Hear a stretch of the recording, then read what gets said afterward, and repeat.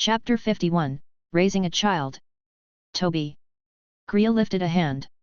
The seabird sitting on Angor's hair took off and returned to her. Toby has been following me ever since it was created. It's a new life form I made, using several phantom spirits and valuable materials, while based on an ordinary seabird.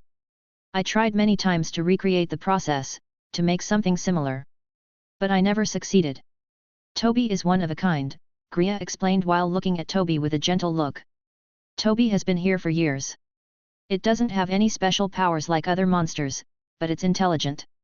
It can understand human speech now, and it also has a spirit capacity similar to apprentices. Angor was already getting a hint about Griya's intention to leave Toby to him. Barbie's restaurant is always traveling around the world looking for materials.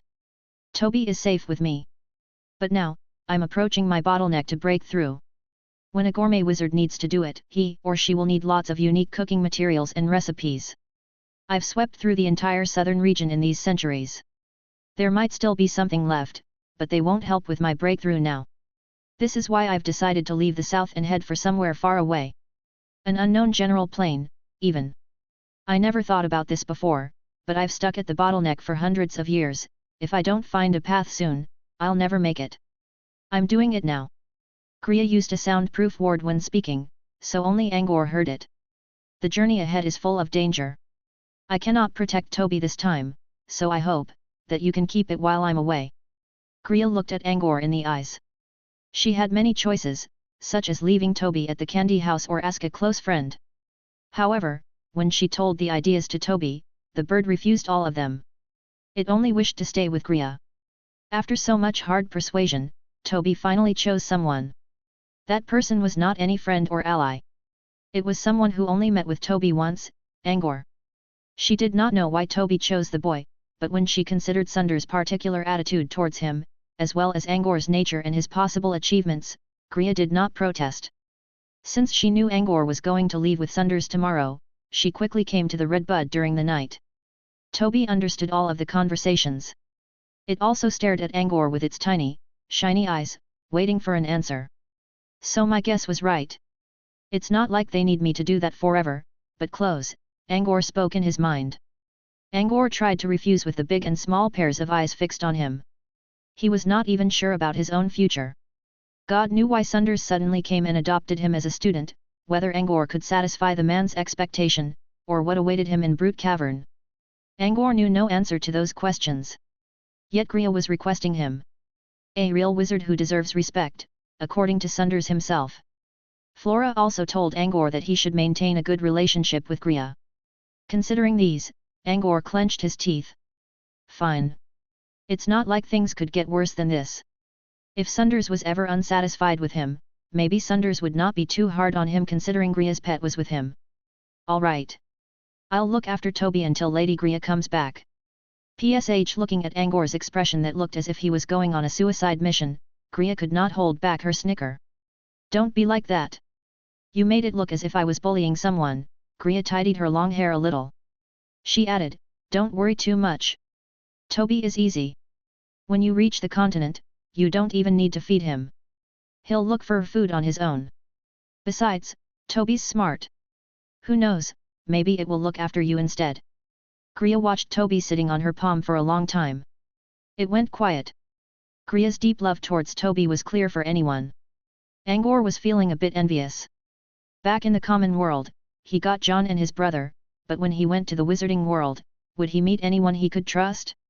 After a while, Griya finally let go of her sorrow. She raised her hand and let Toby go.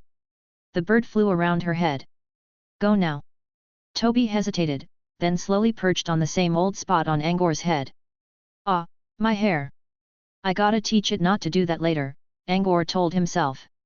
Before I come back. Toby's in your hands, Griya spoke. Before she left, she handed a soft, bubble-like object in the shape of a capsule to Angor. This is a space capsule brewed using organism living inside grey space barriers. It's single-use though. There are necessities for Toby as well as some reward for you, for taking care of Toby. Break the capsule to take them out. With that, Griya prepared to leave. The door was suddenly pushed open. Alan walked inside while rubbing his sleepy eyes. He took Aline back to her room when Angor talked to Mara. Grandpa, Aline's asleep. Do you need Hui? Who is that? Griya did not pay him attention. He was just a kid. However, when she glanced at the boy, her expression became a little strange. He's your grandson. Griya pointed to Alan and asked Mara. Mara thought Griya was blaming Alan for barging in, so he quickly nodded in fear. Yes, his name is Alan. Lady Griya, he's still a kid and doesn't know much. Griya waved a hand to stop him. What kind of change did your grandson see during his talent test? Change? Mara muttered in puzzlement. He said, he saw something out of thin air. During the test, a brown bread appeared in an empty dish according to him. Seeing something materialize was a very common change recorded in Abel's annual talent collection. Something appeared? I don't think so. Griya smiled. She took out a metal badge out of somewhere. There was a carved pattern of a cottage hidden in the forest on it, and an embossed portrait of Griya on the back. This is my Candy House badge. If you're willing, take the badge to Candy House.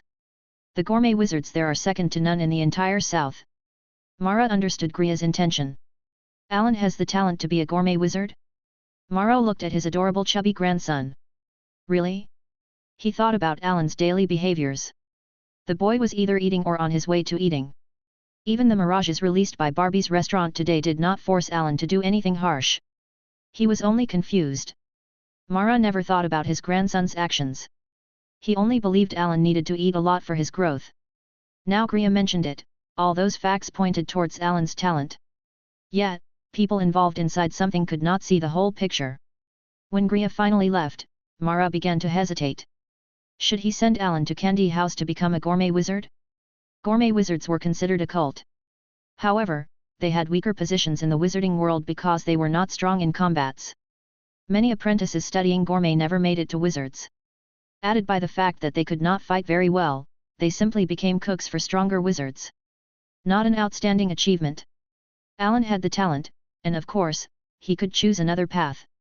It was up to the boy. With Griya's recommendation, at least Alan would at least achieve something in Candy House. It was extremely difficult to become strong just by being a gourmet wizard. Mara really did not want his grandson to end up as someone's house chef. What to do? Chapter 52, Alchemy Familiar. As Angor prepared to depart on the next day, Alan and Aline came to the deck to see him off. The sun was bright. Angor rose on a demon falcon and flew around in the air until the figures on the ship became smaller and smaller. When would they meet again? Life was full of separations. Angor was already thinking about their reunion. As he approached the cloud whale, the imposing creature looked more and more magnificent. When the demon falcon flew past the whale's head, Angor was sure the giant, blue pupils of the whale was following him. The cloud whale looked up as Angor flew higher. The deep, blue eyes, like the sea illuminated by a newly rising sun. Gentle and serene. The whale's salute shocked Angor as well as gave him courage. The gentle look dissipated Angor's uneasiness for being taken to the sky for the first time. The demon falcon left Angor on the back of the cloud whale. He was immediately surprised by what he saw. This is on the top of the cloud whale? But aren't I looking at a cozy ranching field? Grand, fresh green grassland extended into the horizon. Spotted cows scattered among the green curtain, wiggling their tails while enjoying their meal. Demon falcons patrolled the air and would rest on a rock now and then. Some of them were drinking from the pool in the center of the ranch. All seemed natural and harmonious. Even the big and small tents sitting on the grassland blended in with the scenery quite well. Angor landed in front of the biggest, most beautiful tent in the ranch. When he was trying to decide whether he should lift the curtain and go in, Flora floated out from it, wearing her red dress. He.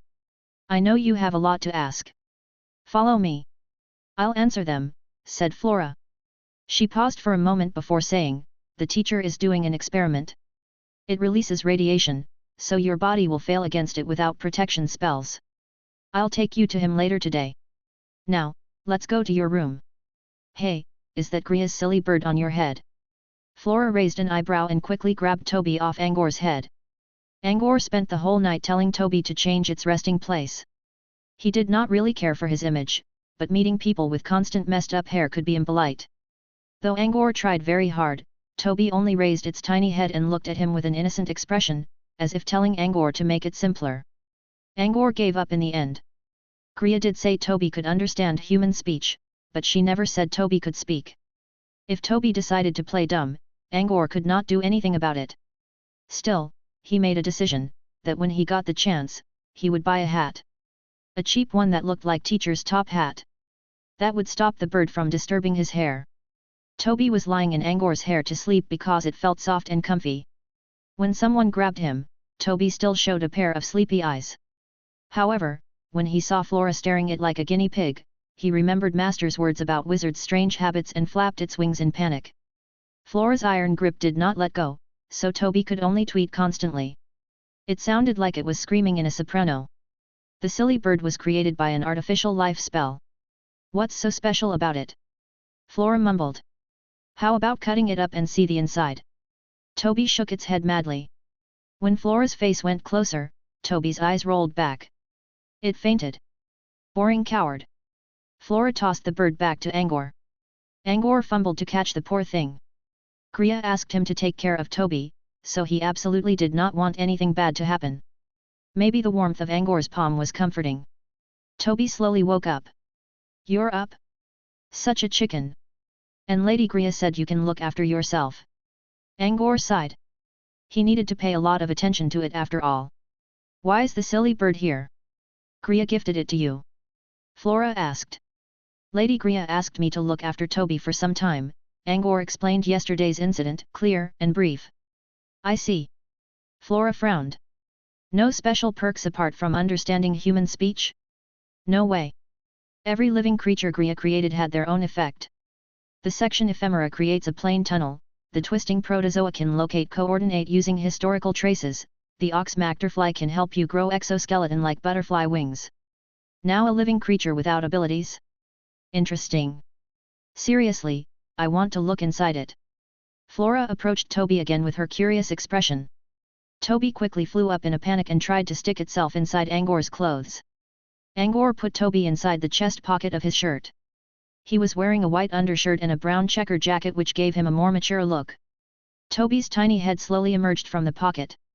When it noticed Flora was still there, it quickly went down again, while reaching out a red talon to button the pocket up. Its human-like behavior caused Angor to laugh out. Flora shrugged. Well, the silly bird's too terrified to come out now. Good, so he doesn't ruin my hair again. Angor stroked his already cluttering hair. He doesn't have special abilities, but he's enough to be an alchemy familiar, said Flora. She seemed energetic for some reason. Do you want me to process the bird into one? What is an alchemy familiar? Flora gave him a mysterious smile and whistled towards the sky. The sound of something dashing through the air came from the distance, and a trail of smoke scared the cows away.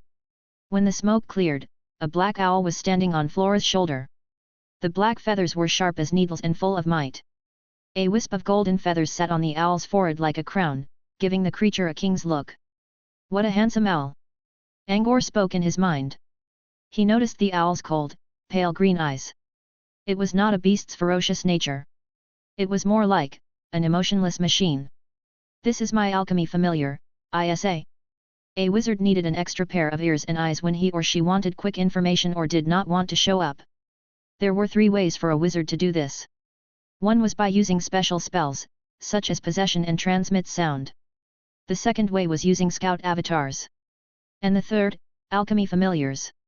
Alchemy familiars were results of wizardry experiments. Wizards used alchemy to make monsters, phantoms, or beasts into their spies.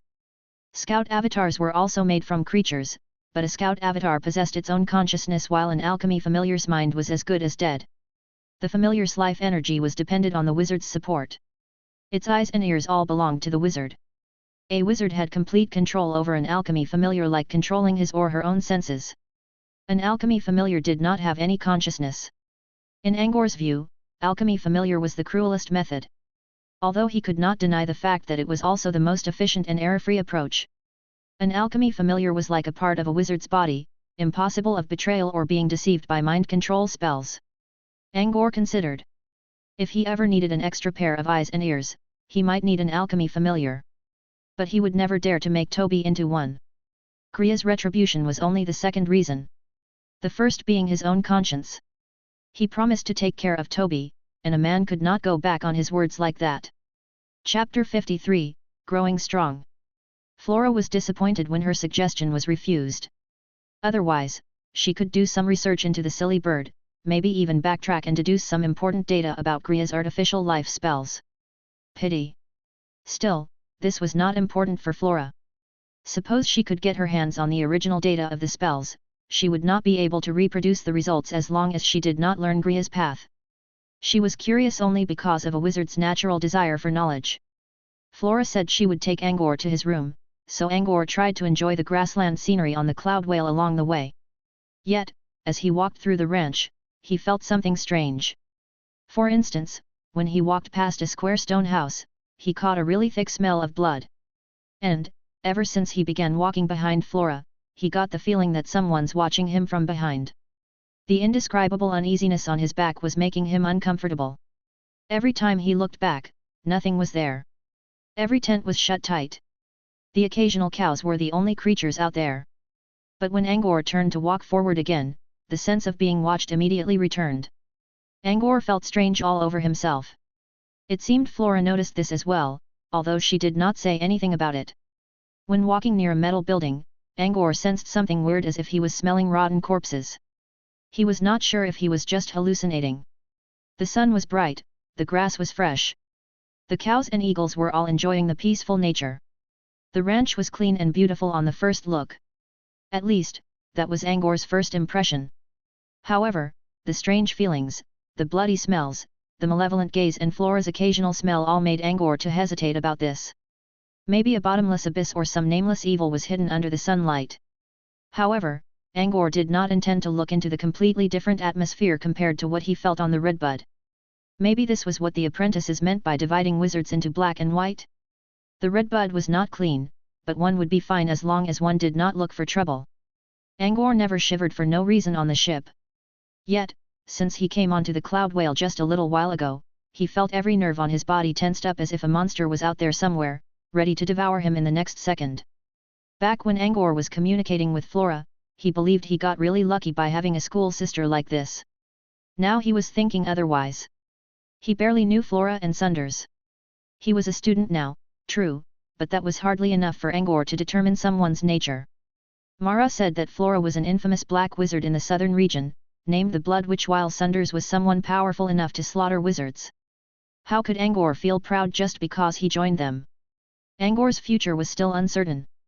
When he thought this through, he believed he should not worry about the uncertainty from now on. Anxiety could make someone dependent and unaware of small details. He recalled reading about a famous psychology case from Earth, the Stockholm Syndrome. 2 criminals with previous records planned to rob the biggest bank in Stockholm, Sweden. When they failed, they imprisoned 4 workers in the bank and went into a stalemate with the police for 130 hours. It ended when the criminals decided to give in. However, several months after the incident, the kidnapped workers showed sympathy to the criminals and refused to accuse them on the court. They even tried to fund for a defense for them. They claimed that instead of harming them, the criminals took care of them during the stalemate, thus they refused to cooperate with the police. A female worker even fell in love with one of the criminals and proposed marriage during his sentence in jail. During the 6-day imprisonment, the criminals threatened the workers' lives as well as occasionally showed mercy to them. Under some unexpected mindset development, the workers decided to refuse the government's aid to rescue them. The Stockholm incident was different compared to Angor's current situation, but there were similarities. When extremely stressed by danger, a man would cling onto the tiniest thing he could find that gave him hope. That was what Angor was feeling right now. If his mind was changed by Sunders and Flora's simple kindness, he would be the same as the victims in the incident above. Cold sweat covered Angor's back. He slowly gave up the friendliness he showed towards Flora and returned to being a noble who knew good manners, but only good manners. Even his expression became exactly the same one carried by his deceased father. Polite, composed, distant. The Brute Cavern was a black wizard organization. If he approached the place with his naive moral principles, he would certainly find a quick and terrible death. Flora was aware of Angor's changes in mind all along. Just like when they passed the rotten bloody smells, Flora stayed silent even though a tiny trace of approval shined in her eyes. Angor was a young man without much experience in this world. She and Sunders would not be his babysitter, so Angor must grow strong by himself in this realm going by the law of the jungle. There's your tent ahead. How does it look? Flora pointed towards a round and white tent with a red flag on top of it. Angor paused. The tent looked ordinary. It was only about 100 meters away from Sunder's beautiful tent. There was only a small dirt slope between them. Only a short walk. However, Flora took Angor on a detour and walked nearly a kilometer. He looked at Flora. A vague idea already came about his mind. He only smiled in the end. It's nice. Thank you. Good. Get in, I'll come for you in the evening. Before she left, Angor quickly asked a question, can you tell me why the teacher took me in? Flora stopped her steps. She turned around with a big smile. Her eyes turned into the shape of a slim, crescent moon. I want to know it too. Maybe you can ask him yourself tonight. Inside the small, white round tent. The decoration was simple. A bunk bed, a bedside stand, white, gauze curtain, hollowed, caramel desk and chair. There were also a clock and candle stand like the ones in his room on the Redbud, although a bit more delicate. Angor sat on the chair and placed his luggage on the desk.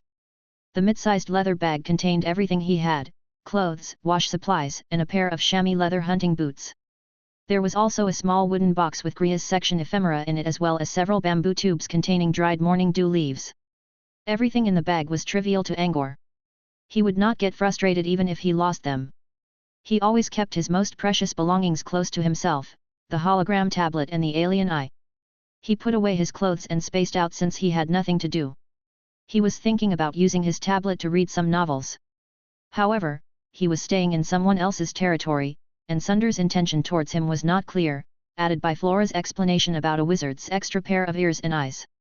Angor did not dare to take out his tablet, fearing that someone might be watching. Exposing the tablet was not something serious. There were only hansi in it and no one could read them. However, Angor was afraid that someone might decide to get to the bottom of it, which would lead to the exposure of John's identity as a smuggler. That would be disastrous. Angor made up his mind to stay low profile for some time. At the very least, he would not use the tablet during his days on the Cloud Whale. Without the tablet to pass time, and no books since he gave them all to Alan, the only thing Angor could do now was to stare at the air. Chapter 54, Nausicaa. Angor slumped on the desk and watched the blue sky through the window. The warm sunlight depicted a rim of golden silhouette around his body.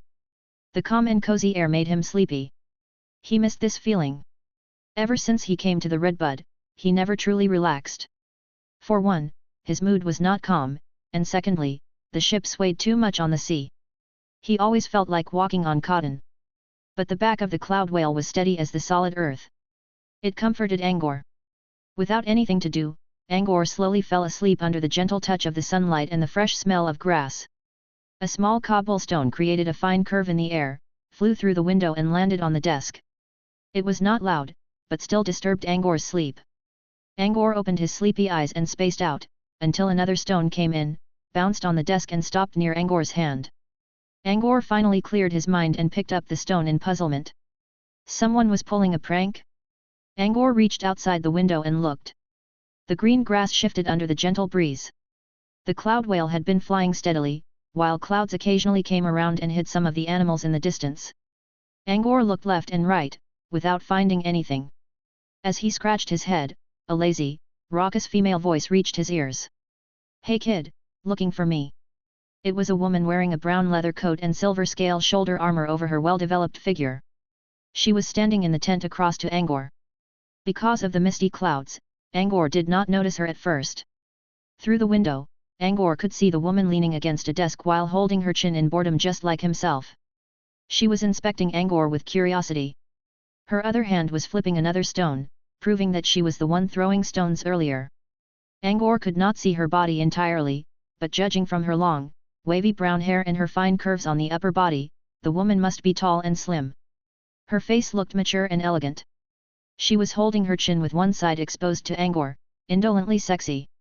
Even Angor, who barely had any ideas about women, could not hold back his interested gaze.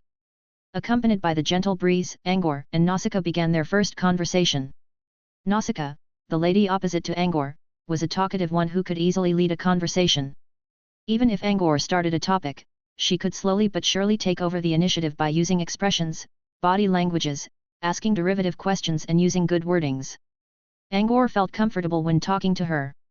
Even when what he wanted to talk about was led astray, it still felt fun. The woman was a natural leader. You came out of the death match in 9 chambers. Nausicaa flipped her forehead hair in a charming manner and looked at Angor with her green eyes. Death match in 9 chambers. Angor mumbled. Guessed as much. You don't have any smell of blood on you. Lucky little guy, said Nausicaa as she took out a long, black gold smoking pipe out of somewhere and inhaled. The occasional smoke rings mixed with the cloud mist on the grassland, cloaking her inside a constant haze. The death match in 9 chambers was how Brute Cavern chose their talents. They put talents into 9 different stone chambers to join death fights. The winners came out glorious, while the losers met their doom. There were safe zones in the chambers, but with a time limit. The fights in the chambers followed 10 rules. Talents must use or bypass the rules to survive, while utilizing all kinds of methods, be they crafty tricks or raw strength. Angor finally understood why he smelled thick blood near the square stone house. That was a chamber for the death matches between talents. And the sole survivor in the chamber would be admitted into Brute Cavern. According to Nausicaa, there had been winners who triumphed by using their intelligence, by alienating other participants, or by playing dead on the ground. There were only 2 who won because of their strength, said Nausicaa. She released another smoke ring before saying, 1, Balba the Barbarian, from Chamber 4. And the other one? Angor asked. Nausicaa looked at Angor and expressed a charming smile. The other one? It was me. Angor's eyes went wide. This charmingly beautiful woman won her way using her strength? Angor could not see any bloody violence on her, only peace and indolence. This woman was someone who slaughtered a whole chamber of people and survived? Cruel? Not really. This is the world, said Nausicaa. She smiled mildly. You would do anything to live on. Survival of the fittest, Angor muttered slowly. Nausicaa gave Angor an approving look, an incisive conclusion. Although it doesn't really fit your age. Angor curled his lips. She was right, but she had no idea what Angor could learn from the rich knowledge base from Earth. Okay, I talked to you just because I was getting bored here. Let's call it, said Nausicaa. She reached for the white curtain and pulled it down to block the window before saying, one last word of advice. You didn't go through the death matches, and someone will be mad about it. Nausicaa pointed to several small tents in the distance. See those? They are winners from the 9 chambers. They were far, so Angor could not make out many details, but he was sure the curtains of the tents were pulled down as he looked. Which meant those people had been watching him. It reminded him of that cold, terrifying sense on his back when Flora led him around the place. So those people must be the reason for it. Those who survived from the chambers more or less felt superior about themselves. In this world, unfairness means conflict. You know what I mean, kid. Inequality was worse than poverty. Angor knew it. But, he came on to the Cloud Whale just today. Those death matches ended a long time ago. Don't worry though. The wizard just now did not put a restriction spell outside your tent. You can leave whenever you want. We are limited within our tents. We can't get out. That will also be their reason to get mad at you. Angor had fun talking to Nausicaa, but he always stayed cautious. As she said, those who came out of the death chambers could not be too friendly to anyone. Still, he kept Nausicaa's last warning in mind. Not because he trusted Nausicaa. It was because he did not trust anyone. The clouds cleared, revealing the curtain of the night under the pleasant moonlight. Angor had his dinner. As he considered whether he should go show up in front of his teacher by himself, Flora floated into the tent. Good evening, Angor. Good evening to you as well, Lady Flora. Flora did not mind Angor's different way of addressing her. Like Easley, she did not have a family name, albeit it was for a different reason. She was raised by Sunders since young. She tried to surname herself with her teacher's family name, but Sunders refused. Teacher has done his experiment. It's time for you to meet him. Chapter 55, Meeting. The Cloud Whale cruised among the thin clouds, decorated by shiny stars. If not for the shifting clouds, Angor could not even make sure whether the Cloud Whale was moving at all. If he could find a giant mount like this, could he bring his brother and teacher to travel around the world? It was only a dream. He did not know that the cost to keep a Cloud Whale fed was beyond the annual expense of a small wizard organization. As Angor was immersed in his imagination, Flora brought him to Sundar's beautiful tent. Here you go. The teacher is waiting. Angor thought Flora would join him, but it seemed she had another plan. He lifted the curtain and walked inside while maintaining his manners. The tent looked small at first but was a lot bigger on the inside. Angor took a guess that there must be some kind of space expansion spells. He saw golden runes shining on the black cover cloth of the tent. Surprised much. Sundars was still wearing his usual black attire while sitting at his desk with his legs crossed. He did not have his gloves this time. He was looking at Angor through his gold monocle, with his clean, slim fingers crossed. Good evening, Professor. Angor did a hand-on-abdomen salute. No need for the protocols. My student should have his own characteristic. I don't want a pupil who couldn't even make out who he is. So are you wondering why the tent is bigger than the outside? Yes. A wizard technique. It is. But not every wizard can do it. Not even me, said Sundars. He picked up his cane and pointed to the golden runes. To extend space isn't something I can explain quickly. There are a lot of elements. The tent cloth was crafted using alchemy products, while the shining symbols are space-stabilizing runes. Those two steps alone require expertise in alchemy and runecraft. Extending space is yet another subject. Now, this is wizardry. Most things are complicated to explain. Are you ready for it? Sundar's simple words opened up a shining, brand new door in Angor's mind. Another whole world stood behind the door. A wizard's world, filled with formulas, symbols, danger, opportunities, the beginning and the end of everything. A world of truth. Angor nodded firmly. He was prepared. Even if not for John, he still wanted to see this world. What was the fun in life if one did not see something amazing like this? Sundars nodded, satisfied. He accepted Angor because the boy's talent could help him greatly. However, since Angor was his student now, he should be responsible for the boy's future. I guess the apprentice called Mara already told you about the basic concept about wizards? Now, if you want to become a real wizard, from today onwards, forget everything he said. Wizard isn't a concept. See things for yourself, and solve problems by yourself. Go find your own way of learning wizardry. Sundars brought Angor into a separated room. There were about a dozen rows of double-sided bookshelves, each one was about 4 to 5 meters high.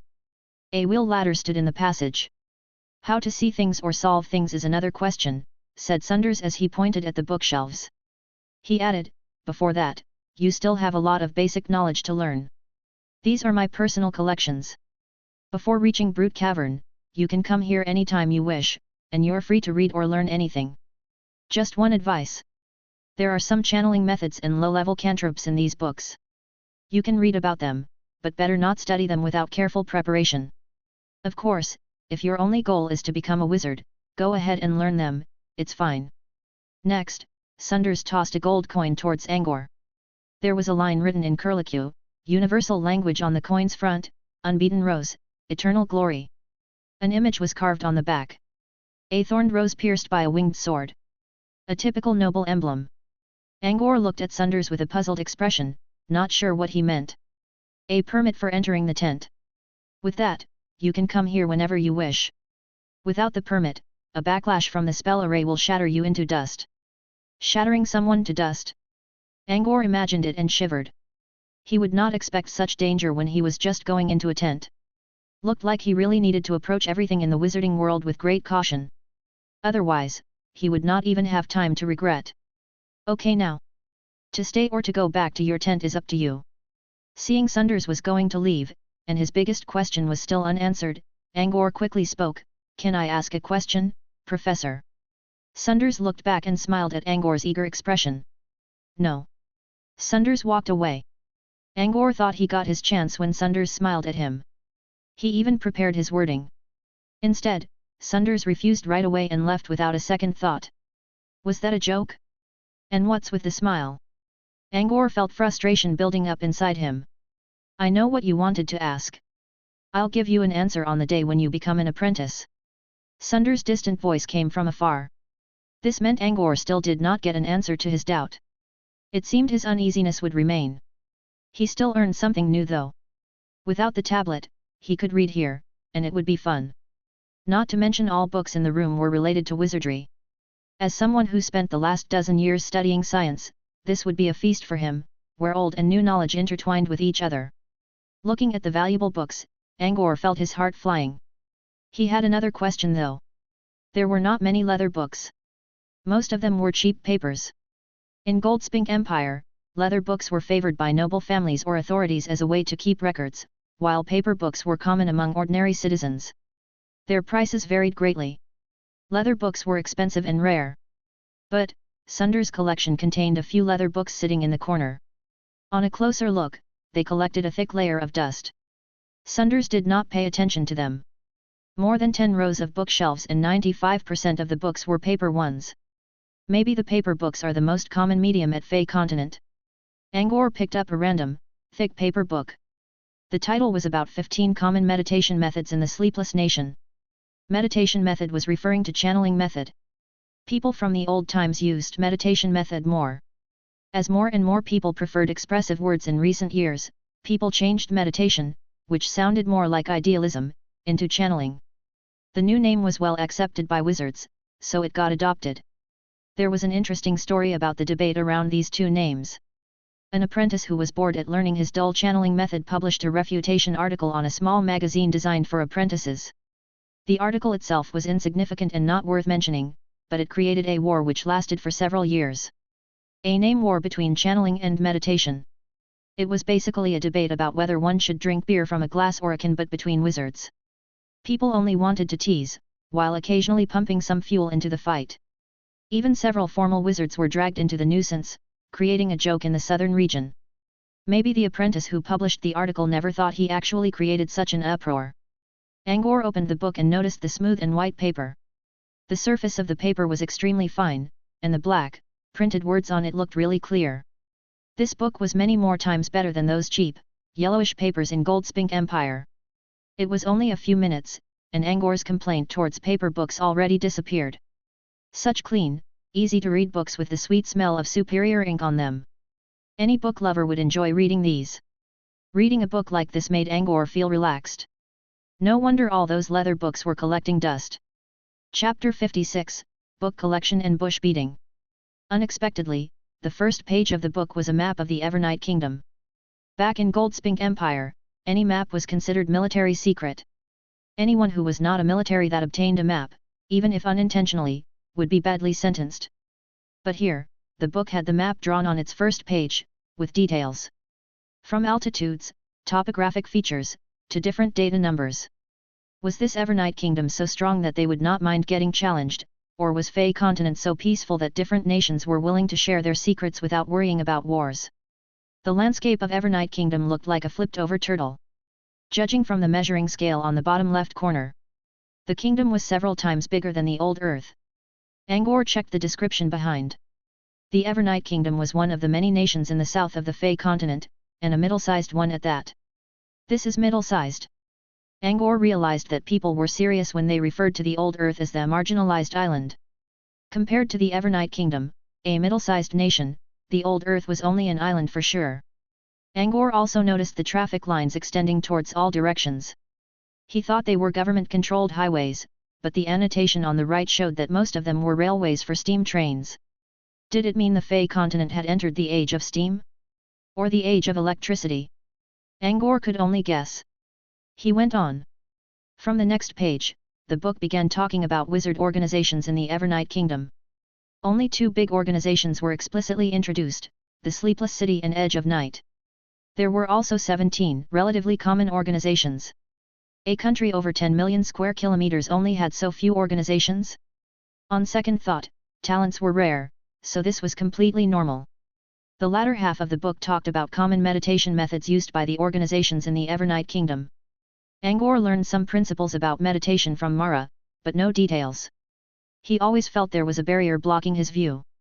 Now, Sunder's books were about the basics of meditation, so they would do a great job helping Angor know the wizarding world better. Angor calmed his mind and began reading quietly. Time flew by in the absolute tranquility. Planning to sleep here? Flora's seducing voice reached his ears. He got used to it during these days, but still, hearing the childlike, sharp tone in the middle of the night while he was focused on his reading still scared the hell out of him. Good evening, Lady Flora. Angor put down his book and greeted her carefully. Well, I'll be. Teacher actually allowed you to read his books? Looks like he really liked you. Flora landed on the floor and stepped onto the soft carpet with her bare feet. She walked in a circle around Angor as she asked, maybe you don't mind telling me your talent now? My talent? I don't know. The teacher didn't tell me, Angor spoke sadly. Hey, that's not right. That guy wasn't like this before, Flora mumbled. She asked, tell me what happened just now then. In details. Angor recalled his meeting with Sunders and found nothing he should hide. Besides, he did not want to offend Flora anyway, so he explained the situation clearly. A real wizard? He, said Flora. She let out an eerie smile and inspected Angor's expression curiously. I see. He didn't even teach you channeling, he just asked you to read here. He really liked you, Flora said that again, but she sounded more serious this time. Lady Flora, you know something? Can you tell me? Seeing Flora's now I know look, Angor quickly asked. Know something? Your talent? Nope, Flora rolled her eyes against Angor's eagerness. But I can tell you some small details that you didn't notice. Details I didn't notice. Correct. Do you know the lifestyle of wizards? In this world, everyone obeys a default rule, the equivalent exchange, unless they're close relatives. Flora changed the topic. Angor knew about the equivalent exchange of course. That was why Mara did not teach him triangle channeling on the redbud. Wait. Angor realized something. Are you teacher's relative? No.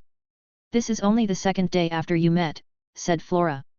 She looked around the bookshelves and asked, the second day, and he allowed you to read his valuable collections. Are you okay with that? You know, everything in the wizarding world has a price. Only knowledge is priceless, said Flora. She turned away and grinned when Angor could not see her. So, equivalent exchange. The teacher has granted you such a fortune, what can you give him in return, to finish the deal? Flora then waved goodbye to Angor as she said, don't worry too much though.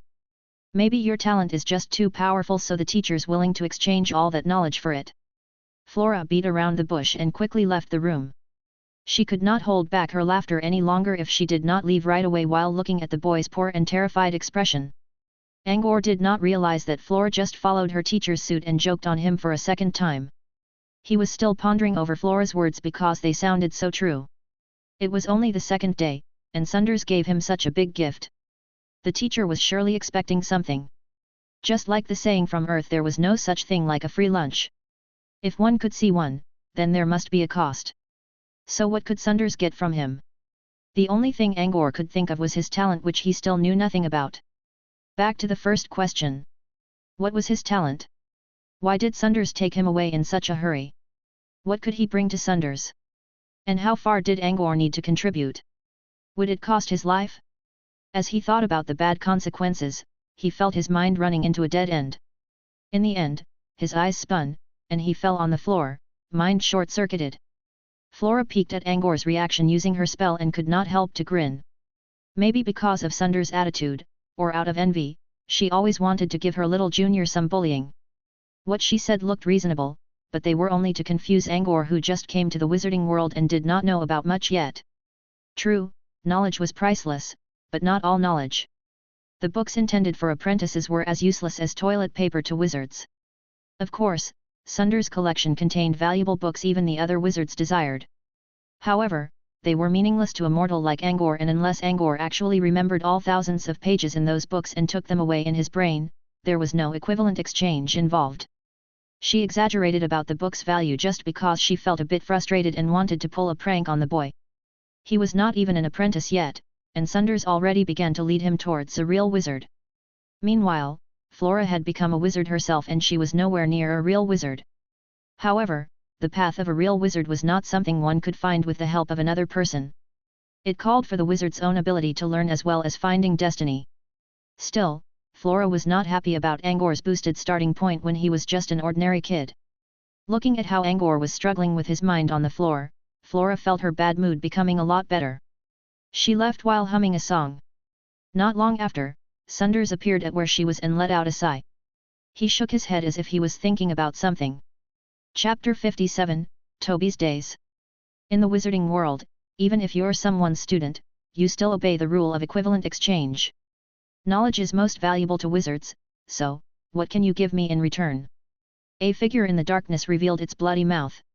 If your talent isn't enough, your life will be. The figure lunged at Angor. Angor felt the world in front of him breaking apart. The last thing he knew was lying on the ground, covered in blood, while someone was standing beside his corpse, laughing maniacally. Angor bounced from his bed with his back wet with cold sweat. His enlarged pupils were filled with panic and fear. It took some time for him to calm his breath and wipe off some sweat drops from his forehead. A dream, Angor rubbed his temples. He sighed, and I hope it stays that way. Gentle sunlight shone through the window and cast mottled shadows on his soft hair, waking the little creature sleeping inside. Twee, tweet, a bird the size of 2 palms named Toby stretched its wings as if it was yawning. He sat up from Angor's blonde hair. Angor grabbed the creature in his hand. You little chick! Messing my hair when I was asleep. Why do you like my hair so much anyway? I think I need to get a hat sooner, Angor muttered. Toby was not angry at Angor's action. When Angor tossed him away, he flew to the side and picked out a small, bubble-like capsule from Angor's bag. Toby flapped his wings and placed the capsule in front of Angor. It was a single-use space capsule left by Gria. It contained necessities for Toby as well as some reward for Angor. This was the 7th day on the Cloud Whale. Angor never opened it. Considering Gria's deep love towards Toby, who knew how much stuff was packed inside the capsule. And it was only one use. If it could fill up several rooms with its content, where should Angor put them? This was the reason why Angor left it there. He was planning to open it when he found a stable residence at Brute Cavern. But Toby dropped the capsule in front of him now, which meant, the bird was asking him to open it. You want me to break it open? Tweet. Toby nodded using its tiny head. Angor frowned and tried to ask, are there a lot of things? If so, can we wait until we settle down at Brute Cavern? Toby blinked its innocent eyes as if saying, can't understand you, sir. Angor's lips twitched. Gria told him that Toby was smart enough to interpret human speech, right? It could not talk, true, but listening to him should be no problem, right? Or was the little bastard trying to avoid questions it did not want to answer? Angor looked at Toby up and down in doubt while the bird still stared at him with its adorable eyes. Usually, Toby could understand him just fine. However, every time Angor tried to tell the bird not to stay in his hair, it always began to act innocent. The little asshole was fooling him all along. I can't read a bird's face, otherwise I'd have beaten you up for good. Angor mumbled to himself.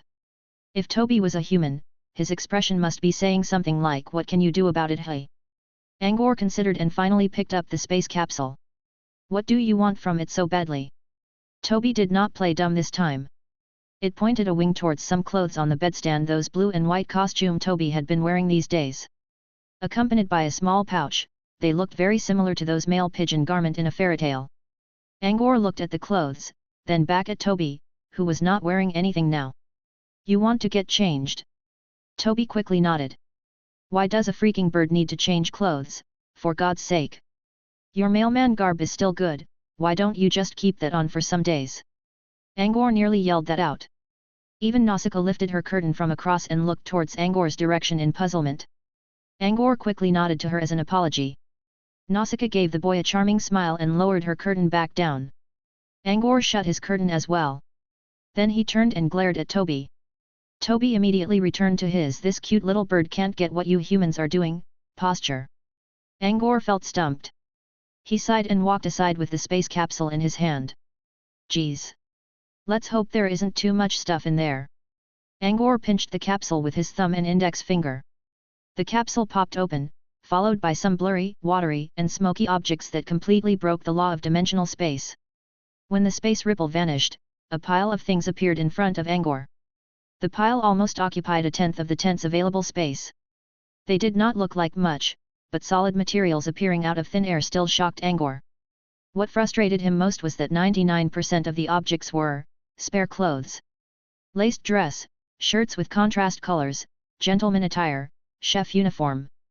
Are those armors and scale mails for knights? How could its tiny body fit in them? That was not all. Angor noticed a number of animal costumes in there. Bunny ears, fish tails, little bear. Why the heck did an animal need to wear animal suits? And was that a cat girl cosplay suit? Was the bird male or female anyway? There was something else apart from the clothes, including dishes, cups, small blankets, and wooden beds. Angor's eyes brightened upon seeing the bed. Now the bird won't bother my hair, right? Angor arranged Toby's stuff quickly and signaled the bird to choose what it wanted. Instead, Toby dragged a small sack from under the clothes. A line of curlicue words was printed on it, to Angor. This must be Gria's gift. With curiosity, Angor opened the sack and found about 30 coin-shaped transparent crystals in it. He would not know what these were before coming to the Cloud Whale. However, he read many books in his teacher's collection room and learned a lot of common knowledge. The transparent crystals in the sack were universal currencies used in this world. It was called magic crystals. As Angor recalled, Mara said that his annual income was less than 100 crystals, and the ice coffin of healing scroll he gave John only worth a little less than 30 crystals. How things changed. Angor thought he owed Mara a lifelong debt because of the scroll. Now, he had not even reached the wizarding world yet and he already owned 30 magic crystals. Maybe this was also a destiny?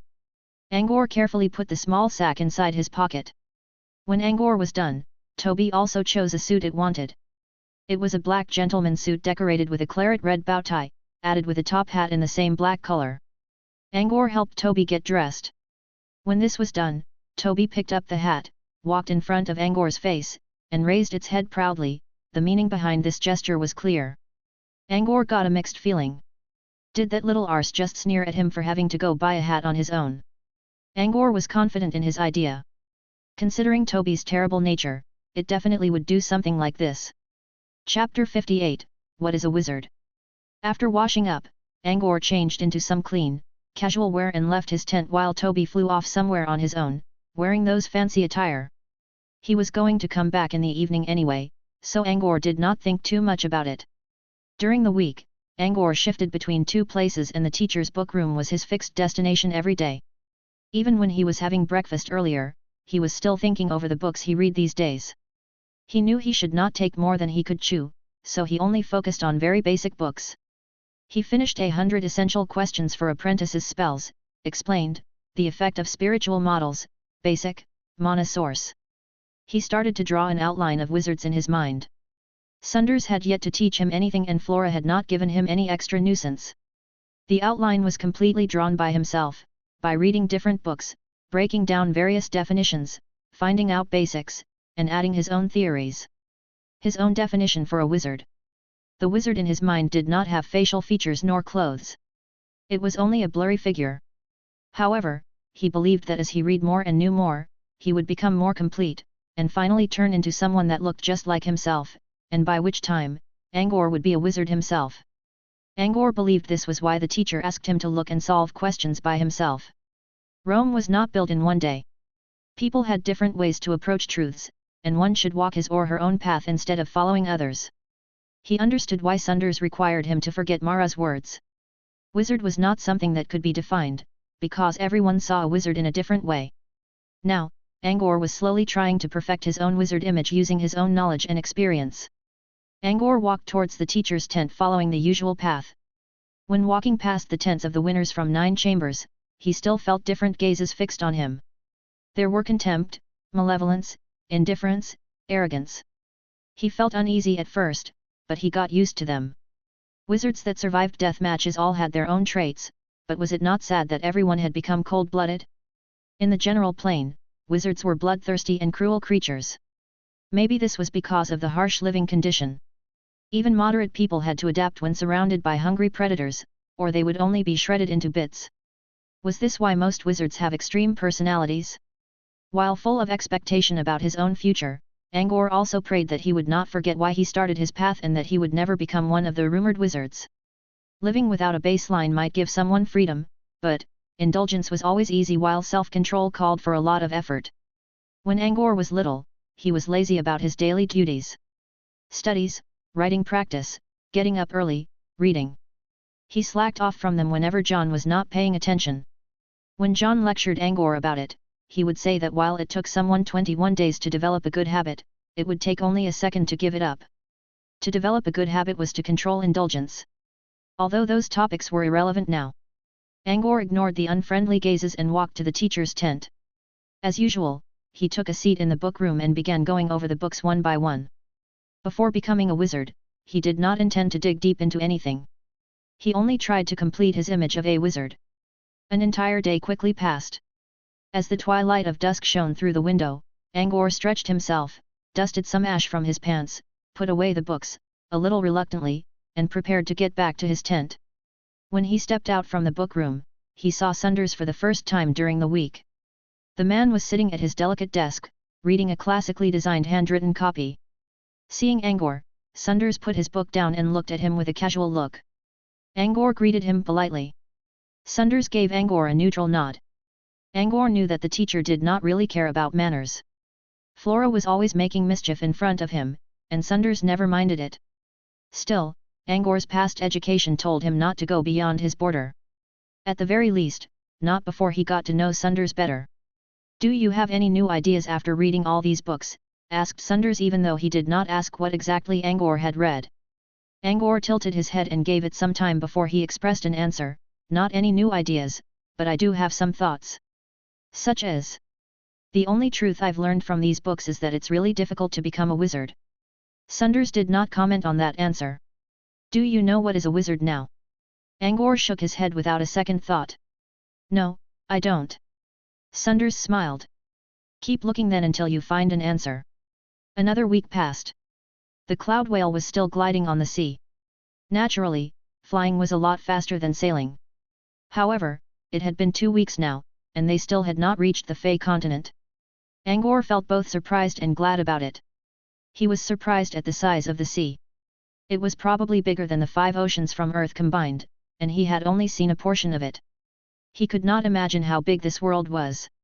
He was glad that he did not stay on the Redbud, or it would probably take a year or longer to reach Fey continent, in which case, the 5-year plan he had for saving John would be impossible.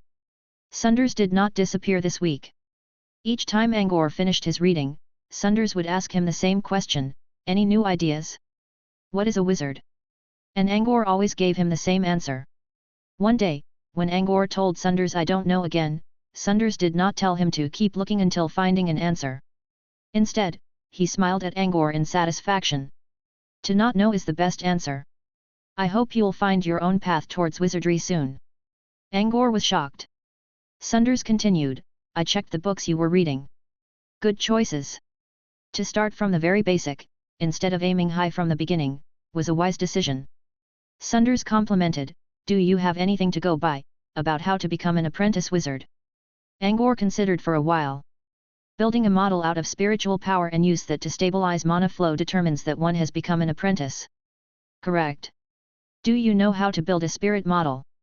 Angor answered, "The channeling method helps one construct a stable spirit model in his or her mind. Models built by different methods have varied stabilizing effects, and thus, different mana flow speeds." Chapter 59, Mana Source. "What's the relationship between the spirit model and mana?" Sunders threw another question. "Constructing a spirit model is for channeling mana circumfluence. Mana is an unstable energy. One must connect the energy using his or her spirit model inside the body to prevent mana from backfiring, thus establishing an inner mana flow and control mana itself," answered Angor. Sunders kept a neutral expression.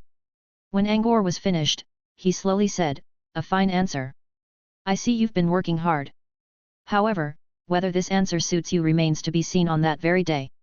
Sunders did not explain what that meant. He changed the topic. "We'll reach Goman Kingdom in about 10 days.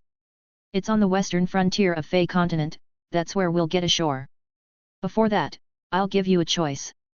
"A choice to pick a channeling method," said Sunders. He then waved him off. "Come to me tomorrow evening." The next evening, Angor came as planned. There were several stacks of booklets placed in front of Sunders. The man was quietly reading a leather scroll while tapping on the desk with a knuckle. When Angor moved to him, he put the scroll down and asked Angor to take a seat. He then said, "As I said, I'll give you a choice today. A choice that will determine your future. Once you've made up your mind, it won't be easy to change it. That's why you must think clearly. Think about the path you want to shape with your choice. Now, I'll give you a simple explanation about spiritual model, mana flow, and mana pool. Sunders picked a booklet and tossed it towards Angor. Angor checked the booklet. A line written in the universal language was on the front page, Triangle Channeling. The book was exactly the one Mara gave Alan and Aline the other day. The basic channeling method taught by White Coral Floating Island Academy. Is this, the channeling book from White Coral Floating Island Academy? Teacher has one too. Angor spoke in his mind. Sunders said, wondering why I possess this book? Simple. Perhaps it is commonly believed by wizards that this book is a secret of the Academy, and is not allowed to be distributed to outsiders. However, this method is too moderate. The Academy does not value it enough, so it easily got disclosed. It is so common and simple, even many apprentices would not use it. Having a copy here isn't something serious. The reason I'm showing you the channeling method is to tell you that such a method is critically important to us wizards. Not learning triangle channeling on the Redbud was the right choice. It is only appropriate not to learn these garbage. Sunders reached out a hand and made a crumbling gesture. The triangle channeling in Angor's hand was torn into scraps and slowly landed on the floor. Meditation, or channeling method, is a technique that helps a wizard calm the mind and construct a stable spiritual model inside. At the same time, it also allows apprentices to control their inner spiritual power in a simple manner. To construct the model, you must know what spiritual power is. It is essentially a power generated by your brainwave. You will learn about brainwave someday, so we can put that aside for now. Every individual possesses spiritual power. Using a universal measuring method created about 10,000 years ago, we determine the richness of one's spiritual power using a certain number indicator. The spiritual power indicator for a mortal is between 1 and 9. A talent necessarily has an indicator beyond 10, since only a spiritual power stronger than 10 can channel mana flow. A better indicator means a higher channeling efficiency. Moreover, if someone with a high spiritual power indicator finds a good destiny, he or she will be able to study special spells that combine the use of spiritual power.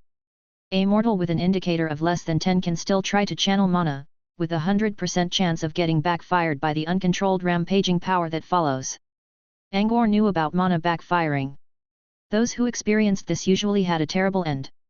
Even formal wizards could become eternally ill or disabled when careless, while mortals would certainly die. Sunders continued, one's spiritual power indicator can change. However, there is no efficient way of increasing it either. How to improve this trait has been a constant subject researched by wizards. Far from us, in the northern region, someone seems to have found a breakthrough. Of course, this is only a rumor. The northern region is simply too far for us to confirm the information. Also, it is a common sight for a wizard to have a weaker spiritual power indicator than an apprentice. Here, Sunders left a side note, a young man called Easley on the Redbud was born with a spiritual power indicator beyond 23, which is a pretty rare case. Easley? Angor recalled the handsome young man with an extreme personality in his mind. Then he shook his head to get rid of Easley's image and asked, Teacher, so a spiritual power indicator of 10 or more means someone's talented to become a wizard? You can put it that way, yes, answered Sunders. Sunders said that this number could change. Angor was thinking whether it was possible to figure out something to increase this number, so he could allow John and his brother Leon to become supernaturals. However, this was another story. Continue on with spiritual power, said Sunders. He said again, as I said, it is essentially an energy of brainwave. Such energy is hidden deep inside your brain. This is where a channeling method comes in, to help channel the energy out. Once you succeed, you can begin constructing your spiritual model. Every channeling method has its own way of achieving it. Take triangle channeling. For example, you build a virtual triangle shape in your mind to stabilize mana from backfiring. Then, channel the mana into an inner flow, and finally establish a mana pool inside your body. The mana pool Sunders mentioned was the source of energy for wizards, like how machines needed power sources to work. The immediate effect of the energy was that it could be used to change and interfere with the physical world. This was the root of spells. Spiritual power was a wizard's base while mana pool was a wizard's fundamental. There were other supernatural civilizations in general planes. Some of them were as mighty as legendary wizards. Even then, they still thirsted for the wizardry civilization because mana pool was supported by one's inner spiritual power flow. Spiritual power was something naturally born with a creature. Thus, wizards could travel to the other planes without being suppressed by the laws of those planes. On the contrary, mighty beings from the other planes could only display their prowess in their own planes. The world's consciousness of another plane could easily tear them apart. As for the relationship between spiritual power model, mana, and mana pool. To put it simply, a channeling method constructed spiritual power model which determined the efficiency of mana flow while mana flow ultimately converged into mana pool in one's body. Another thing to mention was that a wizard's breakthrough highly depended on mana pool. A wizard's breakthrough was actually a qualitative change in the wizard's mana pool capacity. For instance, if we considered mana as water, an apprentice's mana pool was a glass which could hold a limited amount of water while the mana pool of a wizard was a water tank. The improvement was significant. Mana source was something extremely important to wizards. The basic condition to determine whether someone was a wizard was if his or her mana pool could support the cost of casting a level 1 spell. Generally speaking, if someone could cast a level 1 spell independently, the mana pool of that wizard should have already evolved into a water tank. Otherwise, the wizard could not sustain the spell at all. Chapter 60, Improvisational and Befitting. Angor, do you understand the relationship between spirit model, mana, and mana pool now? Sunders asked. Angor nodded.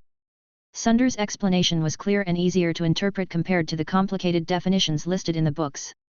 Good. Now, use what I said and give me your own analysis. Why do most talents in the wizarding world die as apprentices without becoming wizards? Sunders crossed his arms and legs while looking at Angor with sharp eyes. Why did the apprentices fail to become wizards? Angor had been thinking about that question these days. Back at Pad Manor, Mara mentioned that he was stuck being an intermediate apprentice because he could not find his destiny. Was lack of destiny the correct answer? No. If it was so simple, Sunders would not have said so much. Besides, Angor did not believe that all wizards made their achievements just because they found destiny. What was the answer then? Angor went through Sunders' words about the relationship between the spirit model, mana, and mana pool. The inability to become a wizard was because of an insufficient, unqualified mana pool level. Why would someone's mana pool be unqualified? Probably because of a low mana flow speed. So what caused the low flow speed? Obviously, a badly constructed spirit model. With this theory, an answer already showed up. Angor expressed his final answer, a problem with the channeling method. Sunders raised an eyebrow and said, I'll give you a hint, then you give it some more consideration. Instead of judging his correctness, Sunders asked him to keep thinking. Angor hesitated. Was he wrong? Most channeling methods these days are the safest, most stable spirit models left by the predecessors, after being tried and modified during thousands of decades. Let's look at the triangle channeling again. For most people, it's garbage. However, ever since it came into being, there has been zero backfire cases involving it. So you see, it also has its merits, said Sunders. He paused a bit before saying, also, countless talents in history became wizards using triangle channeling, and this included even several legendary archwizards. So is there truly a problem with the channeling method? Think again. Sunders' words sounded like denial, yet Angor got a faint feeling that it was not the case. Sunders was trying to remind him of something. A garbage channeling method could create wizards, even legendary ones. So why did so many apprentices stuck there for decades, even centuries? Their spiritual power indicators were too bad. Angor muttered. The indicator does affect one's mana pool build-up and strengthening, but there were also apprentices with an indicator of 10 who became wizards while using triangle channeling or similar common methods. A lot of them.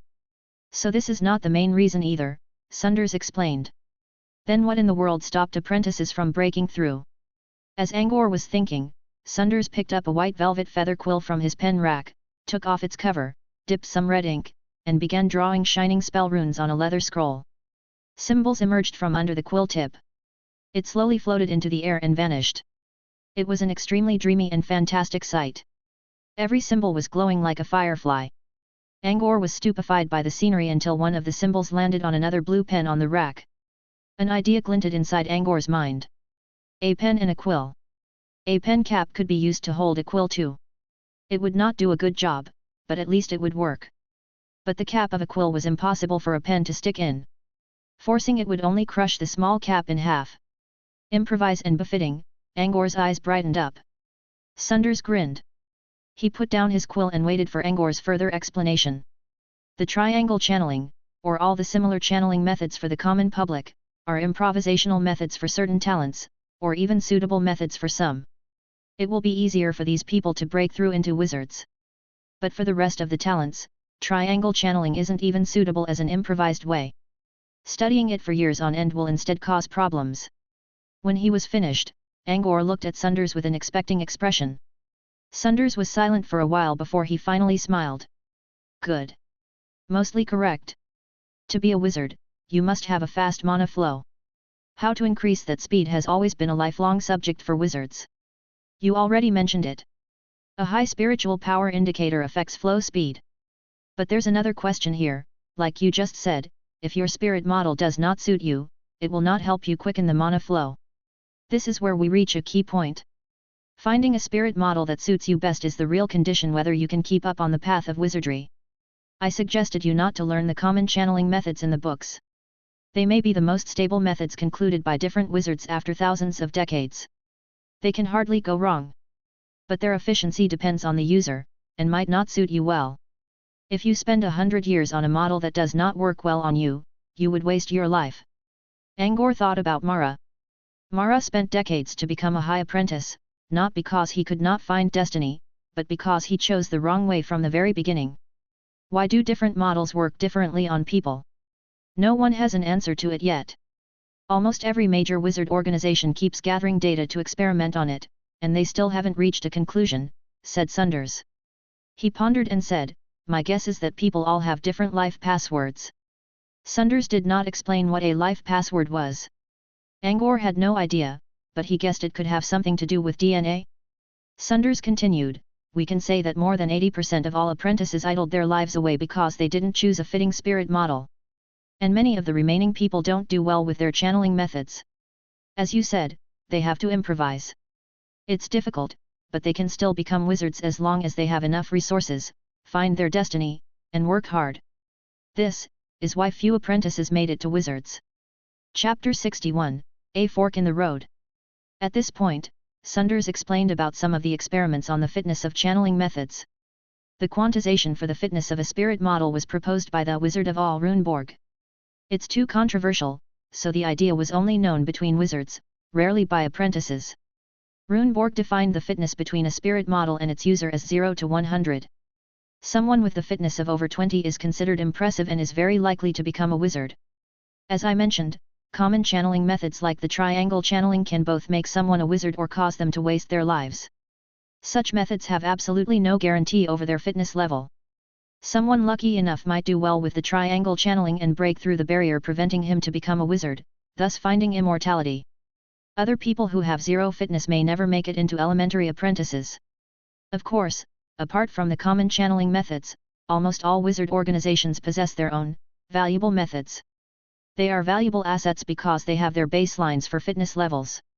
For example, we have more than 10 special channeling methods in Brute Cavern. One of the most basic ones is called six-sided rhombohedral meditation. Any talent who studies this method will at least have a fitness of 3. Angor was unsure about Sunders' words from a while ago. Now, he began to understand and he asked, at least 3, which means if the talent finds the channeling method suitable, his or her fitness will easily go beyond this baseline. This was like the ring toss games in carnivals on the earth. One needed to pay money for 10 hoops and try to throw them over various prizes on the ground to claim them. However, regardless of whether one could get any prize or not, the game master would always give out a keyring for free, the baseline. Likewise, if a channeling method had a base fitness level, the user could find way more controllability over it. Sunders answered, yes. Many special channeling methods were secret arts passed down for generations in different wizard organizations and have their baselines.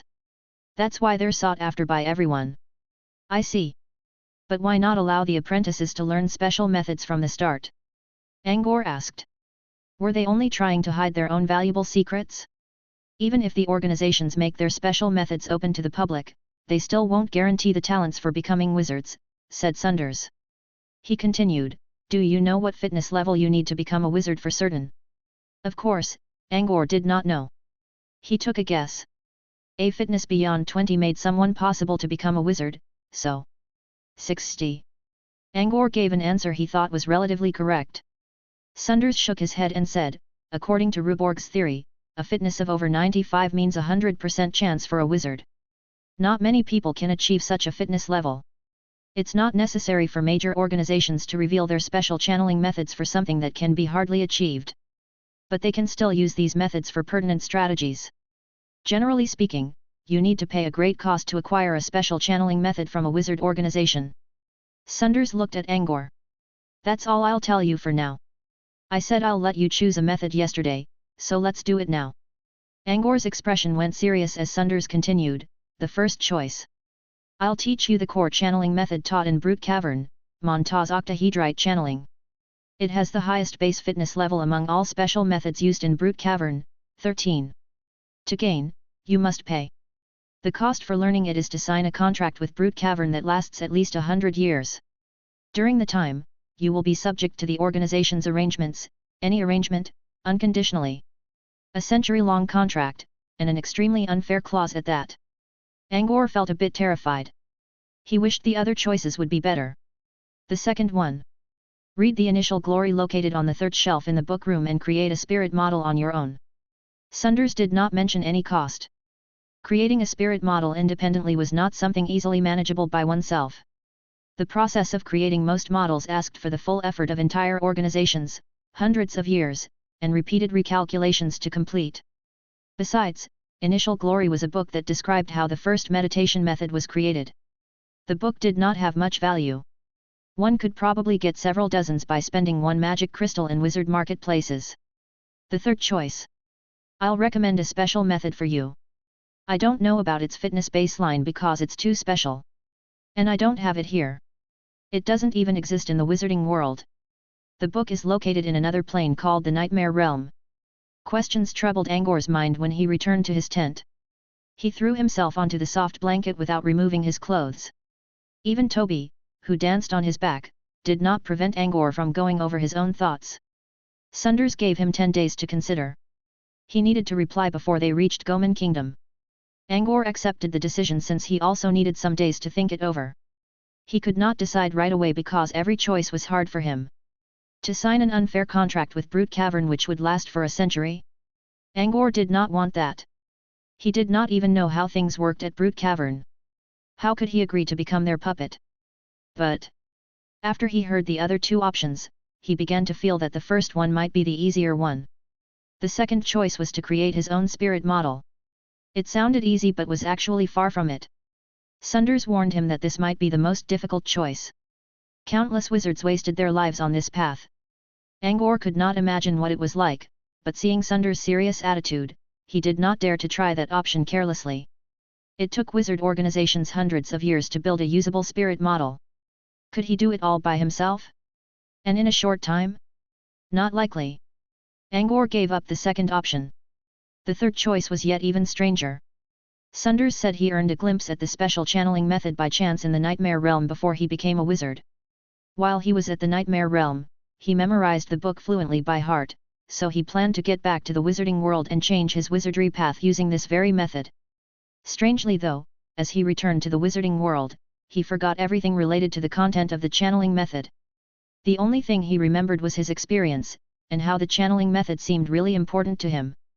Everything that involved the Nightmare Realm was always beyond strange, so Sunders could only give up on it. After Sunders became a wizard, he used his own talent to get into the Nightmare Realm several times.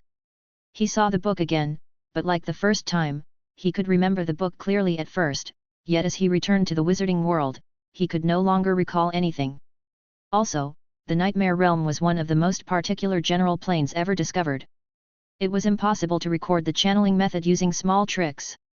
The Nightmare Realm itself was both true and fake, both fantastic and realistic. What one saw could be wrong, and what one believed to be false could instead be real. Sunders did not make any progression after many years of effort, so he thought the special channeling method was not meant for him. He simply gave up in the end. Until he found Angor. Angor stuffed his head under the blanket. Sunders' last warning was still ringing inside his mind. You have a special talent. It's very likely for you to acquire the channeling method. My spells are much related to the Nightmare Realm, but I still have to tell you, that the Nightmare Realm is full of great danger. 9 out of 10 wizards will not make it back out alive. Think carefully. Chapter 62, the amazing nightmare realm. You have a special talent. Angor showed a bitter smile. His talent, again. He still did not know what that was. Every time he tried to ask, Sunders would not say a word about it. The man only told Angor that he would know on the day he became an apprentice. However, he needed a channeling method to be an apprentice. Now he was not sure which way to choose. Sigh. Angor felt his future wavering. Was his talent good or bad? What could it bring him? And to Sunders? He did not know. Angor laid on the bed and muttered to himself. After a while, he turned around to face the empty tent, then let out another deep, frustrated breath. On careful consideration, it was not difficult for Angor to choose when Sunders already told him so much. There were 3 options. Still, could he really choose the first 2? Or rather, did he dare to choose the first 2 at all? Sunders emphasized, "You have a special talent, my spells are connected to the nightmare realm, think carefully." He was definitely trying to indicate something. To think positively, Sunders really did give him 3 choices. Nothing fishy here. However, Angor was almost certain that Sunders wanted him to choose the last option. Angor was not sure how Sunders would react if he did not follow the hint. Disappointed? Giving him up? Or ignored his presence forever? Those might be the better consequences. It was also likely that Sunders would throw him into the wilderness or force him to obey. So if Angor wanted to avoid offending Sunders, he had to choose the third one. Nightmare Realm. Nightmare Realm, Angor exclaimed that name and decided not to think too much about it. He would go to Sunders' book room and look for information about the place. A good sleep was what he needed for now. Another uneventful night. In Sunders' book room, Angor was sitting on a ladder. The bookshelf beside him had several books about general planes. Pioneer in a Foreign World and Pros and Cons of Expeditions Against Planes, composed by Barzil the Great Twisted Wizard 1,000 years ago. Wonder Worlds and Residing in Dimensions, written by the newly risen occult archwizard Fiend Werder in the recent century. There were also about a dozen volumes of Expedition into Endless Planes periodicals, published by Moonfrost Union. Barzil the Great Twisted Wizard mainly wrote about the experience of his expeditions into other planes. Angor read on and found out many amazing planes, such as the Blaze Plane where everything was covered in lava. The plane was as big as the Wizarding World, and a sapient creature coated in violet crystals which were connected via something like glass fibers lived in this plane. This heat-resistant crystalline creature looks like silicon-based lives, Angor thought to himself. In addition to the Blaze Plane, Barzil also recorded the Oblivion Plane populated by gaseous life forms, the Abyss Plane filled with various monsters, the Vortex Plane which shaped like a maze, and the Silent Plane where sound could not travel. The variety of strange planes really amazed Angor. Angor's brother Leon used to say that his biggest wish was to see the vast world by himself. He wanted to enjoy different sceneries, different civilizations. If Leon was here, he certainly would decide to travel through these planes right away. Angor was not his brother though. Still, he hoped that one day, he could bring Leon as well as his teacher John, to see the different places. One day, he hoped. After completing the book by the legendary wizard Barzil, Angor realized the Nightmare Realm was never mentioned in there. Maybe this place had not been discovered 1,000 years ago? It should not be. Judging from the historical records of the Wizarding World, expeditions into other planes began thousands of decades ago. During this time, all general planes near the Wizarding World all had traces left by the wizards. So why was the Nightmare Realm not discovered? Was it far from the Wizarding World? With many doubts, Angor picked up the Expedition into Endless Planes published by Moonfrost Union to read. This was a centenary periodical. A volume would be published every 100 years, and there had been a total of 16. This was also the existence period of Moonfrost Union. 16 centuries ago, Moonfrost Union was established at the Everfrost Iceland in the Northern Kingdom. It contained 13 wizard organizations and was a major force for plane expeditions in the south. In every century, they would publish various information about their new expeditions. Angor began from the first volume.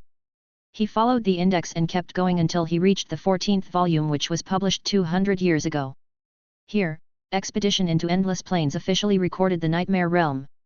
Next, Angor found out that the book described the Nightmare Realm in only 2 pages. 2 pages, in a book volume that was several thousands of pages thick. This absolutely contradicted against Moonfrost's core business, which was plane expeditions. For the other planes, whether the expedition was successful or not, there were always overstated details. Even a small encounter between several people would be described like two nations were fighting an all-out war. Angor went straight to the 2 pages that talked about the nightmare realm. He finished them soon. His expression became even more puzzled. According to the book, the nightmare realm was a roving plane. There was no stable tunnel that led to it. The only method to enter the nightmare realm was to wait for the plane to move closer to the wizarding world on its periodical path, then open a space wormhole randomly and stumble into the place by chance. The unstable plane, random tunnel, and enter by chance. These 3 uncertain definitions flagged the nightmare realm itself as something unsure. Apart from the unstable plane tunnel, the nightmare realm was also an extremely dangerous plane. The book said that because of the uncertainty of the tunnels, less than 10 wizards had ever gone into the place and came back in one piece. Even more confusing, those who came back from the nightmare realm all refused to say anything about it. Even if someone occasionally slipped out a word or two, they were only something vague. Those people's fear of the nightmare realm was plain on their looks. However, at the same time, they all showed great greed towards the nightmare realm. Every time there was a rumor about the appearance of the plane, they always rushed to the spot quickly as if they wanted something really bad. Such strange behaviors only deepened people's doubt towards the place. What in the world was inside the nightmare realm, that could make people both terrified and greedy? Of course, the records were from 200 years ago. Angor did not know if things had changed. Next, Angor opened up the book written by the archwizard Fiendwerder. Compared to the academism books he just read, Fiendwerder appeared more like an educated traveling bard. Instead of scientific articles, his book was more about traveling diaries, or rather, folklore tales. For example, Wonder Worlds was completely describing Werder's sightseeing records. From the elf world which was full of giant and green vegetations to the heaven of oceans where the waves had rainbow colors. If not for Fiendwerder's authoritative identity, Angor would have believed that the book was a collection of fairy tales. Also, Fiendwerder used really literary languages. There was nothing about blood or violence in the book. While he enjoyed his noble verbal techniques, Angor also admired his great wording arts. Soon enough, Angor finished Werder's book. Even though the book did not record the nightmare realm, Werder expressed his intention to travel the nightmare realm many times. He only had one single comment about this plane. The reality is projected into imaginary and gives birth to the truth. Chapter 63, Incoming Storm. Angor closed the book and fell into deep thought. As the book mentioned, wizards never figured out how strange the nightmare realm could get. At the same time, the strangeness had been causing wizards to throw themselves into the chaos like crazies. Like the special channeling method Sunders said, he did not even know anything about the method or what kind of base fitness level it had, yet he still thirsted for it for a long time. Maybe this was the nightmare realm's nature. The attractive unknown. Angor looked at the blue sky and set his mind free. He knew that the moment he agreed to become Sunders' student in Barbie's restaurant, he would have to pay the cost, and the cost was coming. He had to go to the nightmare realm. He did not want to anger Sunders, and he also wanted to see Sunders' true intention by exploring the nightmare realm. As for the other 2 choices, he gave them up. There was still hope in them. At least he could try the second one to create a new spirit model. Initial glory was still here within his reach after all. Considering this, Angor went down from the wheeled ladder and walked to the bookshelf labeled 3. To his surprise, most books on this shelf were not paper books. They were leather collections with their edges curved up and old cracks on their covers. The exposed areas were covered in a thick layer of dust. Obviously, they had not been touched in a very long time. Angor went through them one by one. Many of them recorded stories about the wizarding world from thousands of years or thousands of decades ago. Gossip magazines, most likely. There were occasionally good articles, but Angor could not understand them in his current situation. After arranging some leather scrolls he could not use now, Angor finally found an aged, blackened scroll. A line written in an unregulated, variant universal tongue was shown on it. Speaking of the universal language, the language used in the wizarding world had regional differences, but written language was mostly universal. There were other types of writings. Some of them even possessed special power. Still, the universal tongue was used in most records and paper mediums. The reason why the universal language was used by mortals was mostly that people all preferred new changes. In this world, wizards were always top, mighty beings. Humans, whether they were common folks, nobles, or imperials, all looked up at something powerful. They feared and rejected wizards while at the same time, they admired them in secret and tried to imitate their ways. The universal language was slowly being adopted by the common people. The Fey continent and the Old Earth, marginalized island, used to be united. The deactivation of elements in the air caused most wizards to leave the Old Earth, but the language they used was still kept by the nobility and passed down. Thus, the universal language used in Goldspink Empire was actually the one used by wizards. That was also why Angor had no problem understanding the handwritings of wizards. However, the universal language had many variants because of various historical reasons. Hansi Angor learned from John also went through the development of different styles. To be more convenient to write and popularize, Hansi finally changed from traditional to simplified, which was used today. As for the universal tongue, it had different writing styles in different eras. It was ideographic writing, so different variants only shared different complexities. However, one could still recognize them if read carefully. Angor took some time to read the name of the book. The beautifully written line was just what Angor was looking for: Initial Glory. Angor spread the book open in his palm and quickly went through the content before lunchtime. Oh, Initial Glory! I never found you, yet you are there for me, always. That was on the front page. It sounded more like love letter instead of a book on constructing spirit model. Before he could carry on, a thunderclap made him jump. He looked outside the window. The once bright sky was already covered by thick rain clouds. Thunderstorms were completely normal at Devil's Water. Angor got used to them on the Redbud. However, as more roaring thunders came about, he began to feel uneasy. The Redbud sailed on the sea, which was far from the thunderclouds, but the cloud whale, however, stayed almost as high up as the clouds. If not for the intelligent creature that was avoiding them, they would have bumped into the clouds. Still, when flying in the sky, the great shaking and giant explosive booms were of a different level compared to what he experienced on the Redbud. Ka-boom! A louder thunder boom reached his eardrums and caused Angor to blank out briefly. He covered his ears. It could not prevent the noises, but it would somewhat protect his hearing. Angor no longer had the mood to read in such a situation. Anyway, it was not like he could do it during the storm. Frequent thunders boomed for 3 minutes and quieted down. When Angor tried to relax, lightning bolts rained down. Angor did not realize that the stratosphere was now full of thunderclouds. The cloud whale was now flying underneath them, with nowhere to hide.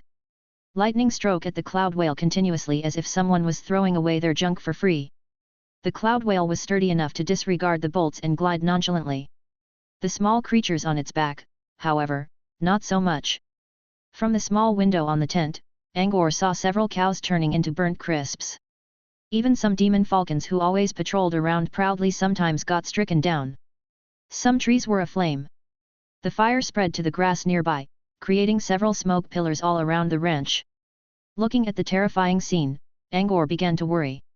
If the tent was hit and caught fire, where should he run to? As time passed, the dancing lightning bolts turned the ranch into a mess, but none of the tents were damaged. Obviously, Angor worried too much. Wizards always had their tricks. The sound of thunders died down, but with one or two that came about now and then, Angor could not focus on his reading. Since there was no way he could get out in this weather, he covered his ears and leaned on the ladder to pretend to be sleeping. Some time later, a giant explosion woke him up. He wiped some saliva off the corner of his lips. Somehow, he had fallen asleep for real. Angor checked the outside. Just like a while ago, the sky was dark, and the thunderclouds were still there. Fires were burning around the ranch, as always. The quartz clock told him that he slept from 13 till 20 o'clock in the evening. The thunderstorm lasted for an entire afternoon. Chapter 64, Dinner. Angor met many storms on the Redbud, but none lasted for such a long time. The steersman could always control the ship to move out of the stormy area within half an hour. The cloud whale never stopped flying. 7 hours should be enough for the creature to get around the old Earth for more than once. So why were they still inside the storm? How much area was affected by the storm? The entire Devil's Water? Angor could not believe his own idea. If it was true, this storm was as terrible as the thunder of ending recorded in the fairy tale of Goldspink Empire. He could not think of anything else when the truth was right in front of his eyes. The thunder of ending, or whatever it was, did not matter. He was immortal. Someone else was there to control the situation. With that in mind, Angor relaxed his spirit. However, he soon began to worry about Toby. Did Toby get back to the tent in this weather? The bird might be an asshole, but it had been staying with Angor for a month now, so Angor could not help but to worry about it. As Angor was lost in his thoughts, someone knocked on the door of the library. Come in. Angor put away his worry and revealed his usual, indifferent expression. A man wearing a black robe and a mask decorated with bright totems walked in. He bowed towards Angor politely, then spoke in a muffled voice, Mr. Pad. The dinner is ready, and the master is asking you to join him. There were many robed, masked men like him on the Cloud Whale. They appeared to be Sunder's servants. They were in charge of bringing Angor's meals and would leave immediately. Angor did not know where they stayed or what they usually did. He could not even tell their genders clearly. The teacher asks me to have dinner. Angor doubted. The robed man confirmed in the muffled voice. He stepped aside and made a this way please gesture. Angor nodded and followed behind in a casual manner. However, he did not feel casual. He always ate alone. Why did Sunders suddenly ask him to eat together? Maybe Sunders could not wait for an answer any longer? Angor decided to go to the nightmare realm. However, he believed he should always prepare for changes rather than plans, so he was waiting for the last day, in case Sunders changed his attitude which could allow Angor to amend his decision. With many questions in mind, Angor stepped into the dining hall. He never came here before. The floor was covered by a soft carpet, and the red wall was decorated by a number of oil paintings. A square, open center dining table sat in the middle. The hall was brightly illuminated by candles. Of course, it still could not compare with the golden banquet room in Barbie's restaurant. Sunders and Flora were already here. Sunders sat at the host's seat, in his black gentleman wear. He was stuffing a napkin into his chest pocket. Flora sat to his right. She was not wearing her usual rose dress today. Instead, she brought a dark violet-laced bubble skirt. She had been cutting something with her knife. Little Red clung on her back as always. When it noticed Angor, the flames in its eye sockets turned into the shape of a crescent moon. It reached out a skeletal arm and bowed towards Angor. Angor returned the gesture with a smile. This way, Sunders pointed at the seat on his left. Angor walked towards the seat, nodded to Flora, and finally sat down. Flora giggled at him. Her eerie tone ringed around in the hall. Angor, from now on, if you don't have other plans, come here for your meals. Good will show you the way. Sunders arranged his tableware as he spoke to Angor. Good? Angor was puzzled until Flora pointed a finger at the robed, masked figure. He finally realized there was a fourth man in the room. So his name was Good. Angor threw a curious look at him. He was wearing a full mask so Angor could not see any facial features. Even his eyes were hidden. Good is the leader of all phantom servants, and teacher's butler, Flora explained. She added, his mask has those red and yellow blood spell lines on it while the other servants do not. Don't get the wrong guy. Hee hee. Without Flora's hint, Angor would not have noticed the difference between Good's mask and those of the other servants. The meal was served in individual shares, with sweet corn and egg as the main dish, sided with seafood stew and roasted meat of some unknown creature. The taste was good, but Angor still missed John's Chinese cooking. He would not enjoy them again anytime soon. Angor felt sad in his mind. Then he recalled seeing many recipes in his tablet. With those, maybe he could try to cook them himself? Everyone ate in silence. Even Flora maintained her table manner.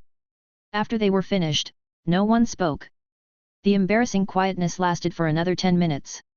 Angor glimpsed at Sunders, who was wearing his usual cold look, then at Flora, who had been thinking about her own business. Angor felt his heart shaking. Maybe they are waiting for me to speak first? But what could he say? His final choice, of course.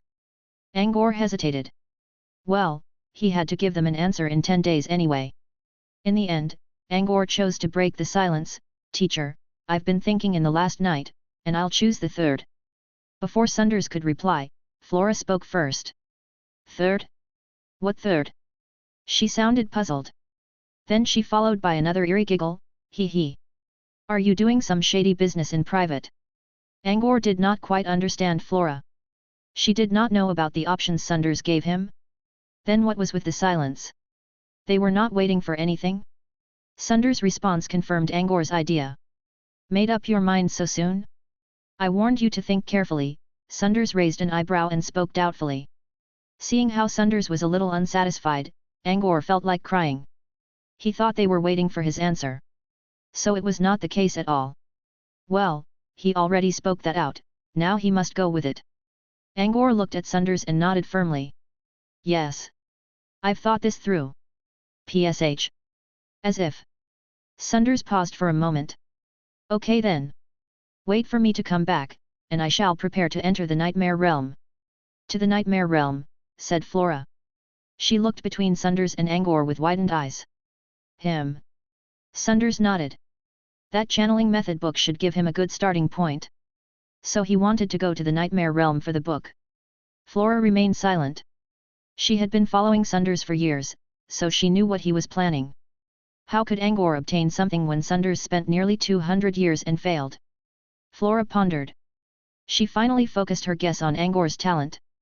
Angor managed to take the rose from Little Red. That was the create truth phenomenon which was unique to the nightmare realm. Maybe the boy's talent was creating truth with 100% chance? That would be awesome. The nightmare realm was full of treasures. Chapter 65, Projected Reality. Angor noticed Sunders' words, wait for me to come back. He's leaving? Professor, I read some books about the nightmare realm and I still haven't learned anything basically. What kind of world is it? It did not matter whether he was leaving or not. To Angor, getting to know the nightmare realm was most important. Hearing the question, Sunders remained silent for a long time, before slowly speaking, the nightmare realm is a very peculiar plane. There were many complicated and contradictory emotions flashing in his eyes. No one knows the nature of the plane. It can reflect any reality and make people believe that what they're seeing is fake. But when you look closely, you will instead find something real in there. The plane has its own rules, and no one can tell right from wrong in that world. Those words were even vaguer than books. I still haven't learned any details about the nightmare realm. But I can tell you that most of what I achieved today came from the nightmare realm. It took me hundreds of years, and I'm still circling around the edge of the nightmare realm. You see how much value this very plane holds now. A mighty wizard famed across the entire southern region made his name just by circling around the edge. However, the opportunity is accompanied by danger. Or rather, you find more danger than opportunity, said Sunders. He stopped and looked towards Angor. I think you already know about such danger. You ran into the nightmares yourself, did you not? They put you in a dying situation, twice. And somehow, something helped you survive. Angor was a little surprised at how Sunders suddenly directed the topic at himself. He knew? Dying situations? But how could he not remember something like that? Angor recalled the 14 years of his life.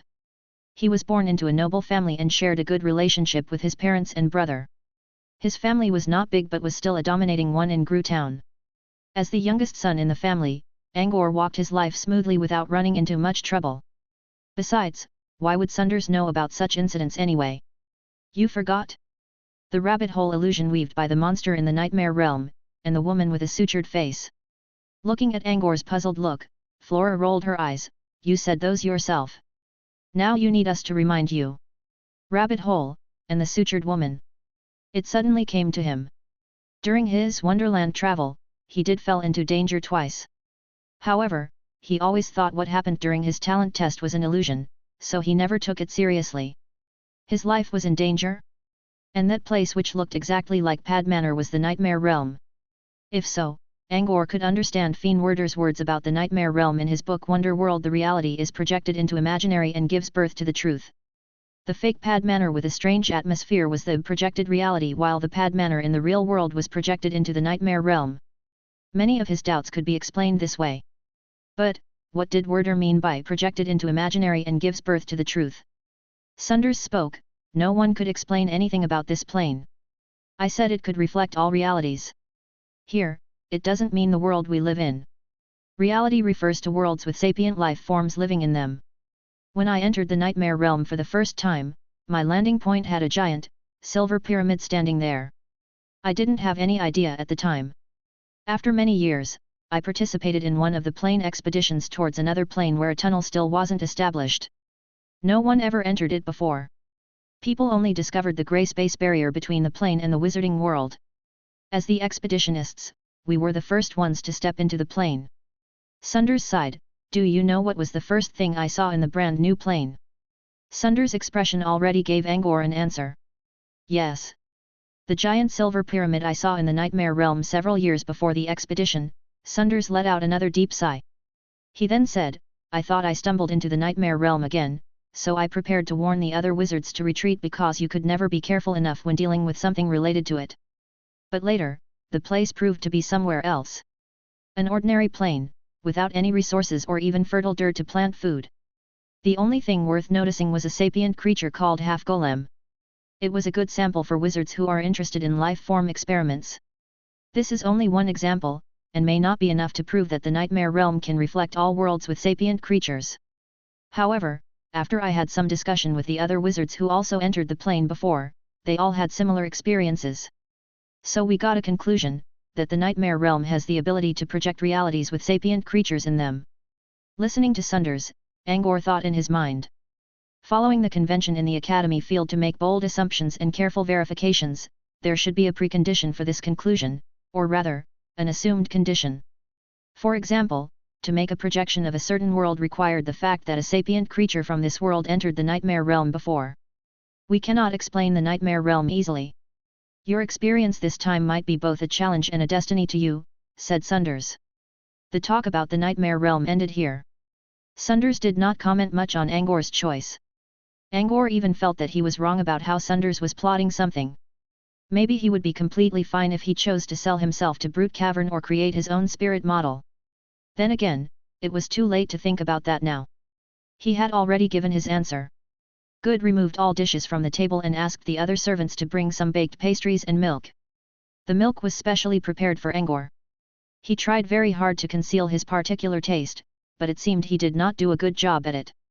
Good would bring him milk or milk-made products every day. Thank goodness Good was the only one who knew this secret. You like milk? Still a kid, for sure. Before Angor even finished his thought, Flora grinned at him while drinking a glass of unknown, blood-red liquid. Angor was speechless. In that case, you should drink more. A child grows faster that way, Sundars commented in all seriousness. Angor gulped and tried to retort, actually, I could use some other drinks. Sundars ignored that. He turned to Good and ordered, maintain all cows in the ranch for Angor. As you wish, master, Good replied. Angor was, even more speechless. You saw the thunderclouds today, right? What do you feel? Sundars was still talking in his plain, emotionless tone, but Angor got a feeling that there were less indifference and more friendliness in it. It was strange. The thunderstorm persisted from noon till now. It was so big. Almost covered the entire Devil's Water. He. Did you not realize there was only lightning but not a single raindrop in the entire afternoon? Asked Flora as she raised her glass full of liquid in the color of blood. That's right. Angor did realize it. There was no rain at all. Chapter 66, The Cause of Thunderclouds. Sundars let out a burst of mild laughter. His low and raucous voice carried an attractive frequency. Rainless thunderclouds in such a scale were passively triggered by the aggregation of the world's consciousness. Ha! Such a violent change. Maybe Boko's familiar was right. A broken plane was trying to fuse itself into this world. Flora finished her glass of blood in one go and licked the remaining color off her lips as she said, he. Lucky man, Boko. What he acquired today should be enough for Gravity Forest to construct another sorcerer's garden. Gravity Forest is still far, and it will take time to reach here. Since Boko was requesting for help, then I should provide it, by all means, Sundars said that in a casual manner. Although he stressed by all means with a frivolous tone, Angor could not help but guess what he actually meant. We found so much this time. Section Ephemera, A&D. He. Angor, dear, you are really our lucky star. The pair exchanged strange words that Angor completely could not understand. The only thing he knew was that they kept mentioning his name in a joking manner. When Flora ended the discussion with another eerie giggle, Sundars addressed Angor, the thunderclouds were not naturally generated. That's why they covered the entire water. Don't worry, I already ordered the cloud whale to steer away from their center. Stay inside the tent and you'll be fine. Oh, Flora and I will leave soon, so I'll leave you in charge of here for several days. Ask Good if you have any questions. So he was really leaving. Although Angor was surprised that Sundars would leave him in charge, Did that mean Angor officially joined the crew? Professor, are you going somewhere because of the thunderclouds? Sunders grinned. There's some connection, but it's not the main reason. You will understand once you become a wizard.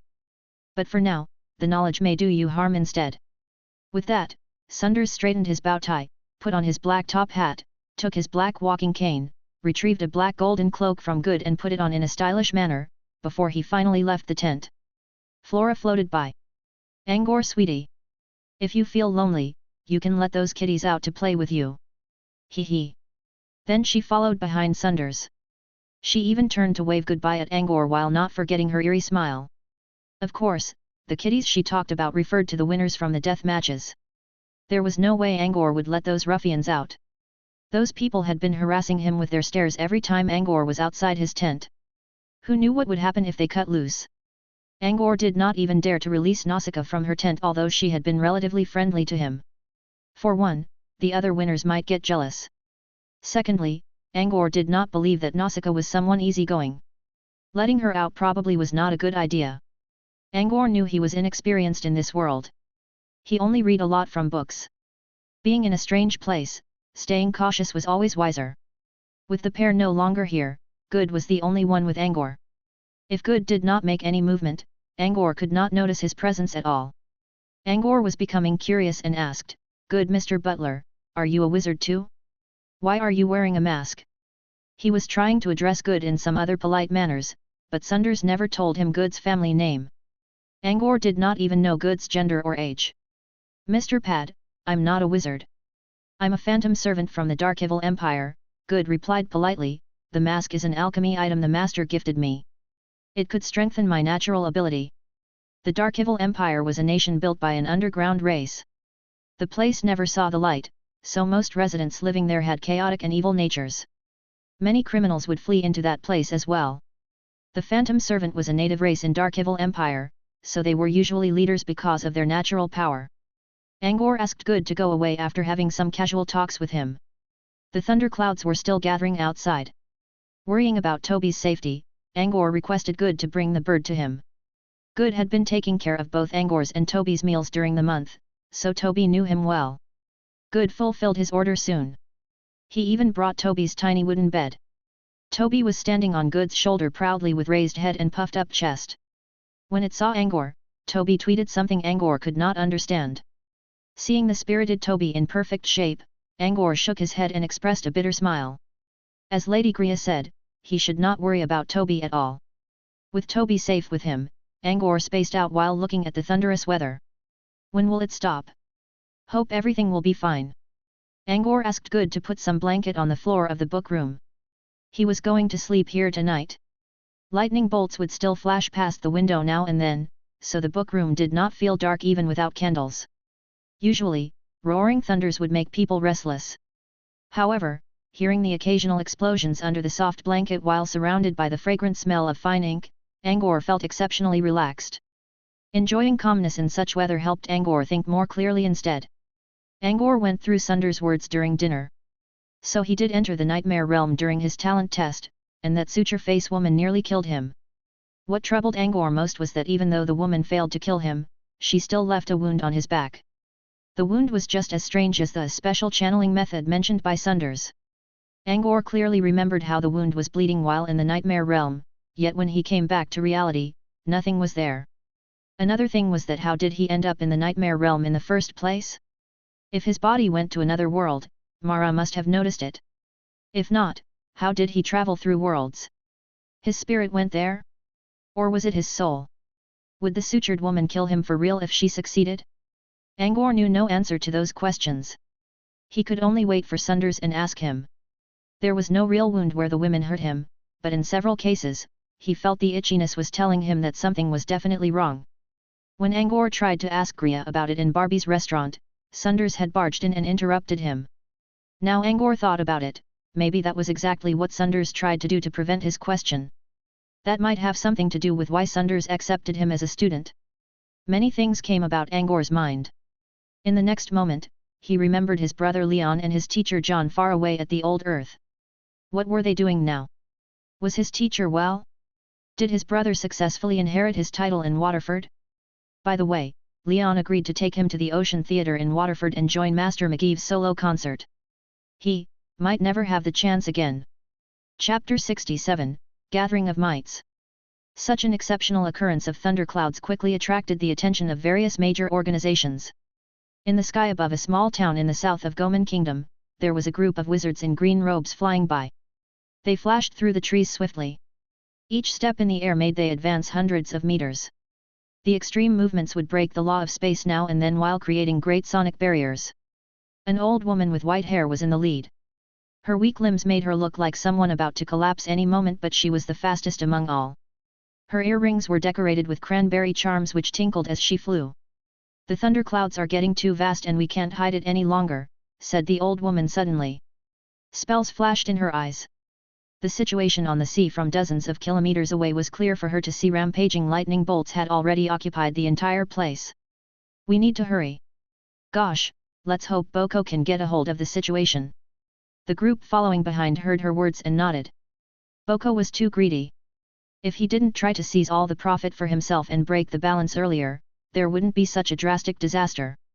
He should have notified our organization in advance and wait for us before initiating the fusion. "Then we can prevent the incident from getting known by the entire world," said a man with black hair.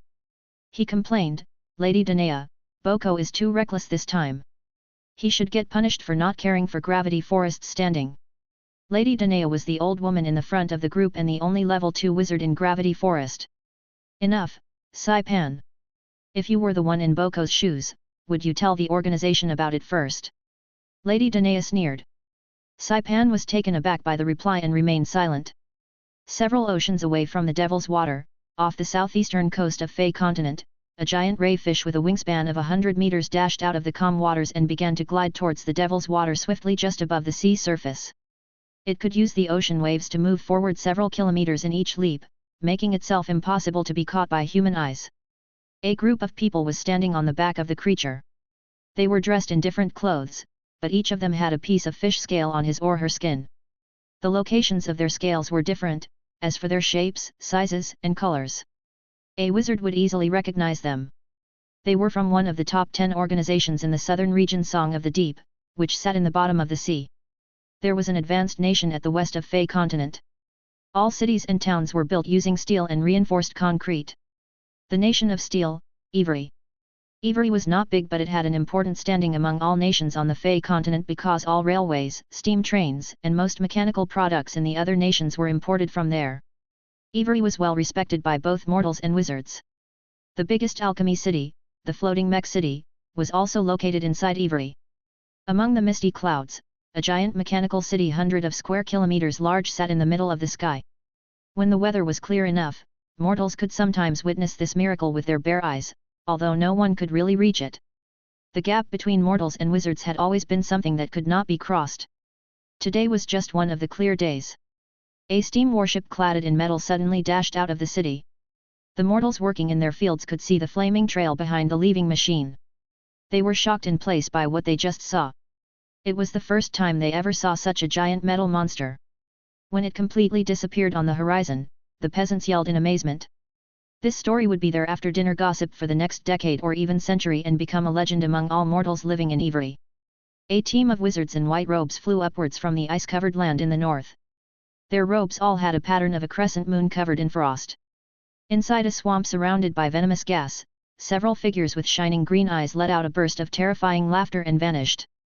Beside a waterfall in the middle of a beautiful and lush mountain, an old man with white hair and a walking cane suddenly raised his head. Those clear, intelligent eyes under his hood contrasted greatly against his wrinkled skin. He looked in the direction of the endless sea, and slowly limped towards Goman Kingdom. The wind has come. In the middle of the inner sea, there was a floating island completely made of white corals. Above the island, wizards wearing the same uniform flew away, led by an academician dressed in a white robe. Apart from Gravity Forest, Song of the Deep, Floating Mech City, the thunderclouds also attracted many more organizations. Even some powerful individuals were heading to Devil's Water using their own tricks. Who would triumph in this rare feast in the south? People were waiting to see. At this moment, a man with green, dry, bark-like skin was moving left and right to avoid the rampaging space ripples in the center of the violent thunderclouds. An occasional rupture in the space would release an unstoppable gravity force and make the man lose balance. The ruptures were appearing more and more often. The man would get into some serious trouble if he did not flee the place before the entire space was covered by the ruptures. Underneath him, a small island was sliced into pieces by the raging ruptures. Dirt scattered around the sky, and some plants and animals would sometimes get dragged into the ruptures before they disappeared in a spray of blood. Thanks to the flying island parts, the green man managed to survive between the space ruptures. Green flash would shine on his body now and then, and a tree sapling or vine from the broken island would be covered in the same green light to help the man adjust his position, thus he could avoid being sucked into the ruptures. But more and more ruptures were appearing, and most of the broken island already vanished inside them. If he did not leave soon, he would meet the same fate. The man looked at the applicator bottle in his hand. A small volume of liquid was inside it. He still needed 7 or 8 more drops to gather a total of 2 milliliters. Greed showed up on his face. Another rupture appeared nearby. In the first split second, a light dot almost invisible to human eyes came out of the rupture. The man covered his hands in white light and beckoned at the light dot, and as if being dragged by a string, the dot quickly landed inside the man's palm. The light dot was placed into the bottle and became another drop of a transparent liquid, slowly flowing down along the wall of the bottle. The liquid level in the bottle rose slightly, but was still a little far from the indicator showing 2 milliliters. After a while, the man moved far from the ruptures and stationed himself at the edge of the disaster. The space ruptures caused the violent sea waves to rage around like living monsters. Water tornadoes had surrounded the perimeter. Any creature who dared to cross through would be shredded into bloody parts. Another group of space ruptures appeared near the edge with a lot more light dots being thrown out. The dots would release a brief brilliance before it quickly vanished. If one did not catch the dots while they were still shining, the dots would fuse into the grey space barrier of the wizarding world and never to be found again. The man clenched his teeth and decided something. He fixed another piece of the broken island outside the edge and pulled a vine from it. He then wrapped the vine around his feet, lunged himself between the space ruptures, and headed into the danger again. Chapter 68, Fragment of Eternity. In the center of the disaster, the ruptures had joined as one, forming a giant space hole. Absolute darkness and endless dragging force came out of the hole. Not a single trace of light could escape from it. The hole was like a starving monster, waiting to devour anything into its magnificent horror. The fusion between two planes was both good and bad for a world. The outcome was unpredictable. Once the fusion began, the world's consciousness would repair and suppress the affected area. The center of the abnormality was where the world's consciousness applied most repressing power, so the dragging force was not really strong or dangerous as long as one did not go directly into it. The newly born ruptures around the edge, however, were extremely dangerous without the consciousness to control them. They would slowly become suppressed once they fused into the central rupture. The green man was going right into the area where the new ruptures were appearing. This place was the most dangerous, and at the same time, most profitable. With the vine around his feet, the man did his job smoothly at first. While avoiding several ruptures, he successfully collected 4 or 5 light dots. There were also close calls, but he managed to dodge them all with the vine's help. As he grabbed the last light dot and placed it into his bottle carefully, the liquid level finally reached 2 milliliters. He sealed the bottle joyfully and ordered the vine to drag him out. However, something went wrong. A giant rupture appeared surprisingly close. The space ripple immediately cut the vine in half like the sharpest knife in the world. Damn it! The man kept throwing his spells, hoping to reconnect the vine before it was too late. However, the power of space was not something he could resist. Seeing how the vine completely vanished, a look of panic climbed onto his green, dried face. He took out a wooden wand from his pouch and tapped it in the air. A spell pattern lashed from the wand and created a hexagram. The man tried to use the power of the spell array to get away from the rupturing area. However, in the next second after the spell hexagram formed in the air, the rupture tore it to pieces. Even the delicate spell wand broke in half. The man was completely trapped by the space ruptures with nowhere to escape. An emotion of despair and regret replaced his greed. He should not have tried to collect that extra fragment of eternity. At the beginning of the plane fusion, the fragments of eternity released by the ruptures were extremely valuable destinies for wizards. However, he could still find opportunities during the middle of the fusion or even after it. Would he die because of his greed? His face went pale as he watched the rupture slowly drag him towards the center. Once he reached the center of the ruptures, the giant shredding force that could break anything apart was more than enough to grind his body into nothingness. As he lost his hope in despair, an eerie giggle reached his ears. He he he. Isn't that Dryad Boko? Coming to the fusion spot so soon? So you want to get the fairy worm first? Yeah. Such a greedy man you are. Someone is here. He might have a chance. Boko perked up and looked towards the voice.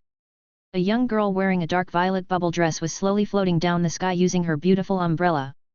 The umbrella was elegantly decorated by fairytale patterns. Her bubble dress was being flipped violently by the gale caused by the tornadoes, but strangely, no matter how it moved, the laced underskirt in the middle remained steady, so nothing pleasant, was revealed.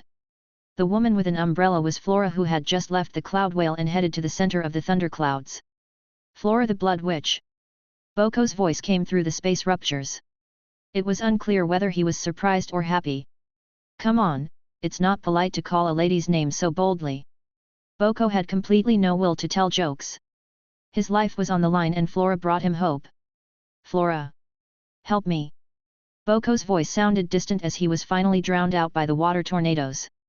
He was using all of his mana to keep himself steady and could not spare any strength on other spells, so he could only yell as best as he could. Help! Help me now! Flora heard him. She revealed a cunning grin around the corner of her lips. As I said, it's not polite to call a lady like that. Lady!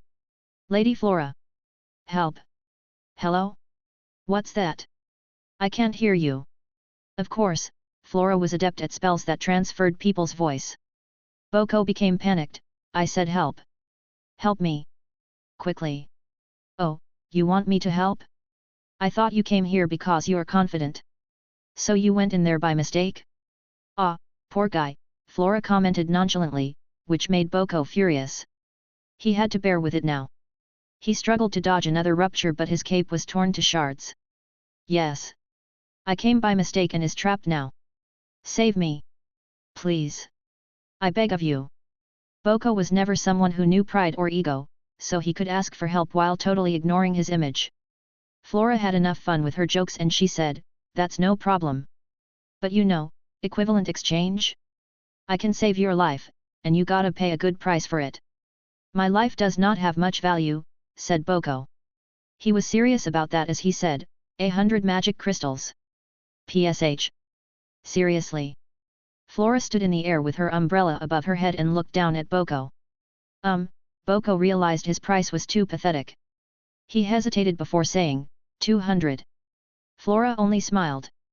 3 no, 500. Boko showed a painful look on his tree bark face. Flora heard about how Dryad Boko was a mean bastard before but she never cared much about it. Now, she was not expecting that she actually met a wizard who was so stingy. Seeing how Flora was not reacting at all, Boko could not help getting flustered. He asked, what do you want then? Like I said, my life isn't worth anything. Flora chuckled. Give me all the fragments of eternity you just gathered, and we have a deal. What? No. I risked my life for them. You won't have a life soon, said Flora. She showed a sympathetic look as she said, you want to use those fragments as your grave fodder? Hey! That's new. Those words made Boko struggle in his mind. Still, like a miser, he felt extremely reluctant about giving his fragments of eternity to someone else. Flora did not say anything. She just watched as Boko grappled with death face to face. I'll give you 1 drop. Boko's expression was hard to watch. No response from Flora. The space rupture turned bigger. 2 drops? 3. Boko was almost crying. Flora gave him a cold look. As Boko squeezed 80% for you, 4 drops for me between his teeth, Flora still kept her sweet smile without speaking anything. Good. 80%, in exchange for your life, a raucous male voice reached Boko's eardrums. Flora looked at the newcomer and curled her lips. Ah, teacher! He was going to give me all of them, why do you interrupt? It was Sunders. He whispered to Flora, I have sensed Lady Danae's aura. She's trying to locate here from afar. If Lady Danae was here, they would not get a single drop of the fragments, let alone 80%. That was why Sunders chose such timing to show up. Chapter 69, So Close. Surrounded by powerful space ruptures, it was impossible for Boko to escape by himself now. Flora negotiated with Boko as if she was confident. However, she was not. Saving Boko in such a situation was a difficult task, and even if she succeeded, she might lose an arm or two in the process, not worth it. They needed Sunders to actually save Boko. Sunders had been hiding nearby and waiting for Flora's bargaining, and he showed up when the price was good enough, maintaining both his image and his profit. When Boko's death was imminent, Sunders moved. The man in gentleman wear suddenly widened his eyes and drew a strange trail in the air using his black walking cane. Mana unleashed from his fingers, and a spell quickly formed up in his hand. The time a wizard needed to cast a spell depended on how well he or she understood the spell as well as proficiency. To cast a spell instantly, a wizard either needed to consolidate the spell onto the spirit model at the cost of one spell slot or possess a thorough knowledge of the spell's nature. The first choice was extravagant while the other one required a deep knowledge base. Either one showed a wizard's refined wisdom, and Sunders just proved himself by casting a random spell instantly. The power of the spell flipped his black golden cloak around which fluttered in the raging wind. A monstrous equine covered in scales and black flame emerged from Sunders' cane. It let out a long and distant neigh, stomped at the air, creating a spell array beneath its hooves. Next, the flaming horse turned into a black flash and dashed between the space ruptures while heading towards Boko.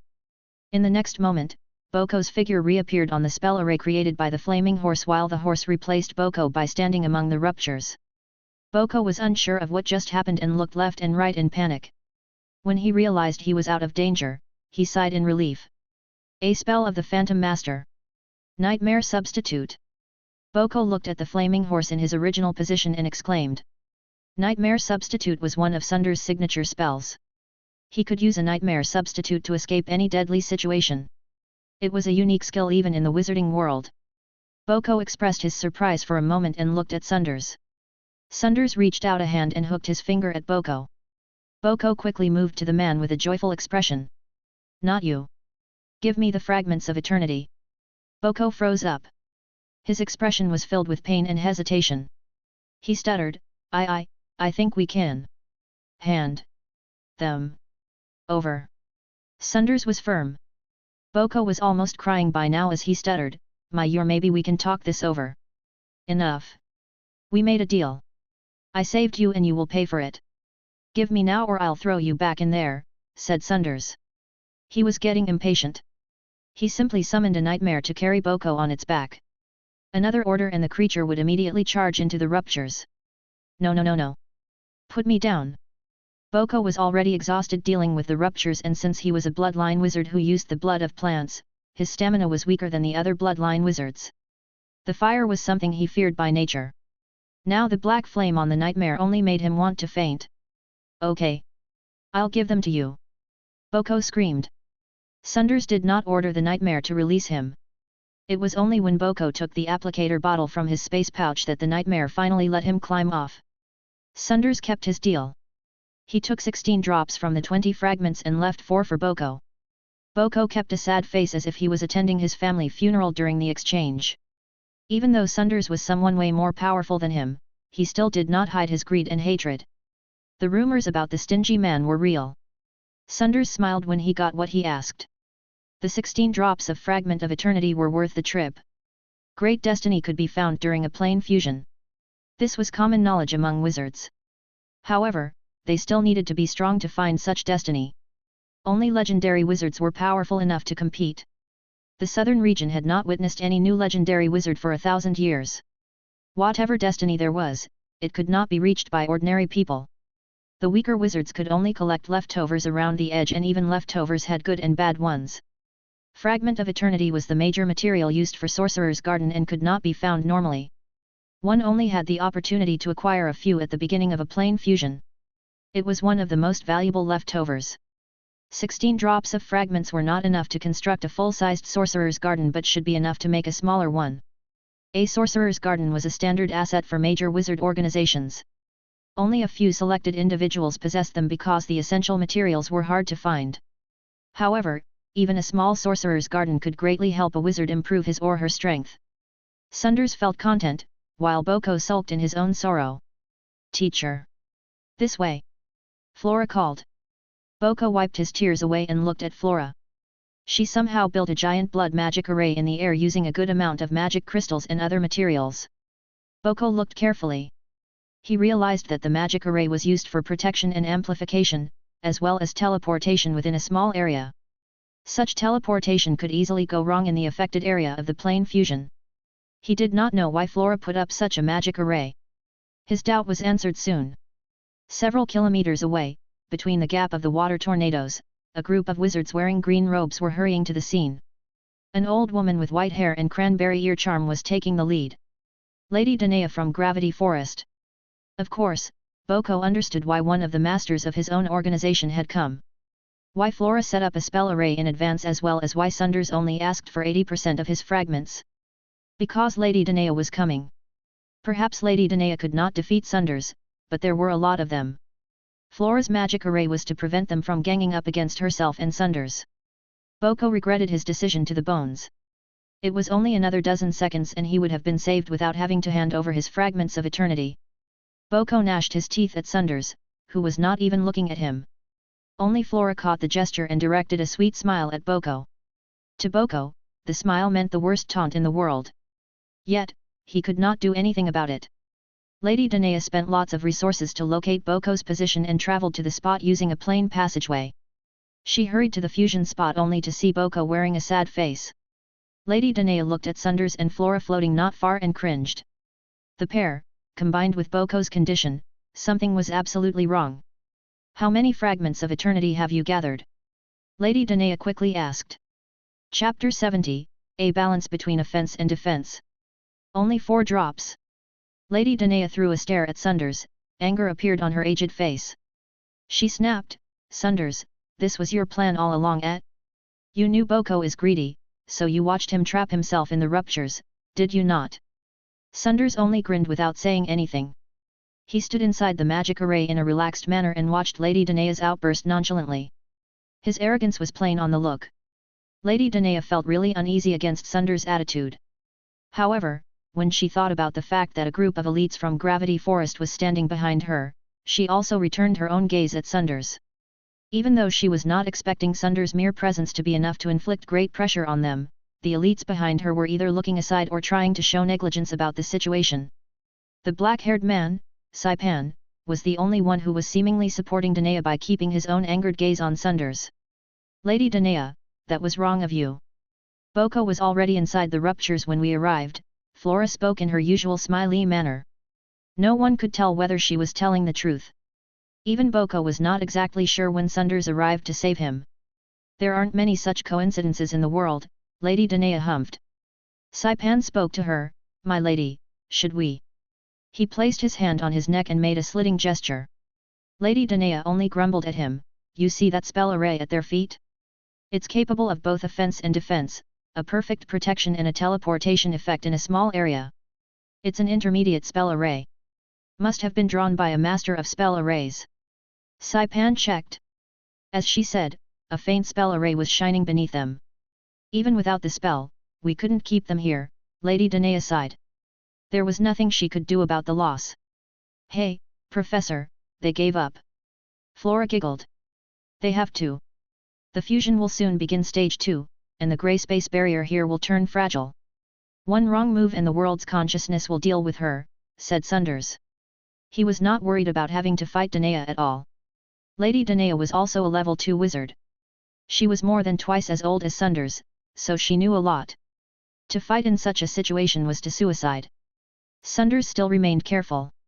He knew that plane fusion would attract various figures. Most of them were still on their way. As he predicted, once stage 2 began, the exact location of the fusion spot would be known by everyone traveling in plane passageways, by which time there would be total chaos. Not everyone was as wise as Danae, and conflict would be easily created. Staying inside the magic array allowed them to retreat safely when something went wrong. The plane fusion was getting faster, and the thunderclouds in the sky turned thicker and darker. It should still be around noontime, but the surrounding area was as black as midnight. The water tornadoes disrupted the sea waves and created giant tides reaching hundreds of meters high. Roaring thunders, raging waves, and rampaging hurricane created a total mess in the area. Nobody could hear others' voices. The wizards had to use their own tricks to communicate. Various spells from all three major arts shined among the crowd. In the center of the chaos, the absolute darkness slowly devoured the smaller ruptures and grew larger. No ruptures were appearing around the edge now. When all ruptures fused into one, the fusion spot would enter its second stage. A giant water explosion came from behind. One of the water tornadoes which stretched all the way into the thunderclouds was sliced in half. A great ray fish appeared from the created gap. A group of wizards in different clothes decorated with pearls were standing on top of the fish and slowly headed towards the scene. Flora cast a glimpse at them and saw a clean-looking woman whose breasts were only covered by a pair of seashells. There was a blue fish tattoo scale near her navel. Beside her, a bulky man wearing black armor was sitting with his legs crossed and moving a giant sword in his hand. There was also a fish tattoo scale between his eyebrows, but it was black. On careful look, each wizard on the fish had a scale on his or her exposed skin with unique shape and color. Song of the Deep, Flora muttered. The tattoo scales were the symbols of wizards from Song of the Deep. Song of the Deep was one of the commonly agreed top 10 wizard organizations in the south. Its headquarters was located at the bottom of the Endless Sea. They controlled a number of underwater cities. Most wizards from this organization possessed talents related to water. Also, their personalities were like water too. Not gentle water, but furious torrents. Now that's trouble, Sunders shook his head. Song of the Deep came earlier than he expected. The second stage of plane fusion had not started yet. Seemed like they had really good sources to receive information. Still, the sea was like the back of their hands, so no one was surprised by their fast arrival. The first stage ended. Looks like I won't get my share of the fragments, the leader of the group muttered to himself. He was a handsome young man with long, silver hair. Sorcerer of Big Fish Sliv, Flora said his name in a low voice.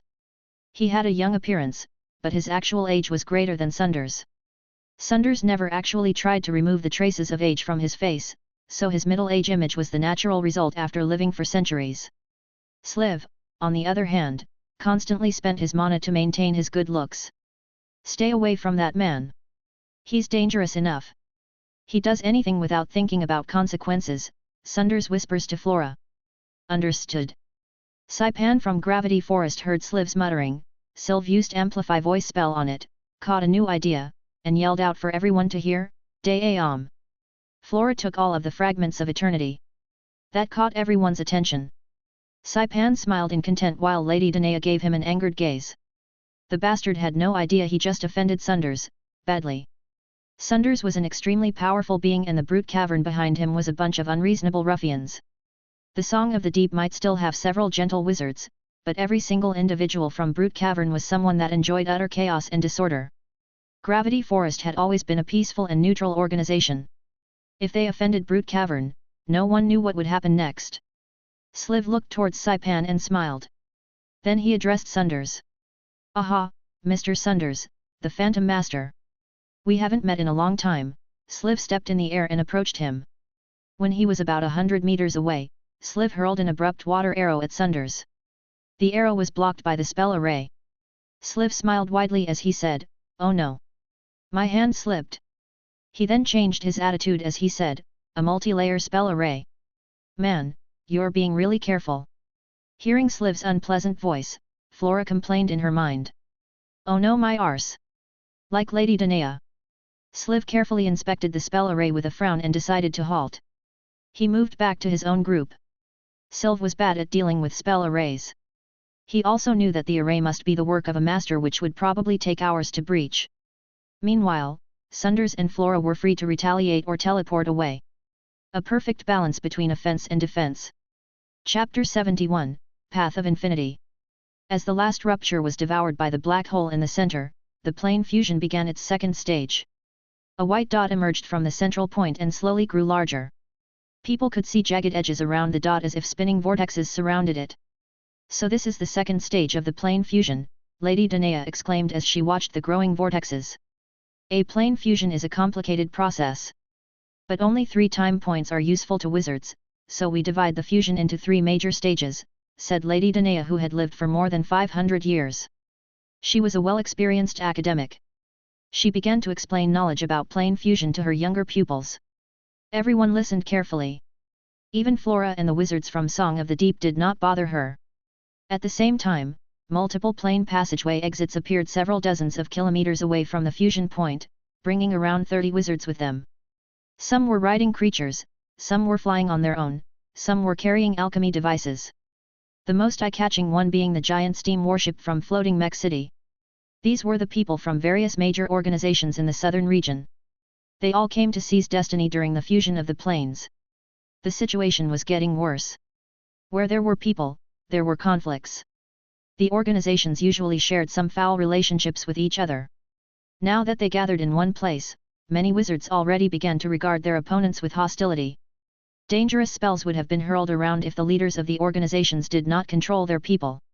However, there were individuals here who did not know how to control themselves. A woman wearing orange hair and an eye patch was quarreling with an elder with white hair. Deadly mana was already gathering in the air around them. Get somewhere else if you want to fight. If you provoke the world's consciousness and drag us into your mess, I'll shatter your soul and slaughter every family you have. A topless man with spell totems drawn all over his body appeared between them. His grim expression told them that he would definitely carry out his words. The eye patch woman and the old man were both famous loner wizards in the south. They retracted a little under the totem man's threatening, but the spell ripples were still around them. The totem man half shut his eyes. Before the fusion began its third stage, he should either stay put or move to kill them fast and clean. If any of the attacks dragged too long and affected the blackness in the center, the world's consciousness would mark the offender and the consequence would be beyond bad. Suddenly, Lady Danae's voice was heard by everyone. The first stage of plane fusion was when countless space ruptures appear. We name this stage as Garden Aquarius because of what we can get from it, said Lady Danae. She seemed to be explaining to the other wizards from Gravity Forest, but she used a spell to transmit her voice to everyone at the scene this time, intending to remind people of something. Fragments of eternity were thrown out of the ruptures. These fragments are the major materials to construct Sorcerer's Garden, thus wizards call the first stage Garden Aquarius. So fragments of eternity originate from here. One of the solo wizards standing in a corner perked up. Sorcerer's Garden was always a standard structure for major organizations. For newly established or smaller groups, having such a garden determined whether they could live on in history. Lady Danae, did you collect the fragments from the fusion spot? Can you sell them to us? Asked a wizard of the smaller organization. He did not hide his transmission spell. Many wizards began to complain that they failed to be the first to propose the idea. We're buying too. Someone else yelled. Gravity Forest already has a sorcerer's garden. You can spare some fragments for us.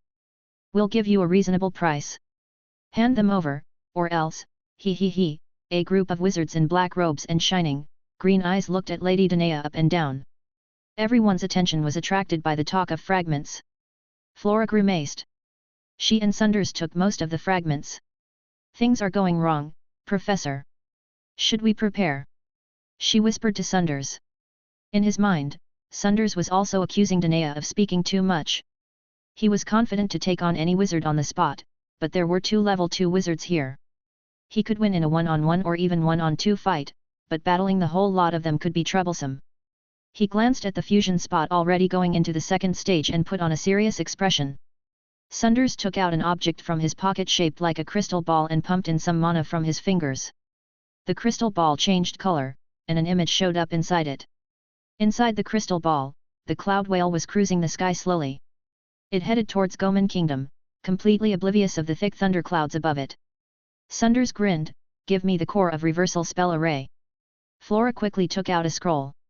Sunders placed the crystal ball and the spell core together. Some of the patterns on the spell array changed shape. Once completed, the crystal ball shattered to pieces. The nightmare crystal is a treasure I obtained in the nightmare realm 100 years ago. Too bad it's only for one-time usage. Sunders looked at the broken pieces and showed a painful look. Still, since they earned a large number of fragments of eternity, the cost was acceptable.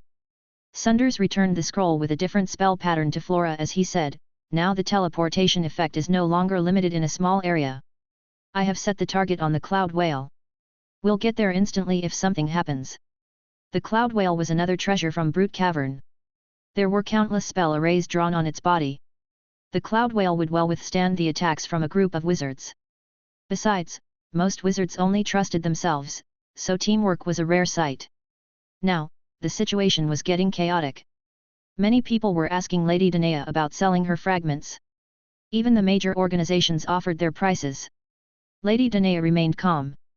She still had not said anything about who was holding the fragments or how much she would sell them for. Flora stood inside the spell array and relaxed a little.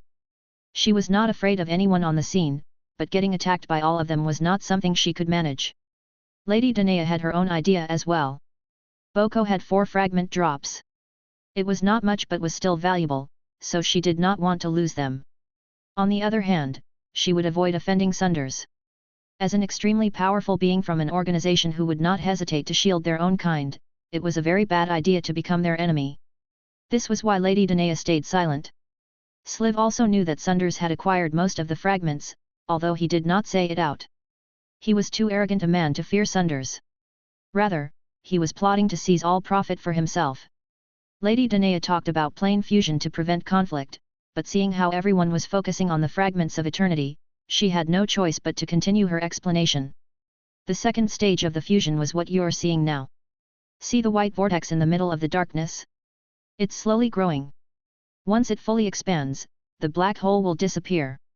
This is the most dangerous stage during a plane fusion, but it also brings the best destiny. The best destiny? Many wizards from smaller organizations or lone wolves explicitly showed their greed on their faces. The best destiny, even better than the fragments of eternity. Danae slowly spoke, we wizards call the second stage as the path of infinity. Chapter 72, Plunder. Many of you must have read about the Book of Worlds before. The book says there's a giant aggregation of consciousnesses in the wizarding world. It's both real and not real. It does not think, it has no emotion. It follows the primal rule. Someone call it nature, others call it the origin. But all in all, it's a great being that keeps the world stable. Plane fusion means 2 worlds are joining each other.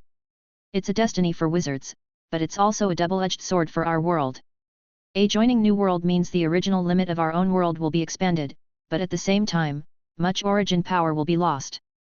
It both improves the future and costs something at present. Which is better or worse, we cannot say.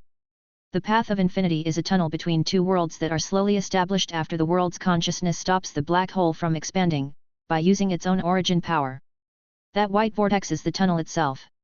They say this is the biggest destiny for wizards because the 2-way tunnel created using the origin power of the consciousness contains many wonders you can see, such as a distant plane, or the coordinate of a plane. You can even locate one of the worlds by using a small scent it leaves behind. The path connects to a large number of worlds and extends beyond any boundary, thus its name Path of Infinity. Now everyone understood why the second stage was the biggest destiny. With the help of the original power of the wizarding world, looking for unknown planes and new expeditions meant limitless profit. Also, Lady Danae mentioned the coordinate or a plane, which meant they could spend materials to build a stable tunnel in the path that led to the coordinate. Even Sunders showed a hint of desire in his expression. If he could go into the path of infinity and look for the coordinate of the nightmare realm, could he make a stable tunnel towards it? Some people were getting restless while those who already knew these sneered at them. But it's not easy to enter the path of infinity. You must be a level 5 wizard or stronger. In other words, only legendary wizards can go inside. Anyone else will be forcefully shaped into an emotionless part of the origin by the world's consciousness and never to come out again. Those words silenced everyone. Ever since Barzil the Great Twisted Wizard left 1000 years ago, there was no other legendary wizard in the southern region. Even level 3 wizards were scarce. Legendary only? What should we do then? Just watch, asked someone. The same person yelled, unacceptable. Lady Danae glanced at the speaker. Of course you can force your way in. But as I said, the world's consciousness will use its origin power to build the path of infinity. If someone goes in there or intervenes the process because of a fight, the consciousness will turn you into a small shard of origin power and use you as another stepping stone to build the path. You all be careful about your behaviors, so you don't drag us all into oblivion. Dryad Boko had been wearing a sad face ever since Lady Danae was here. His workmates were angry at him for losing most fragments of eternity to Sunders, and no one spoke to him. Yet, when he heard Lady Danae speaking about the impossibility to seize profit during the second stage, his greedy nature made him step up to ask, what about the third stage, Lady Danae?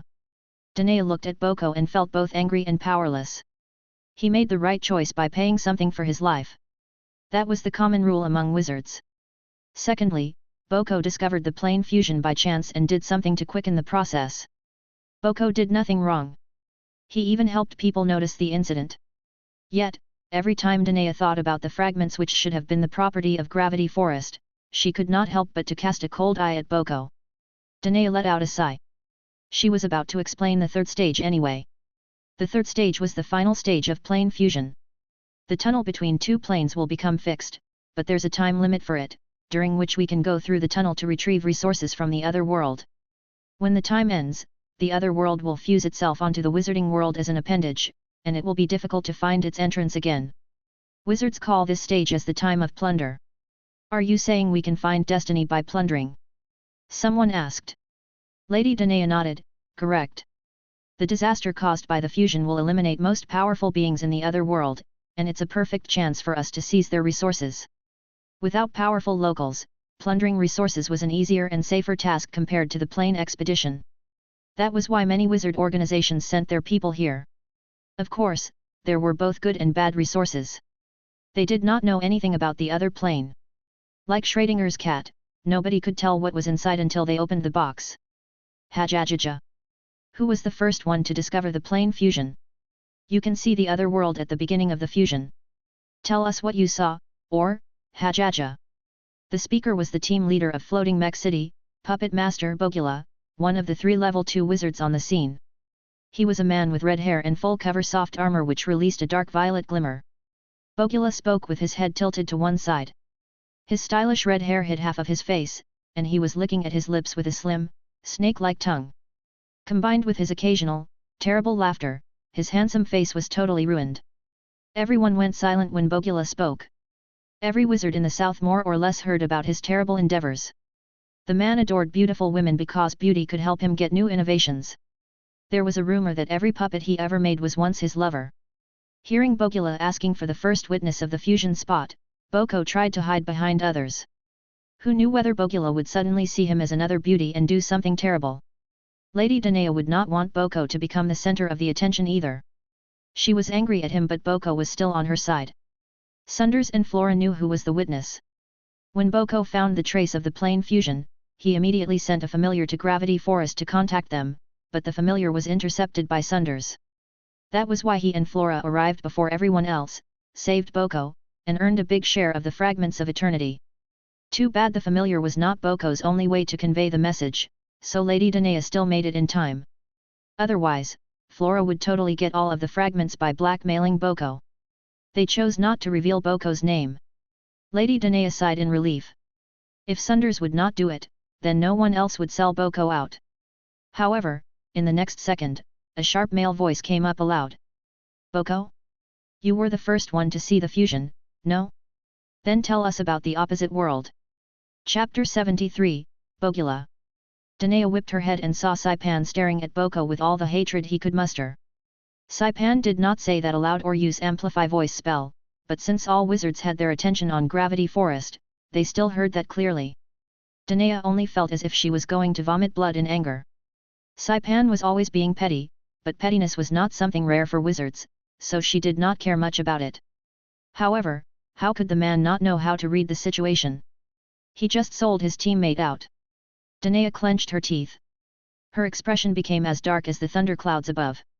Saipan somehow sensed the terrible hatred directed at him and turned around to check, only to meet Lady Danae's furious gaze. He immediately felt his back shivering and realized what he just did. Lady Danae usually would not mind these people fighting among themselves, but in such a situation, Saipan exposed the issues within Gravity Forest out in the public.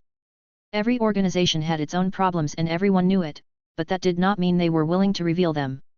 Saipan was scared speechless. Too late, the consequence of his reckless decision to expose Boko for his own pleasure began to show up. Every wizard was looking at Boko now. Their malevolent attention made Boko wish to cry on the spot. Dryad Boko is it? What a lucky man! So he has the fragments of eternity too. Hee, maybe we should. Dryad Boko is a bloodline wizard who used the blood of plants if I remembered right. He's not that strong. We are all level 1 wizards, so what are we waiting for? Go get him. Various speeches came about. Danae was getting more and more furious. She had some grudges against Boko, but the bastard Saipan replaced all of them. People's arguments were getting louder, and Danae did not really have the time to scold Saipan. She sent a message to Boko to order him to step up and deal with the situation. Saipan already sold him out, so there was no point hiding it. They should spill it out. Since Danae was here, the people would not make rash moves. Besides, Danae was curious about how Boko caused so much ruckus as well. In his message earlier, Boko only said he caused a plane fusion by accident. He did not tell any details. Even the wizards from Gravity Forest wanted to know. Upon Lady Danae's order, Boko hesitated a bit before he finally stood out. Before he showed his face, however, he rubbed his own face into a mess. His bark-like face looked even more terrible now. His eyes and mouth were not in their correct places. Danae frowned. "What's up with your face?" Boko whispered while looking side to side, "I need to keep low so Bogula doesn't take me with him." Danae nearly vomited again. Why were her men so stupid? They were either brainless, stingy bastards or greedy, shameless fools. He should get a mirror. Bogula adored beauties, not someone with an ugly tree face. Danae took a deep breath and swallowed her curse words back down. She managed to nod towards Boko to let him speak. Boko was still terrified by his own victim paranoia and glanced at Bogula, who had been putting up a perverted smile. He trembled, and slowly explained his experience to everyone. He omitted the reason why he came to Devil's Water. He only mentioned being called by Mad Bear Sabo, to escort the Redbud. On his way to the ship, he discovered a small island with glowing velvet grass growing on it. The grass was a magical plant from another plane and a major material for brewing glowing velvet potion. It was not an expensive material, but there was no record of it being domesticated or transplanted in the wizarding world. Boko did not know much about potions, but he had plant blood inside his body, so his natural bond with plants helped him grow lots of magical plants, and he used them to barter with the other wizards. He was experienced. Boko did not manage to transplant glowing velvet to the wizarding world either. He was much surprised when he found a good number of the grass growing on a random island on Devil's Water. He did not know if the grass was naturally here or was brought by someone else. He decided to stay on the island right away to observe its growing condition, so he could learn how to transplant glowing velvet to his own garden. He kept watch on the island for over a month and recorded everything he needed, including soil conditions, water, wind, humidity. In the end, he decided to begin transplanting the grass. However, his first attempt to dig at the plant's root caused a disaster in the atmosphere, which stunned him for a while. When he came to, he saw another world in front of him, a world full of green, lush vegetation. He was looking at a grassland. Shiny glowing velvet in the shape of dandelion fluffs covered the entire earth. He only caught a brief glimpse before the view vanished from his sight. Then, thunderclouds gathered, lightning bolts rained down, and space ruptures appeared. When he finished talking, it was clear for everyone that the world full of green plants was the plane being fused into the wizarding world. A grassland covered by glowing velvet. People took their wild guesses. Glowing velvet was a low-level magic plant. There were stable supply sources. Many wizard organizations resold them across planes for profit. It did not hold much value. However, an entire grassland covered in glowing velvet was something else. Considering the common price in the wizarding world, one glowing velvet plant cost 5 magic crystals. A full field of glowing velvet would cost a fortune. Not to mention what Boko saw was only a tiny part of the world. The plane might be a big or small one, but even a small plane could be at least millions of square kilometers large. A small site contained big money. What about the remaining areas? Were there better materials? People's imaginations went wild. Getting the glowing velvet alone was still a decent income. Boko completed his explanation and prepared to step back into Gravity Forest's group. The glowing velvet field attracted all attention, so fewer people were thinking about Fragment of Eternity or Boko himself now. In other words, whether the first witness was holding the fragments were no longer the center of the attention. Just as Boko was about to return to his people, Bogula called out, "Stop!" Boko halted with a start. He quickly went through all possible reasons why Bogula called him. First, he thought, damn! And I still couldn't hide my beautiful face. It then quickly became, fine. As long as he doesn't turn me into a puppet, I'll do whatever he asks, even if I have to. Boko's ideas were completely useless as Bogula did not call him for his beauty. In fact, Bogula was not even looking at him. Sabo asked you to escort the Redbud, asked Bogula. Since Boko mentioned Sabo's name, Bogula was speaking in a gentler tone this time. Sabo is in Devil's Water too? Why isn't he here? Bogula might be a weirdo, but someone could still deal with him. His mentor Mithra. Mithra happened to be the mentor of Sabo as well. The two pupils shared completely different standings and starting points, but they were still school fellows. Boko, who was immersed in his own beauty ideas, realized Bogula asked him for a completely different reason. Somehow, Boko felt disappointed. Sabo is currently escorting a group of talents to the southern region. He can't leave the Redbud. Boko did not know the situation on the ship, so he took a guess. I see. So you failed to join the escort. Did you apologize to Sabo? Boko was stumped. Why would he apologize?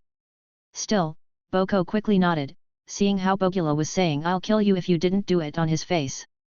You did apologize? Okay then. Bogula did not ask further. He believed it. The other wizards from Floating Mech City who had been standing behind Bogula rolled their eyes. According to rumors, Bogula was an extremely twisted figure. However, he easily trusted people as long as it was not something related to his own profit. He would believe a lie like a kid. That said, if the situation involved his personal gain, he would immediately act as someone cunning and unreasonable. Devil and angel, wickedness and innocence, combined together, and one would get Bogula. Chapter 74, Broken Peace. Boko's words deepened everyone's curiosity against the other world. Away from them, the path of infinity was slowly approaching its end. The white vortex in the middle of the blackness grew larger, and the jagged edge of the vortex was spinning faster. The vortex was about to overlap itself with the black area. Once it happened, the time of plunder would begin. That would also be when the world's consciousness diverted its origin power to the best extent. A type of energy called origin was generated from somewhere unknown and unleashed into the blackness, to help stabilize the path of infinity. The origin was the primal energy in shaping the world. No wizard here understood its nature. Kind ones saw such energy as the natural, bright miracle of creation, while evil ones saw it as the foulest brew. The power of origin contained so many aspects. Sometimes, it was a nail that fixed the space in place, and other times it could be a paintbrush that drew the history. Such boundless energy was not something that could be defined or regularized by justice or evil. When the origin showed itself, every wizard was shocked by the great power and felt like feeble insects. The power of origin. It's so strong. Can humans really control that kind of thing? You can admire its power, but you can't doubt yourself. You're a wizard, and doubting yourself is doubting all wizards, someone retorted. Do not forget the preface of the Book of Wizardry. Use spells as the lever and knowledge as the fulcrum, we shall move all impossibilities. More knowledge means more strength. If we pursue the truths of worlds and explore the end of space, we can manipulate all life and death in all planes. The future is long and the path does not end. We will see the beautiful horizon someday. The power of origin threw itself onto the blackness, which also triggered great emotions among all wizards. Most people on the scene were quietly waiting for the vortex to cover the blackness so they could begin plundering. Not everyone. Among the people from Song of the Deep, Sliv was standing on top of the giant ray fish. His ears suddenly twitched. He heard a low whispering. A grin showed up around the corner of his lips. He turned to look aside. He was looking at a group of 13 people, all of whom wore black robes. They were all hidden behind ragged hoods and giving out strange spell ripples. The one standing in the front was the most strange of all. His aura was sometimes thin as mortals and sometimes dark as the abyss. The leader of the group exchanged a glimpse with Sliv. When Sliv gestured at him in secret, he hesitated for a second before he nodded. Seeing his order went through, Sliv grinned bigger. As everyone else was focusing on the magnificent sight of the origin energy, he yelled in a low voice, "Do it!" With that, every member from Song of the Deep unleashed water ripples from their bodies. A number of waterfalls appeared from the sky and dropped down, separating all organizations. The waterfalls blocked people's view and caused chaos among them. "What are you doing, Sliv? Song of the Deep! How dare you? You wish to fight with us?" Lady Danae was in a rage as well as she yelled, "Sliv, do you want to attract the world's consciousness like that? If you wish to die, go dive into the darkness yourself. Don't drag us with you." The world's consciousness did not possess emotions.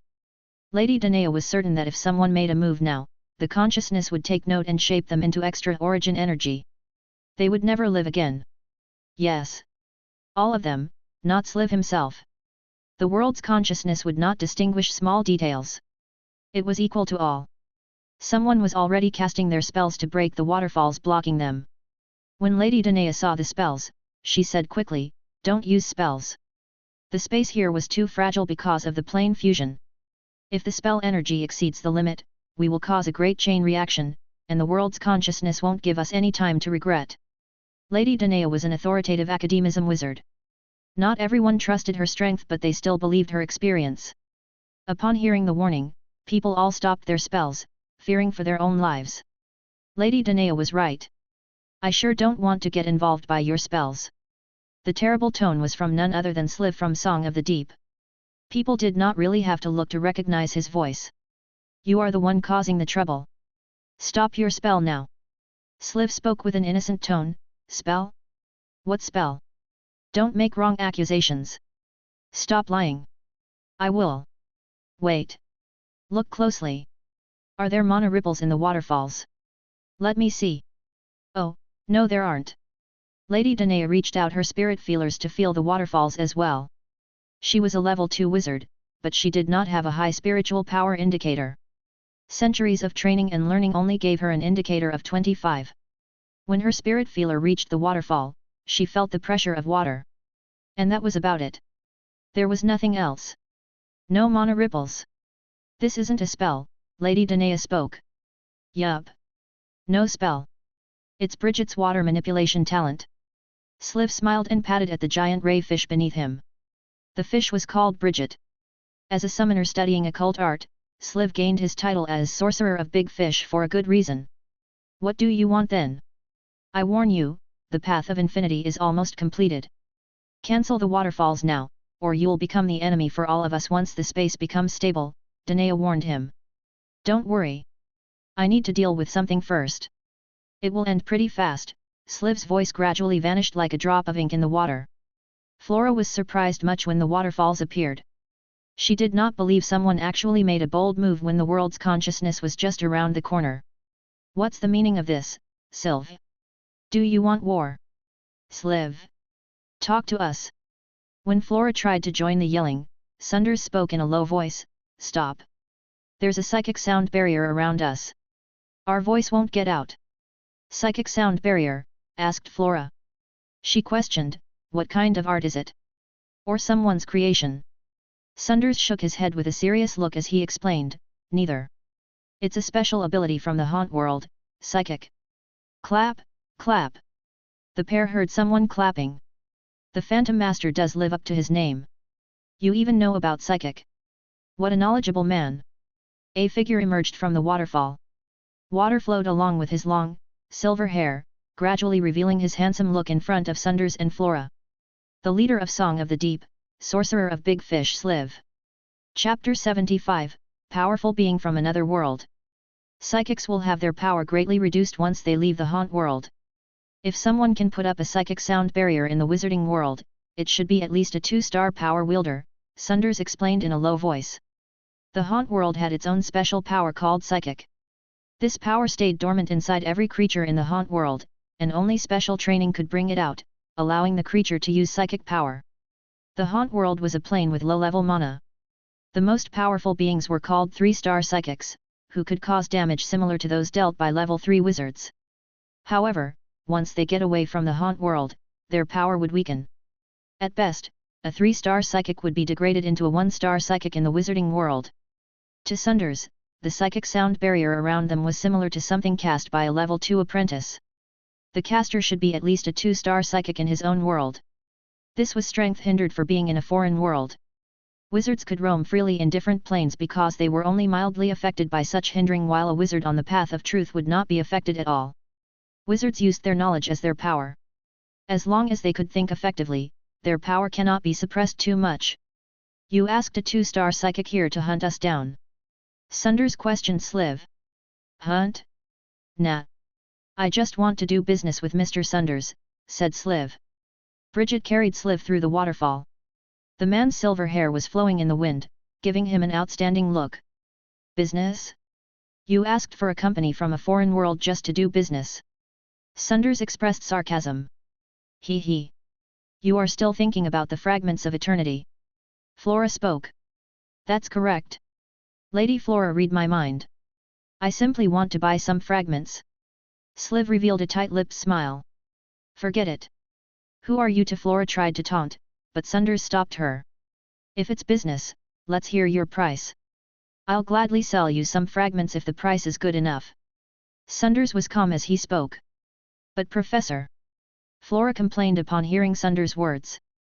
The man only waved his hand at her. His gesture hid a message. Stall. We can't fight him now. Flora caught the idea and shut her mouth. She slowly stepped behind Sunders. My price. Sliv grinned. He revealed a cruel look. How about your lives? Sunders and Flora grimaced. Looking to die, aren't you? Flora yelled. Our lives, hey? You sure you can kill us? Sunders sneered. Sliv did not back down in one bit.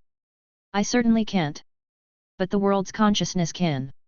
If you make one move, or if I make a move. Hee, you know what will happen. Flora thought Sliv brought some kind of ace card. When she heard these, she only rolled her eyes in disdain. You're crazy. No matter who moves first, no one will escape here. Do you think you can survive? No dragging. I know what you're trying to do. Sliv clapped his hands. Several shadowy figures appeared around them. The leader of them was a slim man who was giving out a strange aura. Edic family from the haunt world. Of course, Mr. Sunders knows about them, right? Sliv spoke. Edic. Sunders looked at the leader of the group in surprise. He asked, You're flying Crow Edic? The slim man laughed in a low voice and spoke in a foreign accent, Indeed. I'm Crow Edic. Crow removed his hood and revealed the face of an elder wearing white hair. He looked mostly like a human, but a pair of beast ears covered in black and white stripes stuck out of his head. This proved that he was not human, but a sapient humanoid creature. Sunders' expression changed upon hearing his name. This man was one of the 5 strongest 3-star psychics from the haunt world. The nature of his psychic power was prime. His power was unparalleled at his homeland. It could even affect the entire world itself. The power could create something from an element as a prime point. With fire, it could unleash a boundless sea of fire. With water, it could produce an ocean. It was not limited to creating solid elements. The power could also use time and space as prime points. Away from the haunt world, Crow could not do whatever he wished. But still, if he used his power properly and used stable space as a prime point, he could create a safe area in which a crumbling space would not harm them. That was why Sliv acted so arrogant. With Crow here, they did not need to be afraid of provoking the world's consciousness. Nice plan. Sunders put on a dark expression. If Sunders attacked them and damaged the space, the world's consciousness would mark them all as threats while Sliv could survive with the help of Crow's power. When the incident was over, the other organizations would definitely blame Sunders for this too. If he stayed put, Sliv would ask Crow to attack. Crow could at least unleash attacks as powerful as level 1 wizards in this world, which was enough to deal with Sunders and Flora, who could not use spells at will. To fight or not, their situation would not look good. Sunders was trying to figure out Sliv's situation as well. Sliv could have used spells to trigger the world's consciousness and kill everyone by turning them into energy shards. He could seize all profit during the 3rd stage of the plane fusion that way. Yet he did not. There must be a reason. So either Crow's psychic power was not enough to protect everyone from Song of the Deep, or Sliv was plotting something else and did not want to offend every organization on the spot. More importantly, what made Sylv so confident? Your answer? As I said, no stalling shit. I give you 1 more minute to answer, then I'll attack. Fragments of eternity for your lives. Sliv looked really confident as if he already knew Sunders' answer. For wizards, their lives were still more important than anything. Moral, virtue, justice, those were spiritual comforts for mortals. Wizards sought after the fundamental of the world, so such a mental support was useless compared to their lives. Sliv saw Flora taking out a scroll with shining spell patterns on it. It was obviously connected to the spell array under their feet. Trying to teleport away. Sliv raised an eyebrow. He grinned, Oh my, I forgot to tell you. The waterfalls are covered by psychic space barriers. Maybe Crow can't use his full power here, but the barriers can still stop you for a minute or two. Psychic space barrier? Flora quickly looked at Sunders, who nodded to her. Damn it! Flora cursed under her breath. Her expression looked grim. However, anyone that knew her well would easily notice her clear and calm eyes, which meant she was not angry in the least. Because of the psychic space barrier, everyone stayed silent again. 30 seconds to go. I hope you make the right choice. Sliv even brought out a tiny hourglass and watched the sand flowing down slowly. His grin grew larger. Chapter 76, Recording. The sand in the hourglass shifted. Suddenly, Sunders addressed Crow with a question, Mr. Crow. Did you come to the wizarding world by normal means? Crow looked at him without speaking. So my guess is correct. Your life is near the end, no? Crow threw his head up. His questioning gaze towards Sunders was filled with coldness. What are you implying? Asked Crow as he used the same foreign accent. Nothing really. I only want to tell you one thing. Smuggling yourself to the wizarding world is no small matter. Oh, also, you shouldn't trust wizards' promises too easily.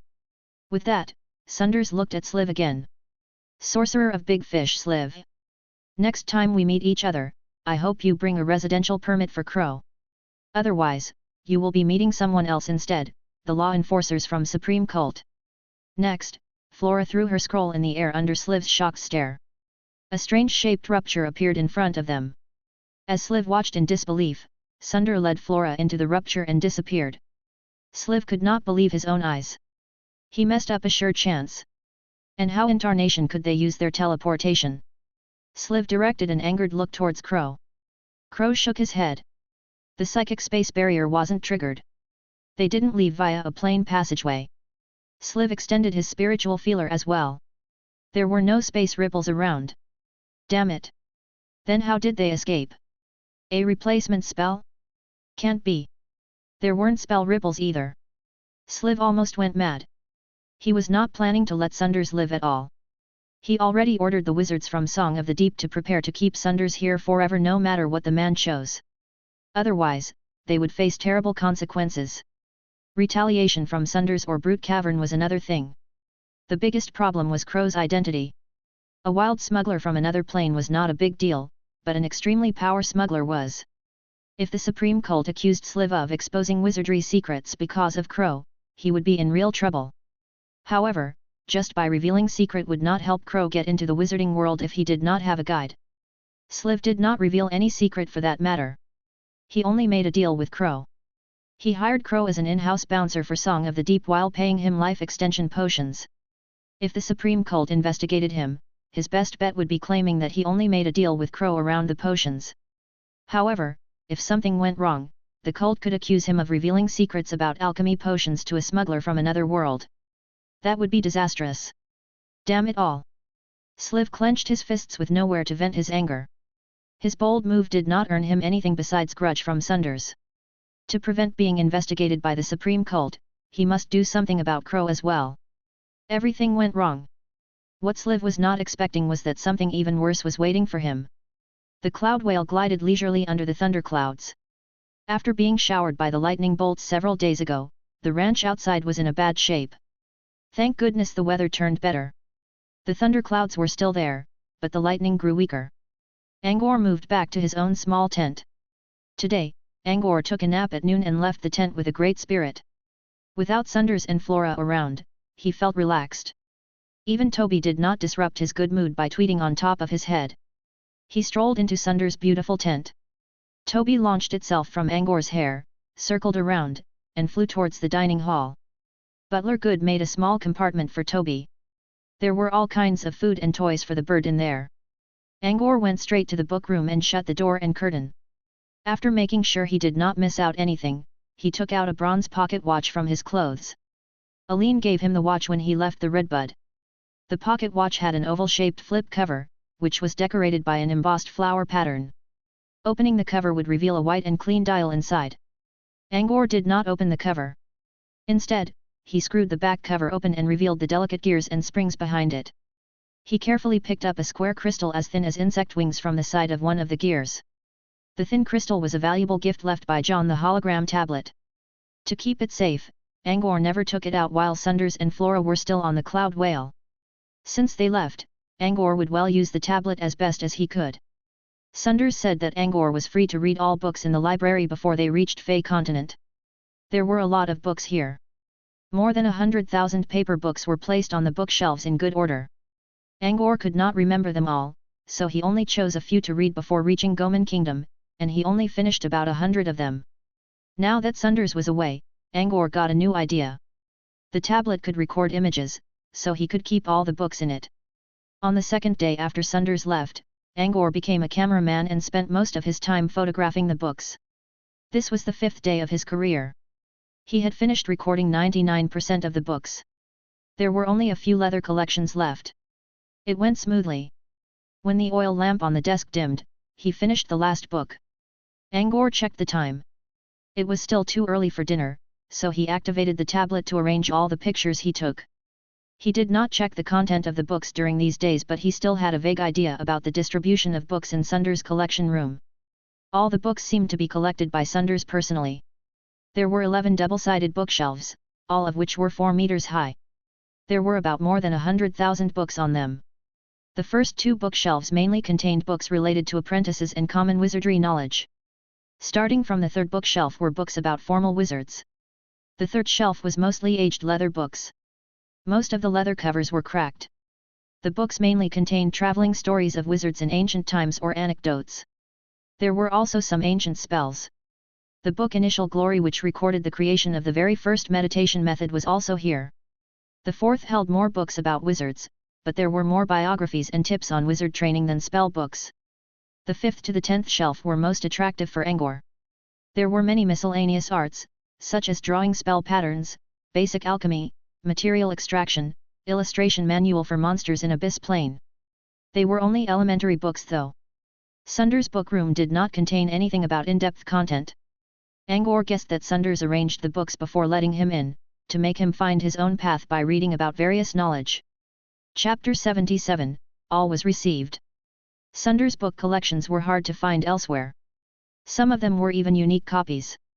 Just like Flora warned, all books he could actually understand were mostly intended for apprentices. These did not have much value. Still, there were a lot of priceless books in the room. Sunders let Angor into his book room because the mortal kid did not have enough knowledge to understand the more important books. Angor might try to memorize them, but how much could he remember? There were more than 100,000 books here. In 10 days, the most intelligent mortal could finish 10 books at best. Besides, apart from some leather books, most paper books were really thick. Many of the books contained both texts and illustrations, so Angor would need to memorize both. It was way too hard. Considering these, Sunders had no problem letting Angor into his library, which contained knowledge valuable to most formal wizards. Sunders was unaware that Angor had something to record all of his valuable collections. These books cost Sunders huge amount of magic crystals, favors from other wizards, and effort over several centuries. Now Angor got them all without much trouble. This was a big destiny for him. Reading these books would help Angor build up a decent foundation as well as make his path towards wizardry smoother. The first 10 bookshelves all contained something he could use. When recording the last bookshelf, he found many books he could not understand. He could not even read the characters. The last bookshelf held a great variety of books as well as some research notes, such as records about organ transplant and life form alteration. Sunders left his own notes in many of them. There were books written in strange letters or symbols. Several books even released a seducing aura when Angor took them in his hands. Angor decided to put those books into a folder named Pending Research. He only classified the books in general. He needed to read them before going into details. It was 8 in the evening. Angor heard Good's steps, stretched himself and ended his task for today. He followed Good to the dining hall. Toby was already eating a steamed fish. Its sharp beak did an easy job picking at its meal. Soon, there were only fish bones left. Angor finished his share quickly. When he ate some extra milk pastries, Good walked to his side. Mr. Pad, at the current speed, we will reach Fey continent tomorrow noon if everything goes well. Angor considered, I see. But the teacher hasn't come back, so I don't know what I should do next. We still follow the route, but don't go to the continent yet. Stop somewhere near Twilight Harbor and wait for teacher. Good nodded in acknowledgement and left. Angor had his own reasons for this decision. The Cloud Whale was as powerful as a wizard. It was talented to manipulate the sea and could exchange air with the atmosphere and fly in the sky. The creature was one of the best mounts on the sea. But there was a drawback to it. It could not fly on land where there was nowhere to draw energy from the ocean, so it had to find energy from elsewhere or use its own. The cloud whale was humongous, so it would be troublesome if it runs out of fuel on the land with no place to park itself. That was why the cloud whale usually did not get ashore. The sea was its home. Maybe because they were out of devil's water, the thunderclouds above were getting thinner, and there were fewer lightning bolts. Starlight could be seen through the clouds now. Angor filled himself up and left the tent with Toby flying above him. Without the lightning, cows had returned to their grass field. Everything was peaceful, except some occasional insults coming from around him. The curtain of a tent not far was flipped open, and a tall man with short grey shock hair leaned on the tent's pillar. He was taunting Angor, "Hey kid, is it fun playing bird all day? How about coming in here and play with my bird?" Angor looked at him. He was wearing a short wool sweater and buckskin pants. His exposed arms had veins pulsing on them which gave him an imposing look. Angor curled his lips. He could not win in a fight, but since that man could not leave his tent, so... A yelling contest? Bring it on. Angor prepared his own insults. Shut your trap, Ebony. This isn't Blackberry where you can do whatever you want. Do you want to play bird? When we reach our place, I'll help you with it. A mature, seducing female voice came from the other side. Angor's neighbor Nausicaa was speaking. Ebony quickly gave up his rude talks. He gave Angor a final, thoughtful look, and lowered his curtain. With his flame of war put out by the lady, Angor was not sure whether he should feel lucky or disappointed. That's Ebony. He used to be a swordsman under my command. Don't mind him, said Nausicaa. She released smoke from her pipe before saying, he's all talks. No one knows how much trouble he ever created, and he won't change that attitude in the wizarding world. Swordsman under command? Angor looked at Nausicaa's armor and tried to guess who she was. She won in the death matches using her raw strength, and she had a swordsman who was also a winner. Nausicaa said that there were only two individuals who won by strength: Nausicaa and Balba. Ebony was not one of them. So how did he make it? By insulting people? Angor was more interested in Nausicaa now. She was really strong and had a follower like Ebony. Could she be the military general of a country? A female general. Amazing. Nausicaa was just as curious about Angor's identity. When she saw the masked weirdo who had been serving the Great Wizard was now being very polite to Angor, her curiosity deepened. Maybe Angor was a bastard son of the Great Wizard and was just brought back? It was only a wild guess. Nevertheless, the wizard must have regarded Angor as someone important. Ebony used to be her underling. The man might have some problems with his attitude, but they fought on battlefields together for many years. She should prevent him from offending Angor, who may have a big background behind him. Her scolding was more like a warning to Ebony. The next early morning, Angor was sleeping on his bed. It was a bit hot, so he kicked his blanket off and lay on his side. Toby slept on its own tiny bed. Its wings and legs spread open in 4 directions. The bird definitely did not look like a bird. As the strange pair was sound asleep, the cloud whale suddenly stopped in its tracks and stared at something using its giant eyes. A deep rupture slowly opened up in the air. When the rupture appeared, all light within hundreds of kilometers was sucked into it. Even the moonlight which shone through the thunderclouds clearly changed course and flowed into the rupture. On the cloud whale, Good was standing in a dark hall while giving orders to his phantom servants. The fires on the candles in the hall abruptly shifted and dimmed. Good realized something and vanished from the hall quickly. Nausicaa was sleeping, but she woke up for some reason she did not know. She could not fall asleep again, so she took out her pipe and tried to get some smoking done. When she brought up her lighter, the orange fire on it blinked and turned into a dark blue ember. The same situation happened in several places. It was barely past midnight and the sky was still dark, so only a few people noticed the strange sight. Chapter 78, Strange Energy. Above the wavering ocean waves, the rupture slowly grew larger and began to draw more and more light. When it became about 3 meters high, it seemed to have reached its limit. All light that was drawn in suddenly came back out, illuminating the area bright as day. 2 figures, a man with strong, stable steps and a woman walking in a graceful manner, appeared from the rupture under the cover of light. Sunders and his student Flora, who were forced away from the plane fusion, had returned. Sunders stood in front of the rupture in his usual black gentleman wear, while Flora followed behind, with a grim expression, as if she really wanted to fight someone. Sliv, that arrogant bastard. I'll skin him alive the next time I see him. Flora shouted. She continued, thank goodness the nightmare crystal can open a passage under light and shadow, or that smuggler would have trapped us. And who knows what Sliv would do to us. Shit, I should have used my blood surge before we left, so the world's consciousness claims them all. Sunders shook his head. Someone will deal with Sliv. He will need to pay a great price to avoid the enforcers from now on. When talking about enforcers, Sunders expressed a mild sneer.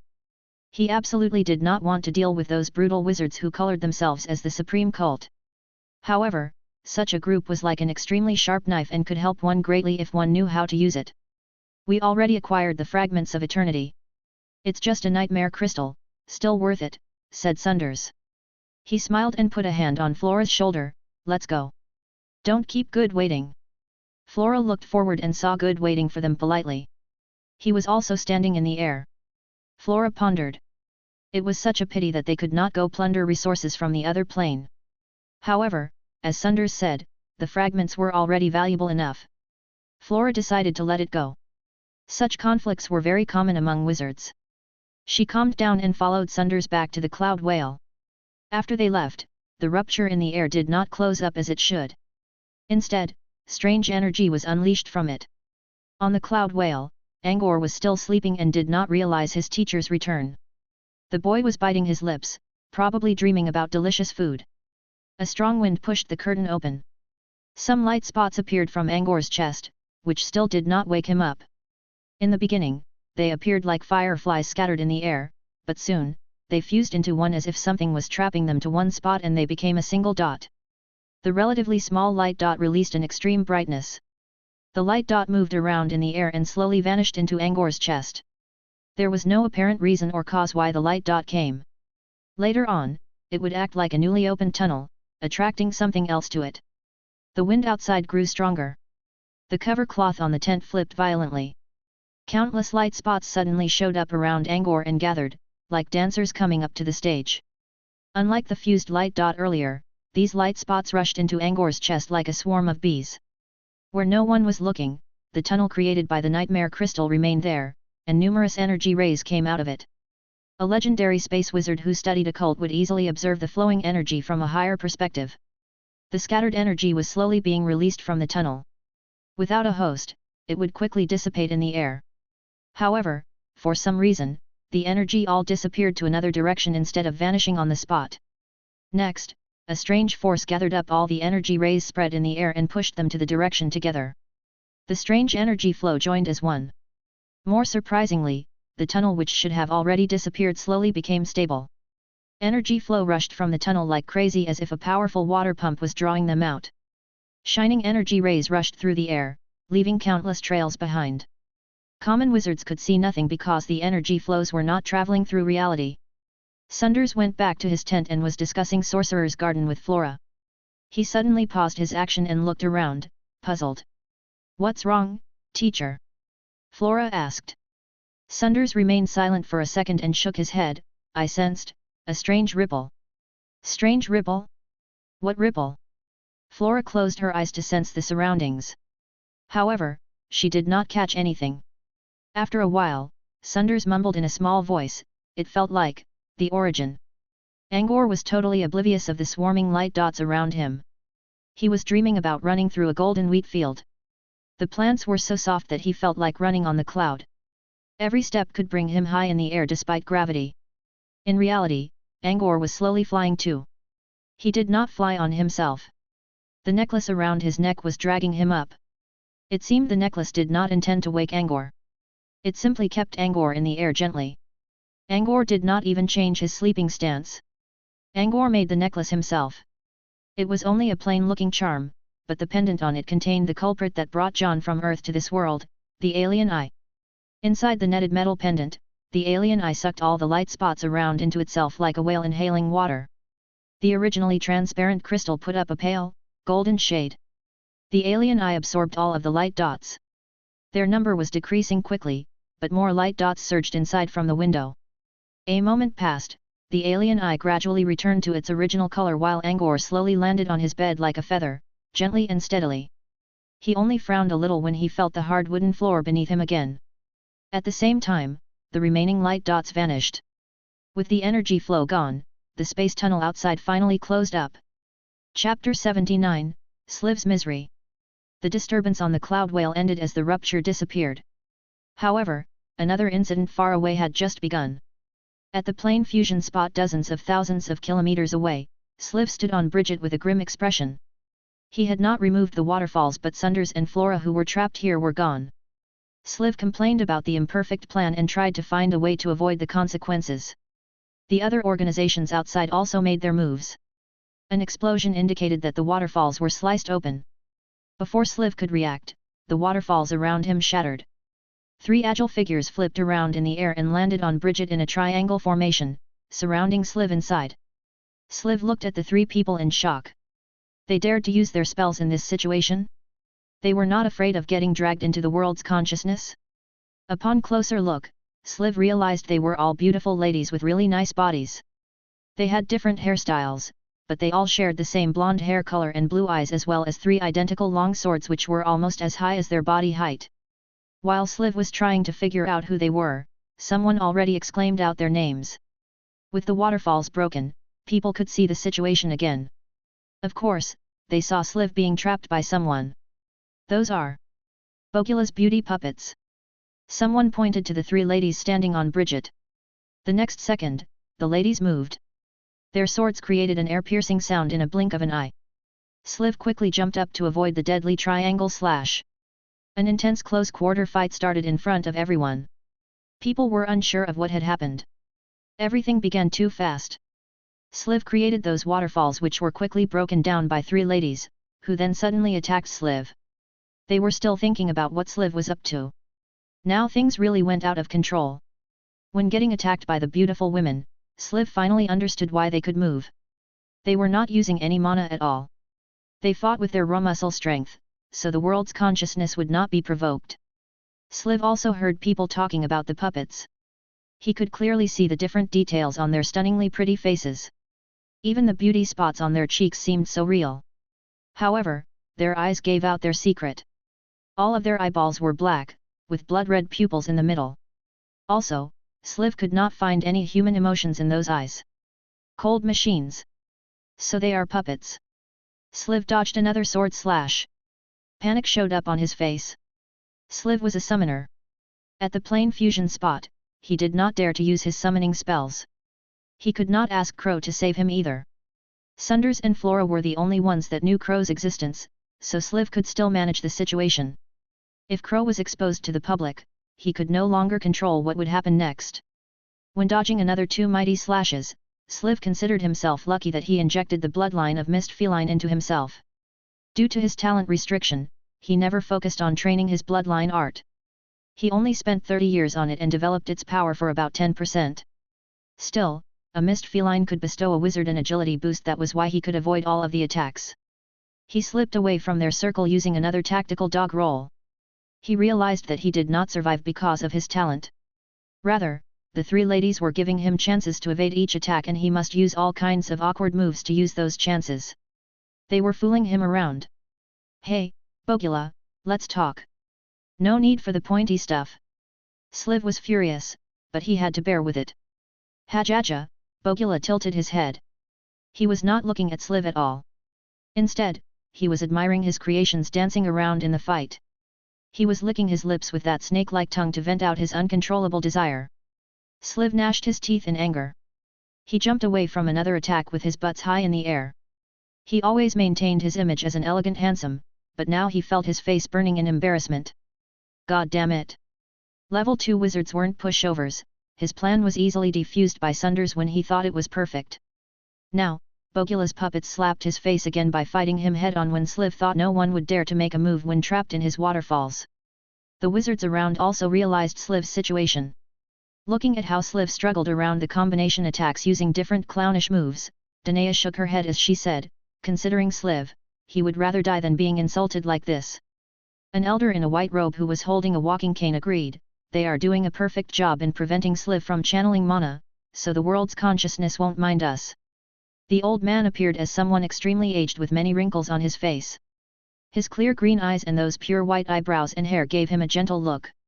Danae looked at the old man in shock. Master Gandalf. You came as well. Master Gandalf. Danae did not hide her voice, so many people also noticed the old man. They all regarded the well-respected elder with their own politeness.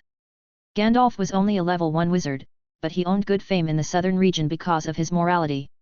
He majored in alchemy, and earned himself the title of the Light Walker. He had a gentle and generous nature. People only needed to bring their own materials, and he would help them brew potions of superior quality.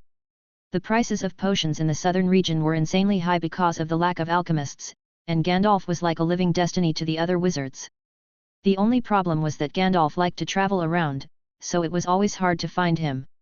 Due to his generous personality, even some non-academism black wizards were willing to address him as master. When Danae was trying to break through into level 2, she asked Gandalf for potions to help her. As an academism wizard herself, Danae was fully willing to express her friendliness to this old gentleman. Gandalf nodded towards Lady Danae with a smile. He then greeted everyone around as he said, I came to see if I can find a plane with magical plant resources. Looks like I'm in luck. His answer was expected. Plane expeditions could yield a large number of resources, but to academism wizards, expeditions into an unknown plane were dangerous, so they usually chose to station themselves after the plane had been explored. On the other hand, this also meant that most resources were already taken. A plane fusion, however, was something else. The dominating plane would cleanse the other plane of most high-level life forms. Once the two-way tunnel became stable, wizards could plunder resources without worrying about being attacked. Besides, the planes were usually big, and they could scatter around everywhere without fighting over their loot. Gandalf preferred not to become the center of attention, so he diverted the topic. He said, Mr. Stokes' puppets are always blonde ladies with blue eyes. I see your taste never changed. He had addressed Bogula by his family name, Stoke. Yup, Bogula's love was always loyal, joked someone. That same person continued, although I prefer the look of Miss Flora. Too bad her hair was pinkish brown. Hey wait, where is Miss Flora? His words reminded everyone. Flora, as well as one of the 3 level 2 wizards on the scene, Phantom Master Sunders, were no longer here. Lady Danae was the only one who did not question the matter, for she knew that Flora deployed a spell array with teleportation effect. However, she was wondering why Sunders suddenly left. Sliv assaulted him maybe? That could not be. Was Sliv even strong enough to force Sunders away at all? Chapter 80, A Worse Consequence. In the center of the crowd, Bogula's 3 beauties were still lecturing Sliv, while the other people watched the play happily. Song of the Deep tried to intervene, but the onlookers stopped them. They were still frustrated at Sliv for trapping them in his waterfalls. They would not let Sliv go so easily. Considering the man's self-ego, they expected Sliv to hide from public eyes for several years after this incident. The path of infinity is almost complete, Danae suddenly spoke out loud. Everyone checked. The vortex inside the fusion spot was now almost as big as the blackness area. Like Danae said, the path would become stable very soon, and the time of plunder they were expecting drew near. They prepared. Even Bogula called his 3 beauty puppets back. Sliv could finally relax. He was blushing all over his face and only wished to leave right away. However, when he thought about the rich resources, he swallowed his embarrassment down his throat. He would regret his decision soon. As the vortex overlapped with the black area, people felt the surging origin energy unleashed by the world's consciousness and power that surpassed all pressing against their minds. Even watching from afar made them felt defeated. They thirsted for the power of origin, but their lives were too futile. It was impossible for them to reach for it now. The vortex kept spinning. After waiting for some time, someone questioned, Am I the only one that thinks the vortex stopped growing? No one replied. After another moment, another person spoke, That's not all. Do you think it's becoming smaller instead? It was like dropping water into boiling oil, arousing intense discussions among people. He's right. The white vortex is shrinking. It's spinning slower, and in reverse direction too. Lady Danae, do you know what happened? As an experienced scholar, she became the obvious target for people's questions. Lady Danae already noticed the situation. She went through her mind and found no knowledge related to what she saw. She shook her head, which brought up some disappointed looks among the wizards. Their profit was in danger. Let's wait. Maybe it's temporary, said Danae. They kept waiting while holding on to a small trace of hope. However, as time went by, the vortex's shrinking speed only became faster. Lady Danae looked at Gandalf beside her. Danae read a lot while Gandalf traveled a lot. Maybe the old gentleman's experience could get them an answer. To her disappointment, Gandalf was frowning. He looked as puzzled as herself. Someone suddenly screamed, "Bogula! What the hell are you doing?" They looked towards the scene. Bogula's beauty puppet dashed to Sliv like a lightning bolt and held the man up in the air by his throat. Sliv kicked the air and struggled to no avail. The beauty puppet was using a completely different strength level compared to the performance before. Hajaja! I think you should explain what you just did in your waterfall. Bogula stared at Sliv with different-sized, bulging eyes. Sliv's panicked reflection appeared in those pupils. Of course, Sliv would not give in so easily. His face went red.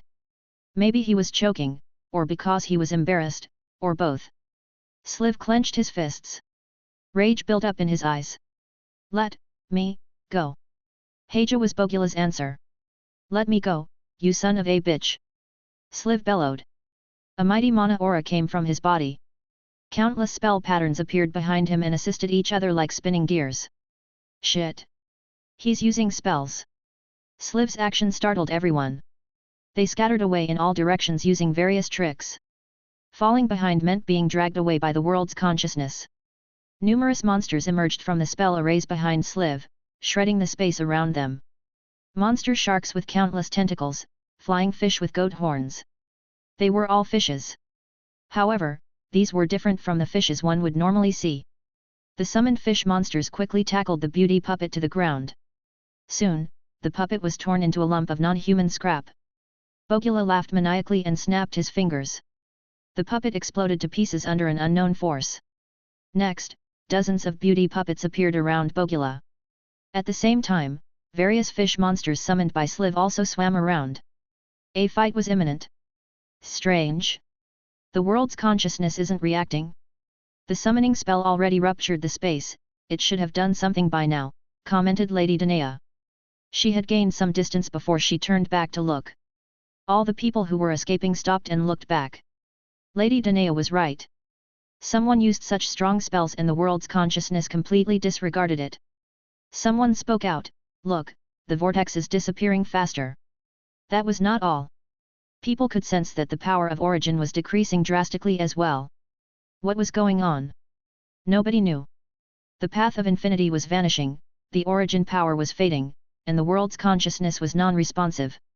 Nothing made sense. Lady Danae suddenly felt the origin moving somewhere else. She closed her eyes in puzzlement and released her own spell ripples. Soon, she reopened eyes and dashed to Sliv, ignoring the fish monsters nearby. "What have you done in the waterfalls?" she demanded. Her abrupt question surprised Sliv. Why would they keep asking him about the waterfalls? Could Sunders have something to do with this? What do you mean? I didn't do nothing, Sliv refused to spill. Lady Danae was not convinced and she asked, "Oh yeah? Then tell me this, where did Sunders and Flora go?" "How should I know?" "You don't know? Then why did Sunders disappear? Don't you see the origin energy is flowing to Flora's spell?" That surprised Sliv again. People began to sense the origin energy. Yes, all energy was rushing to one spot. If observed using wizardry sight, people would see a strange gap in the space at an inconspicuous spot drawing origin energy like crazy. With the situation revealed and everyone was demanding an answer, Sliv finally spoke the truth. Part of it. He omitted everything about Crow. He only said he was using a special trick to force Sunders into handing over the fragments of eternity. He failed, and Sunders left by teleportation. There were many problems with his explanation, with the biggest one being Sliv's strength. Sliv was someone way weaker than Sunders, so how did he actually force Sunders to escape? They did not buy it. However, Sliv insisted. No matter what really happened, people were more interested in the fact that Sunders opened a strange rupture and escaped through it. The rupture caused the origin power to leave, and the ultimate reason why all of these things happened, was Sliv, who plotted to seize the fragments to satisfy his own greed. People gazed at him in anger. Even the wizards from Song of the Deep kept their distance. Sliv did not know if his situation could get worse now. It did. The strange rupture was drawing origin energy quickly. It took a long time, and when the process finished and the rupture disappeared, the plane fusion failed. A plane fusion was a double-edged sword for the wizarding world. The world's consciousness used lots of origin power. Even if the fusion was successful, the power was still lost. The world's consciousness acted like a scale. It absolutely would not allow its own world to suffer any loss. The scale should at least be balanced. This time, the consciousness decided to stop the fusion to maintain balance. Thus, the entrance to the other plane was cast away into the void, never to be found again. Chapter 81, Reaching the Land. Angor considered himself lucky that he finished recording the books a day before Sunder's return. Other than that, nothing special happened. Angor was still tensed upon seeing Sunders, fearing that his teacher might have some ways to monitor his actions in the book room. His worry was soon proved to be unnecessary. Sunders was not interested in which books he read. The man only told him one thing: once we get back to Brute Cavern, keep in mind that you won't receive anything easily. Angor was unsure about what he meant. Later, Flora explained to him in private, I was pulling your legs the other day. The books you read that are intended for apprentices aren't valuable to wizards in the least. But still, you need to obey the equivalent exchange rule. The teacher was telling you that if you want to find books to read in Brute Cavern, you must pay with magic crystals. So Flora exaggerated the book's value just to scare him. Flora did not realize that there was no need for Angor to understand the more valuable books at all. He already kept them all. If he really followed the rule of equivalent exchange, Angor would need to pay a lot. This if did not exist now. As for Angor, he knew he just earned himself a lot of profit by recording all the books. From now on, he would never reveal his secret about the hologram tablet so that people would not suspect him. They would reach the land in the afternoon. After saying goodbye to his teacher, Angor returned to his tent to pack up his and Toby's stuff. He did not have much to carry, but Toby's daily necessities took up a lot of space. Angor tried very hard to compact them, but he still had to carry a giant pack. It was a good thing that Sunders knew that Toby was Gria's pet. Even though Angor was the one taking care of it, Toby was still a guest of Brute Cavern as well. As such, they should be helping with the bird's luggage.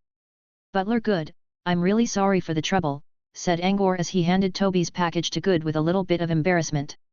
Don't be, Mr. Pad, said Good as he took the luggage away. Angor carried his own stuff. For one, Good did not offer to help him with it. Secondly, Angor did not want to leave some of his valuable objects in the hands of someone else. When the cloud whale completely left the thunderclouds, and the sunlight shone upon the entire ranch field again, Angor knew they had finally reached Fey Continent. When getting ashore, Angor did not follow Sunders. Instead, he was arranged to join the other winners of the death matches and traveled to the continent on a demon falcon. A dozen giant demon falcons took off, let out several cries, and dashed towards the endless land at the end of the horizon. Angor looked back at the cloud whale. The creature was silently watching them leave with those giant, gentle eyes. Angor waved at the whale to bid farewell. The cloud whale seemed to have noticed Angor's posture. It squinted its eyes a little as if smiling. Behind the whale were the dissipating thunderclouds and the boundless sea. Far away in that direction was a beautiful land that gave birth to Angor. Whatever happened in the future, Angor knew that his home would always be there. Homesick already? An indolent voice reached Angor's ears through the wind. Angor looked back. He did not notice that Nausicaa had already moved closer to him while holding the reins to control the demon falcon in her hands. A little. I'm away for a while now. I wonder how my family is doing, Angor replied, absent-minded. He did not want to talk about it too much, so he chose to change the topic by asking, you can manipulate demon falcons. Hey! So, this giant bird is called a demon falcon. Nausicaa stroked her hair, which was blown apart by the wind. Even such a simple action looked exceptionally sexy on her. She continued, I'm not manipulating. The rein is used to tell it where to go, like riding a war horse. Angor rode horses before. However, Leon was always worrying about his safety, so Leon only chose Merson long-haired dwarves for him to ride. These horses were no taller than a meter and did not need to be controlled by veins. They did not even gallop when someone's riding them. They would only stroll slowly. Angor did not enjoy such boring rides, but as an extreme brother lover, Leon always refused to let Angor ride bigger horses so that Angor would never be injured. Angor never rode on any ordinary horses, let alone war horses. Angor watched Nausicaa tilting the demon falcon skillfully and felt a bit jealous. He could not help but ask her for instructions. Nausicaa did not hide anything either. She helped Angor to learn some basic maneuvers by hand, and soon, Angor was enjoying himself in it. After a while, Nausicaa watched Angor steering the demon falcon around in joy and shook her head. "Sigh. Kid," muttered Nausicaa. After Angor had his fun, they resumed their normal route. Nausicaa looked back at the thunderclouds in the distance and muttered, "Those thunderclouds almost reached the edge of Fey continent." They weren't kidding about the extreme weathers on Devil's Water. Nausicaa seemed to be surprised by the weather. However, for some reason, Angor sensed the excitement in her words. Why was she excited at the extreme weather though? Angor knew they were not really close friends, so he did not ask her. Looking at Fey continent from the sky, they could only see an endless forest and occasional mountains in the distance. So this is Fey continent. After journeying for 9 months, Angor finally found himself coming to the land of wizards. The demon falcon landed on the eastern coast of the Twilight Harbor. There was still some way towards Twilight Town. The other winners from the death matches reached the ground one after another. Angor usually observed these people when they were still in their tents. Now they were up close, Angor could feel the usual auras from them. Most of them looked tall and strong, and each person had some unique characteristics. For example, the first one Angor saw when he left the demon falcon was a young man wearing a black and white velvet hat crouching on the beach and fiddling around a crab. A night sword that was wrapped in cloth was placed behind him. Under a coconut tree nearby, a bulky man with a handlebar mustache was leaning against the tree and enjoying the mottled sunlight shining through the pinnate leaves. Chapter 82, Conflict. On a giant rock on the coast that was obviously washed by the sea for many years, a boy wearing an old black and white coat and a checkered hat was reading a thick book bundled in a hard leather cover. He was rubbing his panda eyes and yawning. Apart from these three, another man standing close to Angor also drew his attention. It was a bald young man with dark brown, almost blackish skin. He did not wear anything over his slim upper body, and though skin gave out a glimmer like a palm oil under the sun. His appearance would surely attract many ladies, a handsome face which hid an unbounded wildness and supreme might behind it. Angor paid attention to these 4 people because besides Nausicaa, they were the only ones who were not directing hostile attitude to him. Maybe it was because they were not interested in Angor at all. There were exceptions though. The boy sitting on the sea rock seemed curious about Angor. He threw secret glances at Angor many times. When Angor noticed him, the boy returned a smile instead of looking away. It was an innocent and kind smile, albeit a little reserved. Angor was curious as well. The boy looked like an ordinary naive boy to him. How did he survive from the death match? Was that innocent look for deceiving others? All the other death match winners more or less showed aggression to him. Even Nausicaa's subordinate Ebony kept looking down at him with unfriendliness even after being scolded by his commander. "Hey you, shorty. What's your problem, walking in front of my tent every day? I can fucking kill you for that, you know." A man with punk hair and a beast-skin loincloth walked to him on his bare feet. He was carrying a bloodthirsty look as he asked, "I always wanted to ask this. What's your fucking business with that wizard in the big tent?" Angor looked at the man almost twice as tall as him and frowned. He smelled a strong sweat stink as well as a faint smell of blood. "My business with them is none of your business," replied Angor. He was never someone to fear random punks. His instinct was telling him to detest the taller man's aura. Angor smelled blood from the young man with blackish-brown skin too. It was even stronger. Strangely though, while the young man gave him a more friendly feeling, the tall guy in front of him only disgusted him. "Ha, nice one. Do you know what happened to the last bastard who dared to talk shit to me like this?" The loincloth man stared his eyes wide. He sneered, "I killed him. And several more. He. You know, every fucking time you walked in front of me, I want to tear your limbs down, put a stick through your ass and your mouth and hang you on a flagpole, just like what I did to the others." He moved. He grabbed Angor's collar and lifted Angor off the ground. The sharp stinky breath mixed with the smell of sweat and rotten flesh invaded Angor's nostrils. The boy sitting on the sea rock showed a trace of worry while all the other ones watched the play in a relaxed manner.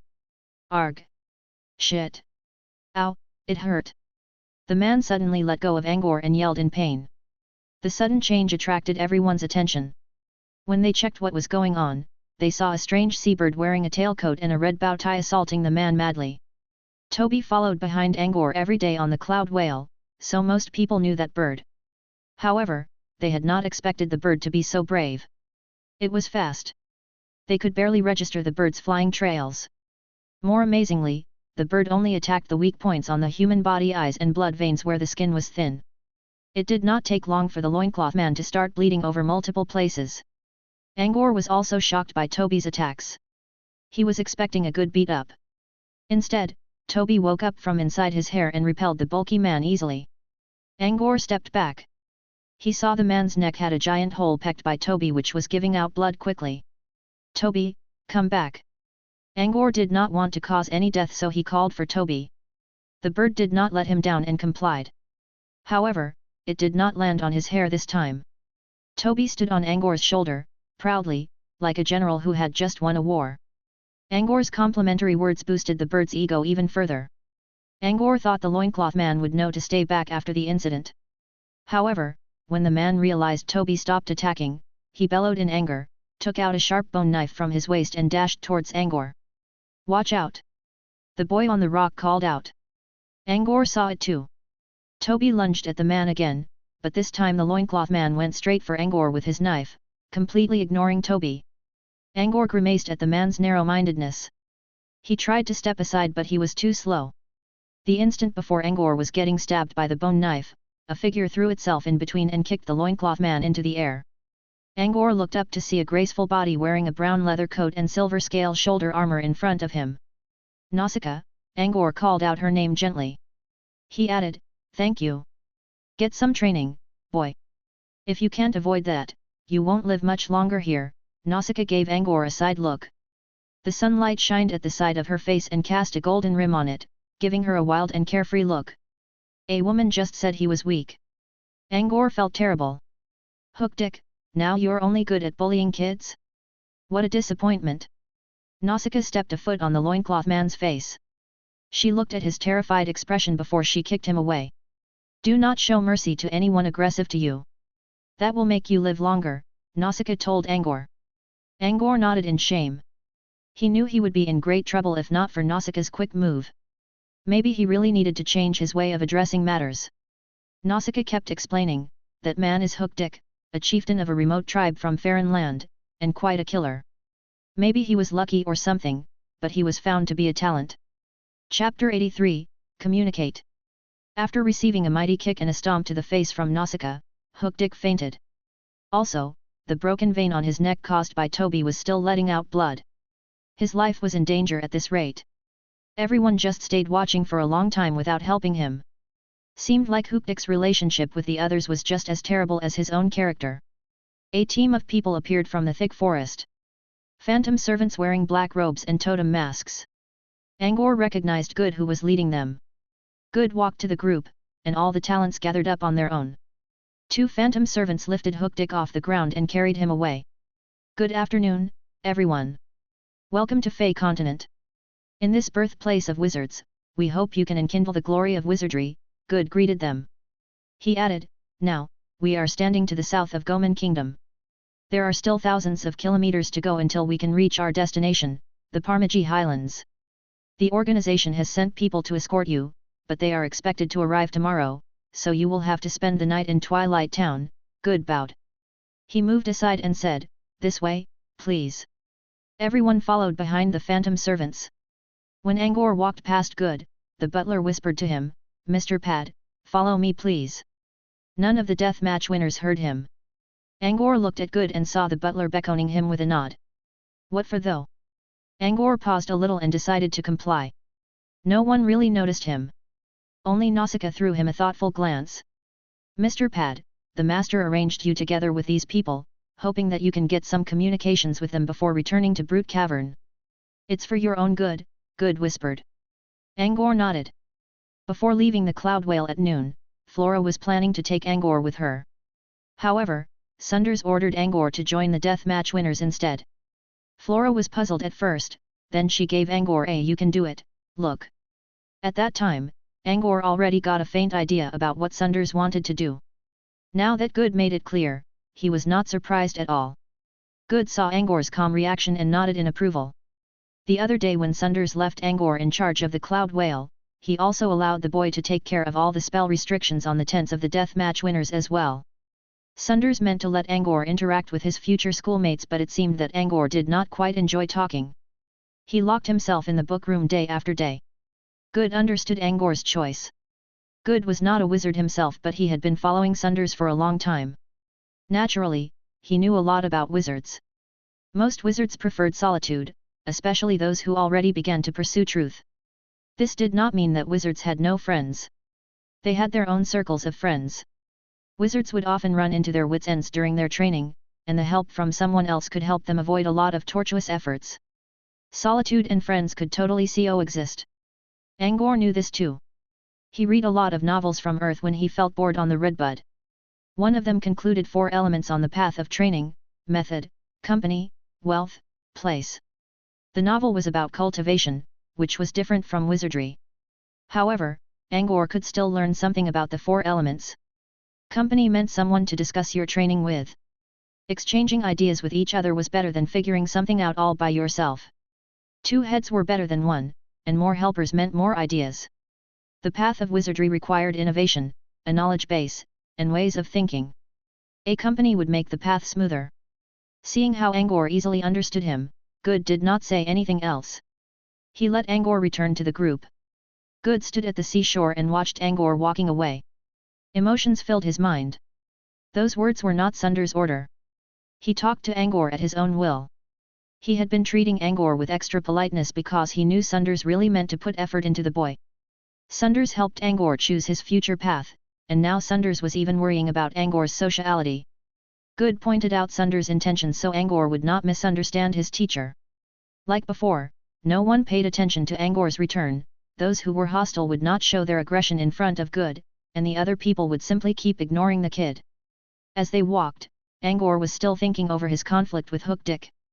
He did not wish to be addressed as a weakling again or fall into another helpless situation. However, he was too weak, and this was an undeniable fact. After leaving the beach area, it did not take long for them to reach civilization. There was a road along the forest, and an intersection where a great river joined the sea. Several fishing boats were parked along the shore. When watched from afar, there seemed to be people working on the boats. The group followed behind the phantom servants and walked upstream. Every now and then, a flagpole could be seen placed along the river, probably to indicate the water levels. They kept walking and saw houses on the side of the mountain. Occasional passers-by entered their view too. The salty smell of the sea was gradually replaced by civilization. Strangely, the phantom servants dressed in a really weird way by covering themselves under those black robes in such hot weather. The other people were not exactly wearing ordinary clothes either. Angor believed an onlooker would certainly notice them. However, none of the passengers paid them any attention. Even if someone would look in their direction, their focus did not lie on the group. After a little bit more of walking, they could see Twilight Town. The town was built along one side of the mountain. All houses were constructed with white bricks, with their backs facing the sea. The gardens in front of the houses were full of colorful flowers under the sunlight. Apart from the wide main road, all the other roads and paths were exquisitely maintained using fine prismatic stones. White sand, white tiles, white fences. The whole town was covered in a warm, white color and a foreign aura. Ah, the whiteness hurts my eyes. Some bloody paint would make the place look better, someone sneered. Angor recognized that voice and checked. Yup, it was Hookdick. His neck was bandaged. Looked like the phantom servants took him away to treat him. People felt disgusted at those words, but no one joined him. Brute, someone humphed. Hookdick did not mind being called a brute, but the young man with dark brown skin gazed at the speaker in anger. What? I wasn't talking about you and you assumed it by yourself. The speaker muttered. He was obviously afraid of the dark-skinned young man. Hookdick looked at Angor and quickly revealed rage. However, he could not do anything with the phantom servants around. He let out wicked laughter, made a neck-slit gesture, and turned away. Angor sighed. He could not avoid Hookdick's grudge now. Angor was not afraid of these matters. He knew he would attract foul attention by coming here without going through the death matches. Still, he did not expect it to come so soon. Chapter 84, A Young Man from Versailles. The phantom servants made many turns and did not lead them into the twilight town. Instead, they walked away from it. Their final stop was under a small hill lump at the edge of the town. There was nothing here, only weeds and stones. The phantom servants split up and made a circle around them. As people tried to figure out what they were doing, Good stepped out. They have invisibility runes on them. Common folks won't see you if you stay inside the circle, Good explained. He continued, even here on Fey continent, wizards are legendary beings to commoners. We shouldn't bother them unless it's necessary. Now Angor understood why such an eyesore walked in broad daylight without alerting anyone. So they were hidden behind the invisibility spell. Angor knew why they should stay away from the folks. Wizards were once common people too, so they knew how hard lives could be. There was no need to add to that hardship. Good walked to the hill lump and threw an object into the air. When the object, which looked like a token, dropped back down, people saw the atmosphere blurred, and a cave opened up in the middle of the hill. There were stairs behind the entrance, leading to somewhere unknown. The cave was not dark. There was wavering light coming from the candles in it. This is a temporary shelter of Brute Cavern. You stay here for the night, and leave tomorrow, said Good as he made a this-way motion towards the cave. People walked down the stairs, while Angor stayed at the end of the line. Once he came in, Good and the other phantom servants followed behind. Mr. Pad, I have placed Sir Toby's luggage in your room. A phantom servant will come and take them before we leave tomorrow. Good walked to Angor and whispered to him. Angor nodded. Maybe the fight earlier was too tiring, as Toby had curled itself inside Angor's hair to sleep. There were paths leading everywhere underground, and the walls were occupied by various doors. The deeper they went, the wider were the space, and the more rooms they could see. Their rooms were not far from the surface and were mostly beside each other. Each big room was intended for 2 people, consisting of a small living room and 2 separate bedrooms on the sides. Angor went into his room and arranged his belongings. He heard faint noises coming from outside. When he opened the door, he saw a boy cleaning the long desk in the living room with a wet towel. The boy wiped the desk over and over with so much concentration that he did not see Angor opening the door. The boy's old coat and black pants indicated that he was the boy sitting on the rock near the sea. Angor remembered the boy warning him about Hookdick's ambush. It did not really help, but at least the boy meant good. That meant apart from Nausicaa, the boy showed the best attitude towards Angor among all the death match winners. He needed to get some friends, and the boy seemed to be a good choice. Still, Angor was hesitating. Was the boy really as kind as he looked? Angor observed him quietly. The boy was still cleaning the desk over and over again. Maybe he was obsessive? Still, that could not determine his nature. The boy finally stopped after Angor already lost count of how many times the desk was washed. Next, Angor was surprised to see the boy sitting down right away. That bench was still covered in a thick layer of dust. An obsessive cleaner would never do that. So why did he clean the desk so carefully? Angor had an answer soon. From a pouch which almost lost its color after being washed so much, the boy took out a thick book with hard leather cover. He placed the book onto the clean desk, rubbed his hands solemnly, made sure his hands were absolutely dust-free, and carefully opened the book to read. So he was only taking care of his book, thought Angor. As a book lover himself, Angor appreciated the boy even more. Now, Angor decided not to bother the boy with his reading. He planned to return to his room and read the books John saved in the tablet. As he turned around, someone knocked on the door of the living room. The boy reading in the living room also heard it and he looked around in puzzlement.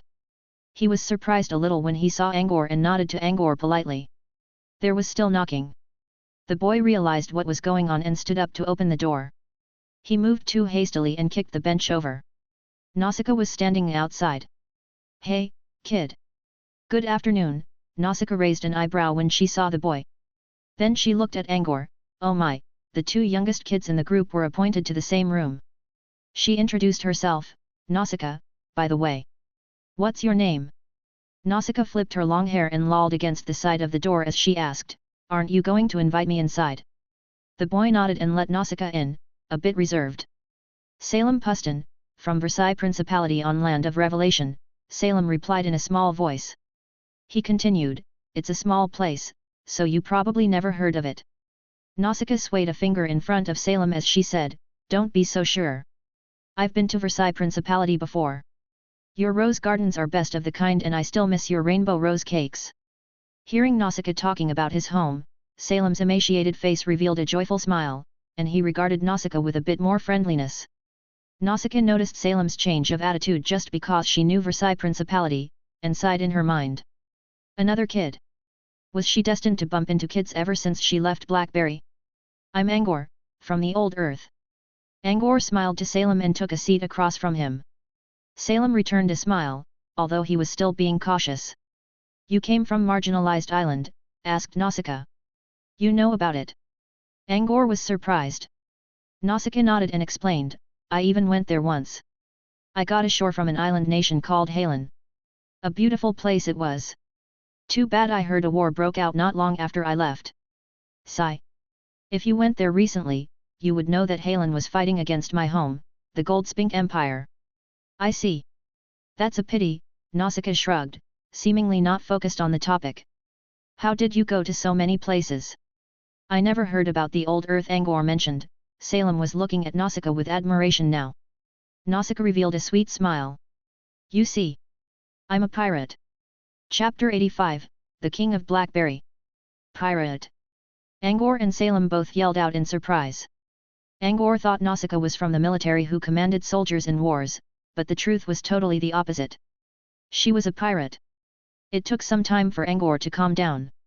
As he thought about it, Angor began to believe that this profession amazingly suited Nausicaa's character. She had followers, and she was strong. She could both lead wars and take it easy with pipe and wine. If he did not think about whether piracy was good or bad, Angor quite admired Nausicaa's legendary life. Maybe an experienced traveling bard could even create a beautiful story out of this. When Angor was still indulged in his imaginations, he heard Salem's angered voice, I can't believe it. So you're a pirate? Angor looked at Salem and noticed his expression had changed from admiration to disgust. There might be some stories behind it, but the boy has some good moral senses, Angor pondered. It seemed Salem was a worthy friend. Personally, Angor did not mind pirates. Rumors could be wrong.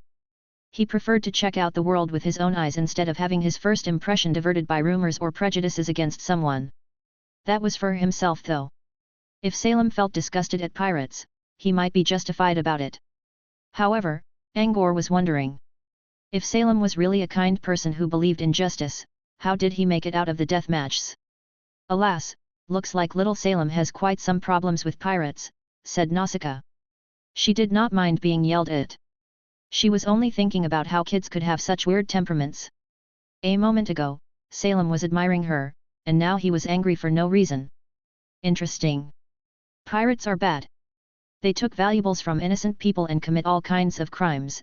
Salem left those words and went away to mind his own book. Oh dear, what a righteous kid you are, Nausicaa joked. Salem was not looking at Nausicaa, but he still retorted in a small voice, I'm not a kid. I'm 13 already. Nausicaa raised an eyebrow, I thought Angor is the only one among you people who believed these common rules. Now here's another little hero of justice. Hey, I remember. Aren't you the winner from Chamber 3? Salem blushed for some reason. It seemed he did not want to talk about this. However, his belief told him that he should answer the question just to be polite. He hesitated for a long time before stuttering out, it's not your business. Nausicaa was speechless at first, then she laughed out. This is really interesting. You're even more interesting than him. Of course, by him, she meant Angor. Versailles Principality has so many interesting people. You're as funny as Sharon Tori. Sharon Tor, how could you address Her Highness like that? Salem gazed at Nausicaa in anger. I didn't mean to. But your queen asked me to call her by that name the last time we enjoyed rose tea together. Nausicaa shrugged. Her beautiful, glimmering eyes indicated that she was recalling something. You had tea with the queen? But how? Nausicaa, Nausicaa. Oh, I remember now, Salem widened his eyes. He gasped, you are the king of Blackberry, Lord Aspel. Nausicaa nodded in acknowledgement as she said, yes. Nausicaa Aspel is my full name, all right. You're truly Lord Aspel. The legendary Blackberry king who cleansed the entire Blackberry waters of evil. Salem stood up in excitement. Hearing those long introductions, Nausicaa shivered a little as if she got goosebumps even though she did not actually have them. I think. Amazing. Lord Aspel, I'm your loyal admirer. I never thought I can meet you here. Oh, I'm so lucky. The hatred was completely gone. Salem only showed great joy in his eyes. He was almost going to kneel down in front of Nausicaa. You shined justice upon the entire Blackberry waters. You saved countless suffering souls. You're a hero. Salem was flattering her.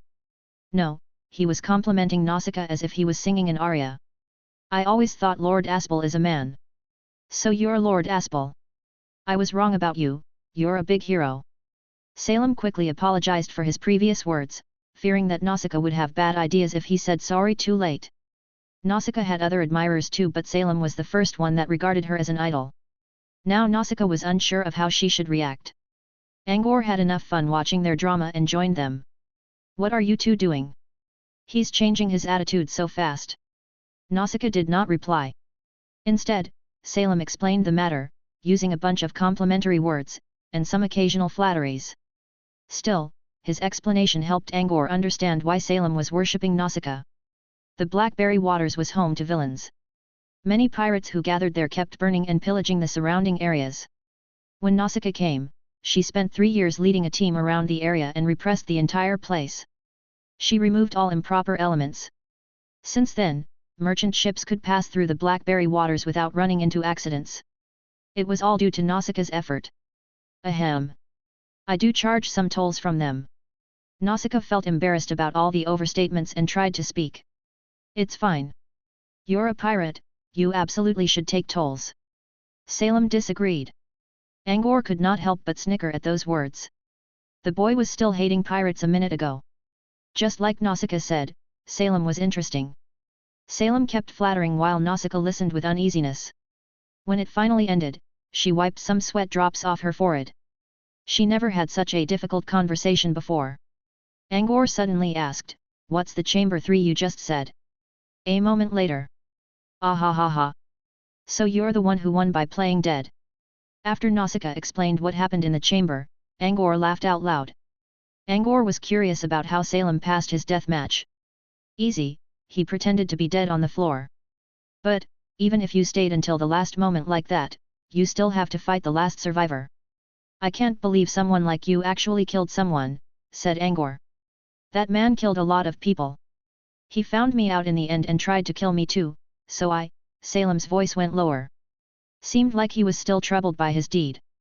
That moment kept coming back to me. I never slept these days. Only reading books helps me forget that sight, even for a moment. Angor thought that it was funny that Salem had such a pale face with those dark eye circles as if he put up a smoky makeup. Now he sympathized Salem. Angor never killed people before. He did not know whether he would get a terrible mood if he actually did it, but he could understand Salem's sadness. Angor patted Salem's shoulder to comfort the boy. Nausicaa preferred to get rid of the atmosphere too, so she turned to Angor and changed the topic by asking, "Now that you heard about both of us, how about telling us something about yourself?" Nausicaa looked at Angor straight into the eyes. Salem also calmed down and showed curiosity. They were itchy to know about Angor. Why didn't he join the death matches? Why was the phantom servant being so polite to him? Even the wizard on the cloud whale acted friendly.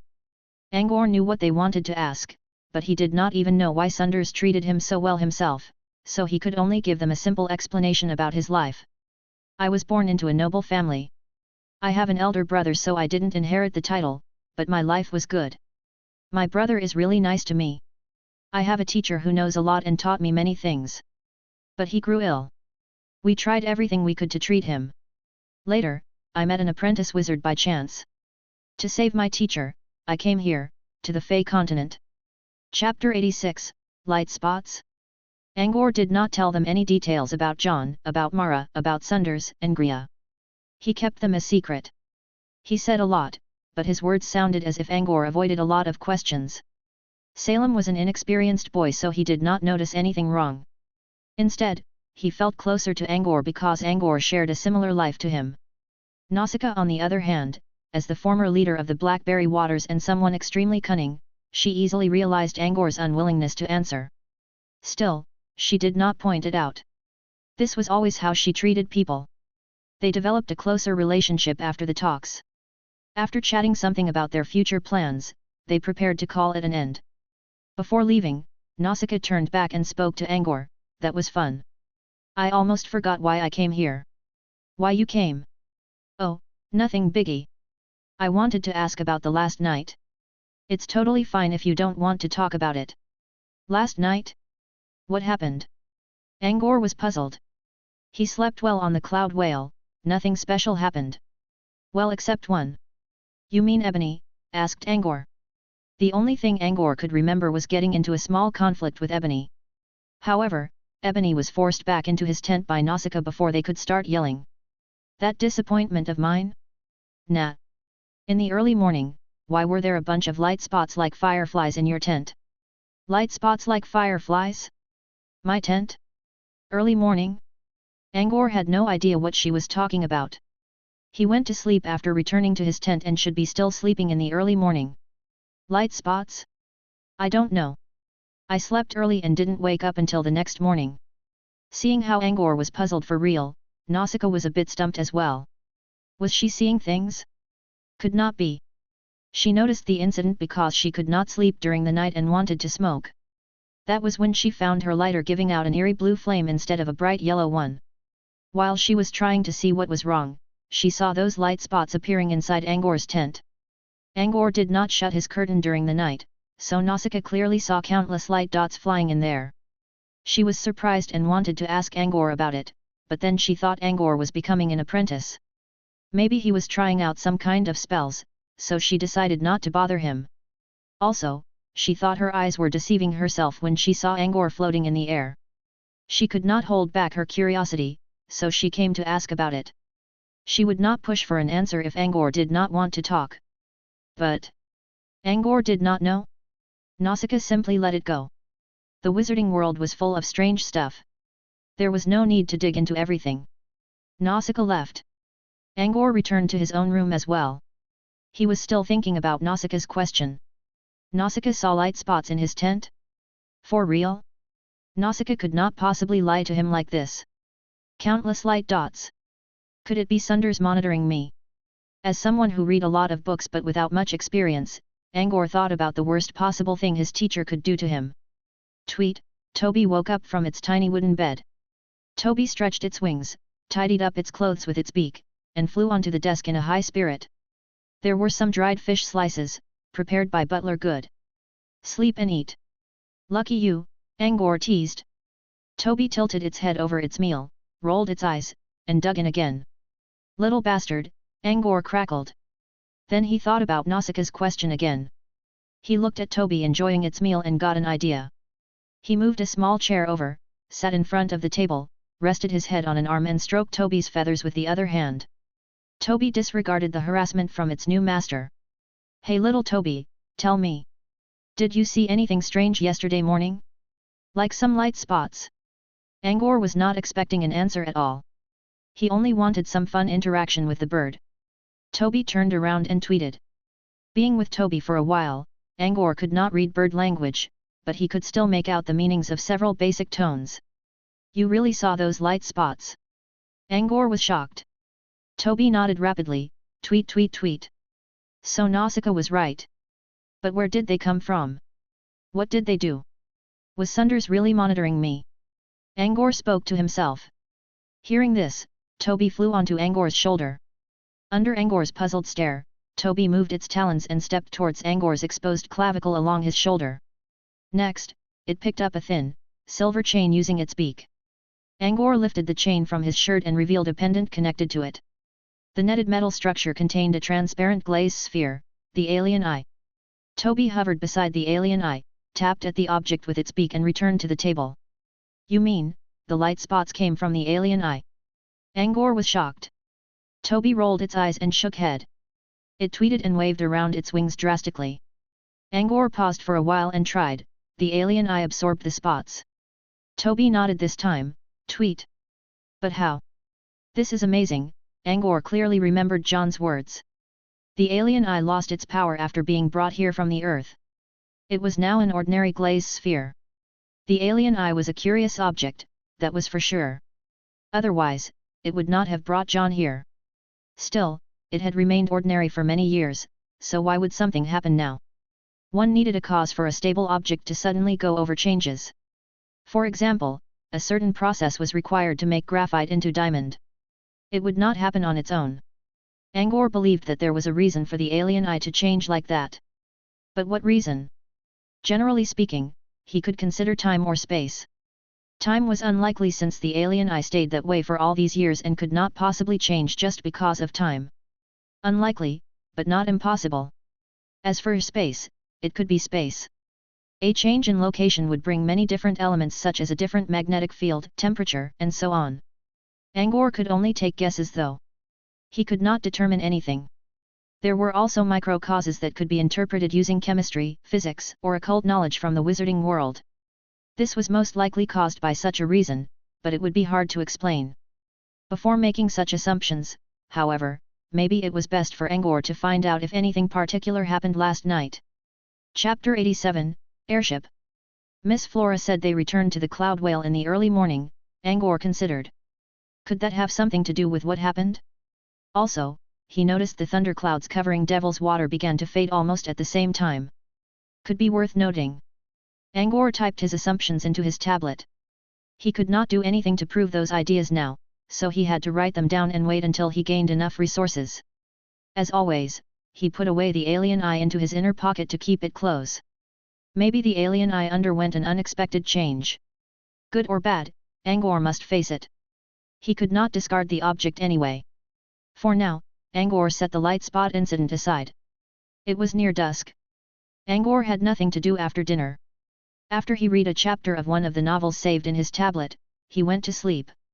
As the sky grew bright in the next day, a giant steam airship approached from the distance and stopped near the hill. There were spell runes shining on the ship, which looked identical to those on the robes of the phantom servants. Invisibility spells. The door of the airship opened up and revealed a small-sized old man with grey hair. Next, two figures appeared near him. Sunders and Flora. Alas! Only 10 talents this time? The Wallace faction is going to hubbub about it again, said the old man. He closed his eyes and sensed for a second, which was enough for him to see everything inside the cave. I won't mind that. Those people should have known that we are going to recruit only a few with our approach. They are going to yell at us just for the sake of it, said Flora. She seemed unconcerned. Every wizard organization had to recruit talents. To most wizards, such a task was always difficult to handle.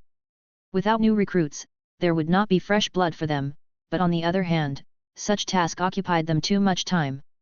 So people usually shirked this task around until an apprentice took it. When Sunders agreed to do it this time, he shocked the hell out of everyone.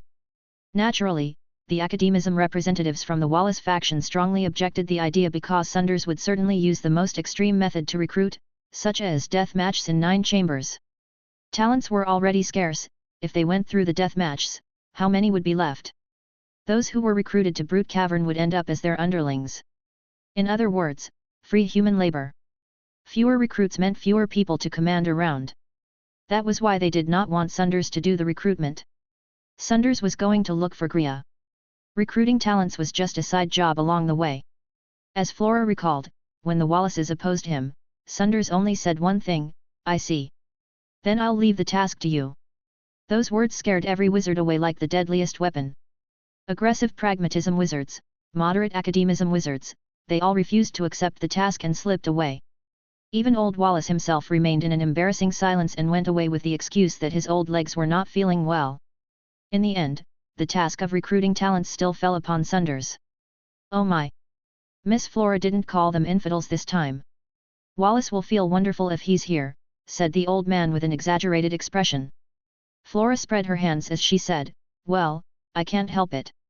My dear teacher found himself a pupil who is totally academism, from head to toe. I need to get rid of saying infidels so we can stay good friends. Oh, I almost forgot. Mr. Ness, you were wrong. We didn't find 10 recruits. Only 8. Flora pointed to Angor's room and said, that's teacher's new student, Angor. He's not considered one of the recruits. Then she pointed to another direction and said, that mixed blood from another world isn't one either. The old Shortiness did not care whether they found 10 or 8 talents. Instead, he gaped at Sunders, who was still wearing his cold and calm expression. Mr. Sunders found a student? An academism. Unbelievable. Am I dreaming? Sunders glanced at Ness. The simple gesture instantly removed Ness' exaggerated attitude and replaced it with fear. Don't waste time now. Let's move, said Sunders. Ness nodded quickly. Ahem. Since the savage has arrived, let's get those talents aboard. Angor followed all the talents onto the savage. Probably because they felt restrained in their tents all these days, the talents gathered on the deck of the airship to enjoy the cold air in the sky, as well as the temporary freedom. Most people witnessed an airship for their first time. They began to discuss how the ship flew in the air. Someone said it used spells, others believed it was alchemy or special magic arrays. The discussion became quite heated. I think none of them is the answer, Salem spoke in a serious tone with his beloved book in his arms. So what's your opinion? Asked Nausicaa, who was leaning against the safety bar on the deck and was smoking her pipe. The cold wind brought her long hair up and created clanking noises on her scale shoulder armor. I'm not sure. I think it could be some connected devices, like those in clocks, answered Salem. What about you, Angor? Nausicaa asked. Angor gave them a non-committal answer. Maybe Salem was right. Angor was thinking to himself. He believed Salem was half right. There must be mechanical elements inside the steam airship. However, to maintain such a stable and fast-flying course, there should be something related to occult art as well. Nausicaa noticed Angor was not being serious, but no one would care. They were only enjoying the sky without any particular purposes while finding random stuff to talk about. Echo. Salem sneezed. He added, the wind's too strong. We'll catch a cold like this. Nausicaa looked at Salem's running nose and shook her head as she said, you also need to get some training. Angor felt chilly as well. When he heard Nausicaa, he felt a bit embarrassed. He took out a handkerchief with his family emblem, a lion heart on it, and handed it to Salem. Use this. It sure is cold, let's head down. Salem nodded. He would rather read his book than feeling the wind. Same for Angor. Compared to the cold wind, the occasional attention from the talents around him made him feel worse regardless of whether they meant good or bad. Not me. I haven't enjoyed the fresh air like this for a long time. Gotta seize the chance, said Nausicaa. Angor and Salem went through the hallways full of mechanical elements. Brute Cavern usually put several people in one room. Since Sunders only recruited 9 people aside from Angor, they could use single rooms, and there were still free ones left. Angor's and Salem's rooms were on different floors. Angor's room was on an upper floor. After saying goodbye to Salem at the stairway, Angor saw a small figure in front of his door. He walked closer and noticed it was a tiny demon falcon. The creature had a golden beak, black feathers, and blood-color eyes. It looked bright and pretty. As Angor tried to figure out why the creature was here, a familiar voice came from it. Angor, that's my alchemy familiar. Follow it to my room. That was Sunders' voice. Angor was wondering what the man wanted. However, he did not dare to neglect Sunders' order. He left Toby in his own room and hurried behind the demon falcon. Chapter 88, The Seed of Nightmare Realm. Sunders' room was a cabin on the top level of the airship. It was the biggest room with the best view on the entire ship. The demon falcon guided Angor here and flew off on its own, leaving Angor alone in front of Sunders' door. Angor pushed the door open and saw Sunders standing in front of a French window, and Flora, who was drinking wine at an antique-looking bar stand. Good morning, Professor. Angor bowed politely. Flora chuckled. How many times have we told you to get rid of the manners?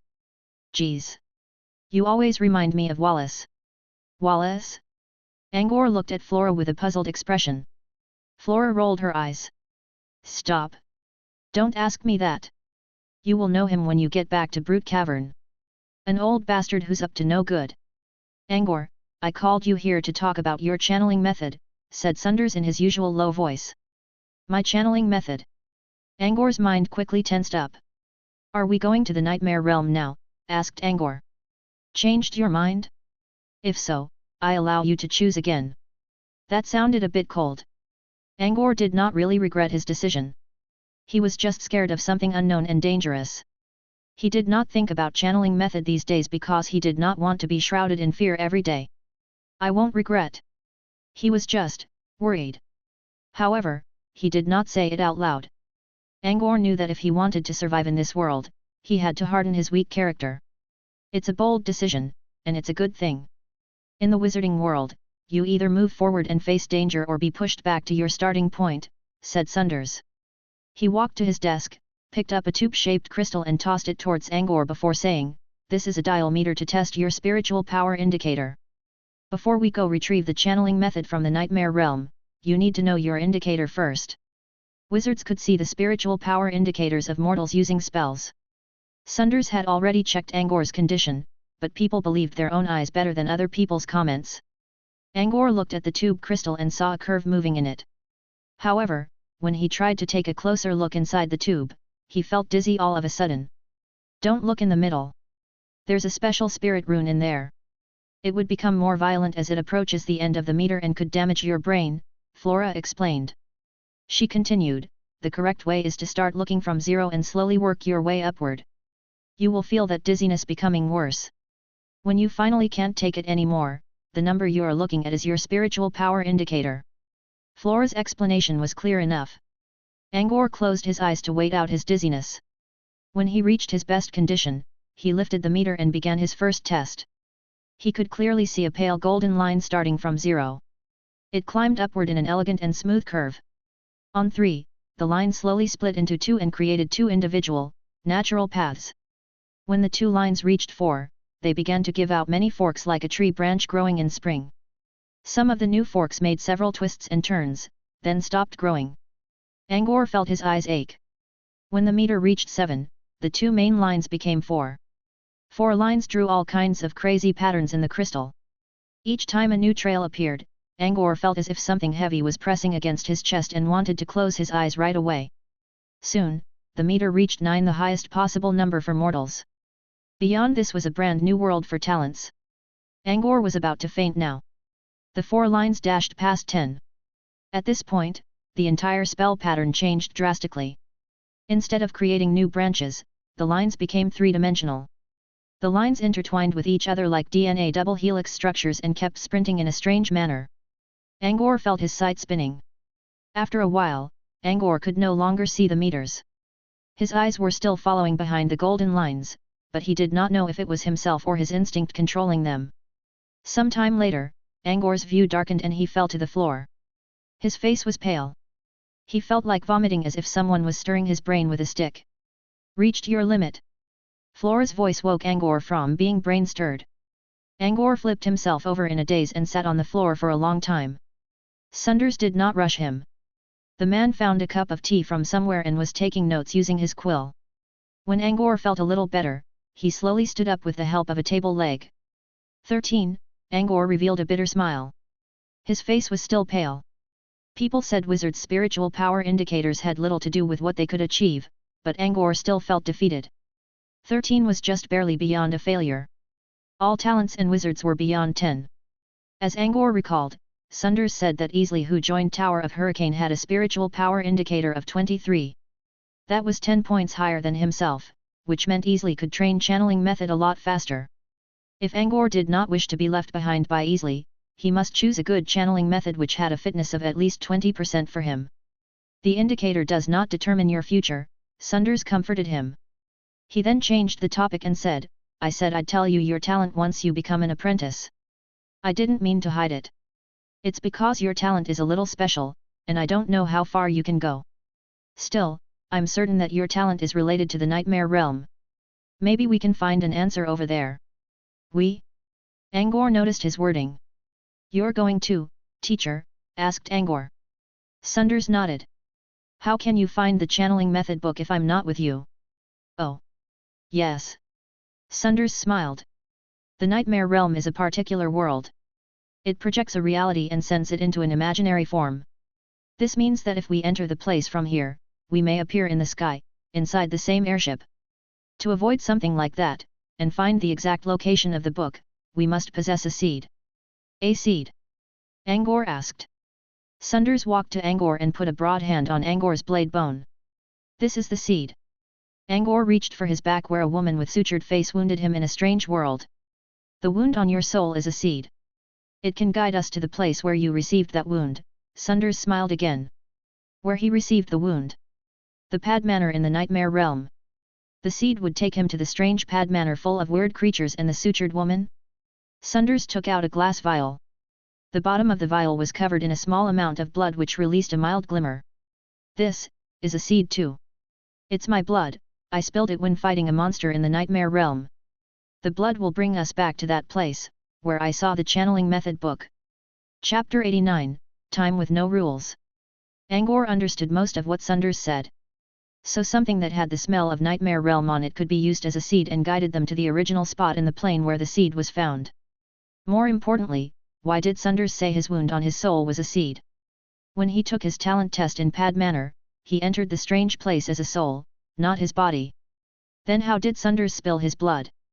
Angor revealed his questions, and Sunders smiled at him as he answered, "It has something to do with your talent as well. Let's leave the question for later. When we get into the nightmare realm, I need to confirm something before telling you that.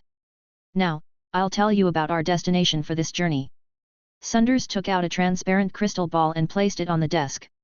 He stroked the surface of the object, and a light shone from it. Sunders signaled Angor to look inside the ball.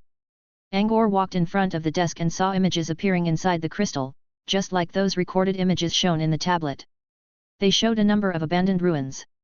All the bricks and stairs of the buildings were covered in thick moss. The place must have been prosperous at a time, but that could hardly be seen now. The image moved around, and more ruins appeared. The numerous structures were like frozen in time. Nature and broken buildings had become one. Beautiful statues lost their limbs, exquisite building blocks lost their colors. The fountain pond had no water in it, only thick moss. Even the pillars in the palace had broken into several pieces. An adventurer who loved ruins would absolutely love this place because it had locked up civilization and the future of mankind in time. When looked closely, Angor could even imagine what the place looked like before crowds danced, tall buildings rose, banquets bustling with people, and then everything crashed down. This is the ruin of a place structured by ancient wizards. It lay at the hinterland plains in Goman Kingdom. Nobody knows who built it or why. Everything in there was looted clean several tens of thousands of years ago when it was discovered. Now people just call it the Garden of Labyrinth, Sunders lamented. He added, "I explored the place before I became a wizard. That's where I entered the nightmare realm for the first time. The entrance appeared in the Garden of Labyrinth by chance, and I stepped in there unintentionally. I didn't see those ruins in the nightmare realm. Instead, there was a vast and beautiful city. There, I ran into a mighty monster. When my life was in danger, I hid inside the sewers in the city." Sunders suddenly changed the topic. "Now, do you know why it is called the Garden of Labyrinth?" Sunders spoke without waiting for an answer, "Because the sewers of the ruins are a giant and magnificent maze. I ran into the sewer to escape from the monster. I may have survived that one monster, but what I saw inside the sewers were even more terrifying. What's worse, I found myself in the middle of the maze and couldn't find the way out. There were all kinds of strange things and monsters in the labyrinth. I avoided them as best as I could, combined with a bit of luck, I stayed alive until the tunnel finally appeared again so I could leave the nightmare realm." He paused for a moment before continuing, "As for the special channeling method book, I saw it inside the sewer maze." The story was simple enough. Sunders omitted many details, but Angor still recognized the great fear and danger hidden behind his words. "We'll go together this time. The seed won't help us arrive at the same spot. We'll be randomly placed, separately. I'll tell you several coordinates. Find and hide in one of them. I'll check the coordinates one by one to find you," said Sunders. His expression became serious as he continued, "After we enter the nightmare realm and before I can come to you, you're on your own, and you'll be vulnerable. Don't ever think of taking on anything head-on. You won't make it. Use your wit to survive, understood?" Angor took a deep breath and encouraged himself in his mind. "I can do this." "Understood?" Sunders asked again. "I get it." Angor gave him a firm answer. Sunders nodded in satisfaction and pointed at the images shown in the crystal ball as he said, "Good. Remember these coordinates. Once you're done, we'll prepare to leave for the nightmare realm." Angor's answer was quick, but his mind was still confused. He could not calm down, and his mind was obviously panicking because he was going for something unknown.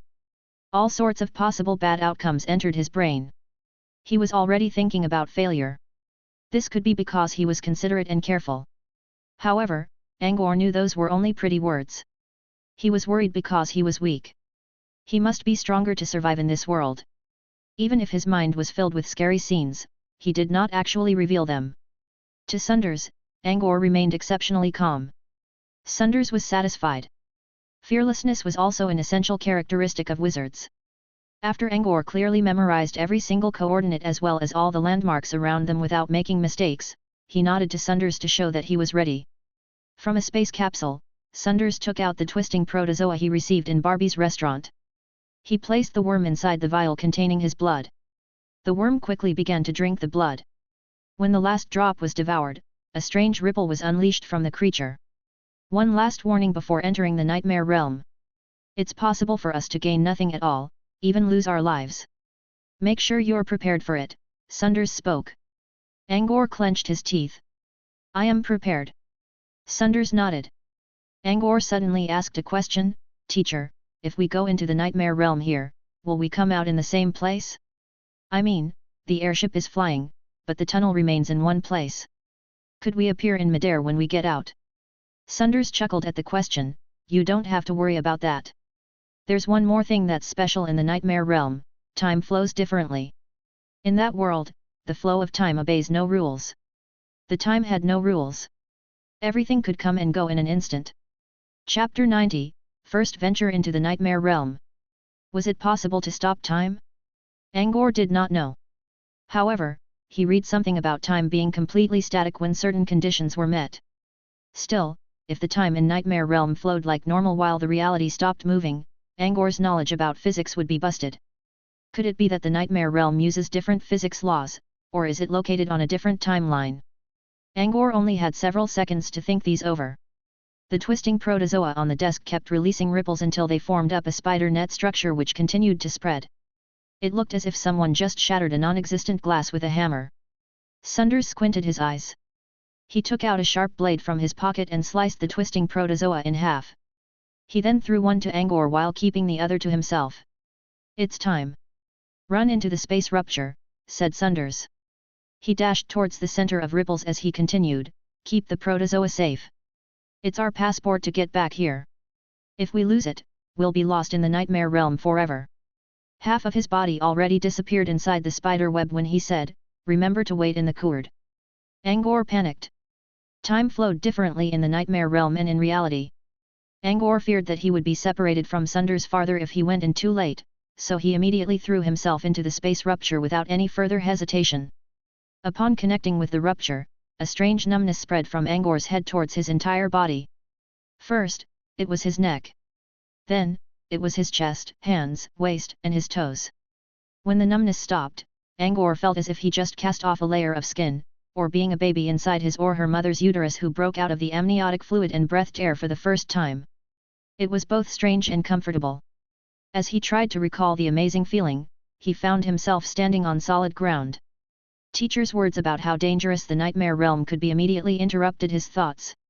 He quickly opened his eyes to inspect the surroundings.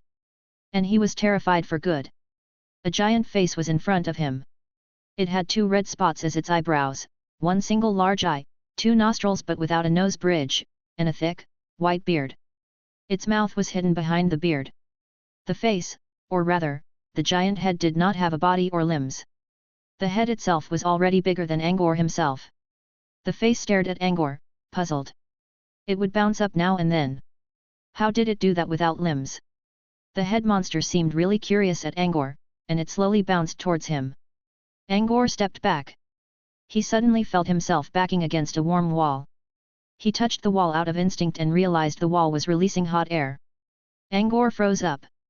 Could it be? He slowly turned around. His fear doubled when he saw another head monster just behind him. Even worse, his hand was still placed on its face. Angor felt like crying with 2 giant heads pinching him in between. Why was he so unfortunate? He was dropped in front of monsters right at the beginning. In the middle of 2. Looking at them moving closer, Angor was unsure of how powerful they were, but he was sure that he had no hope in fighting them.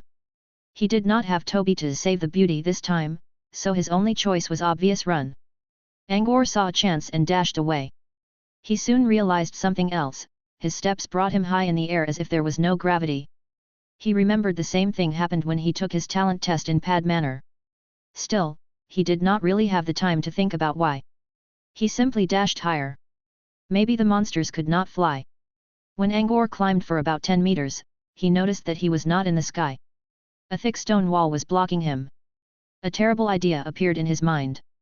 Was he teleported directly into the sewer labyrinth? Angor took a deep breath to comfort himself. No, it could not be. He was inside a building. Yes, this is it. Angor looked down towards the head monsters and was surprised to see that they did not chase after him at all. They were still looking at Angor with a puzzled expression as if saying, "Why are you running?" If punctuations could appear in the air like in comics, there must be big question marks floating above the heads. Why aren't they coming for me? Angor muttered to himself in the air. Sunders told him that all creatures in the nightmare realm would hunt outsiders like mad. So what was going on now?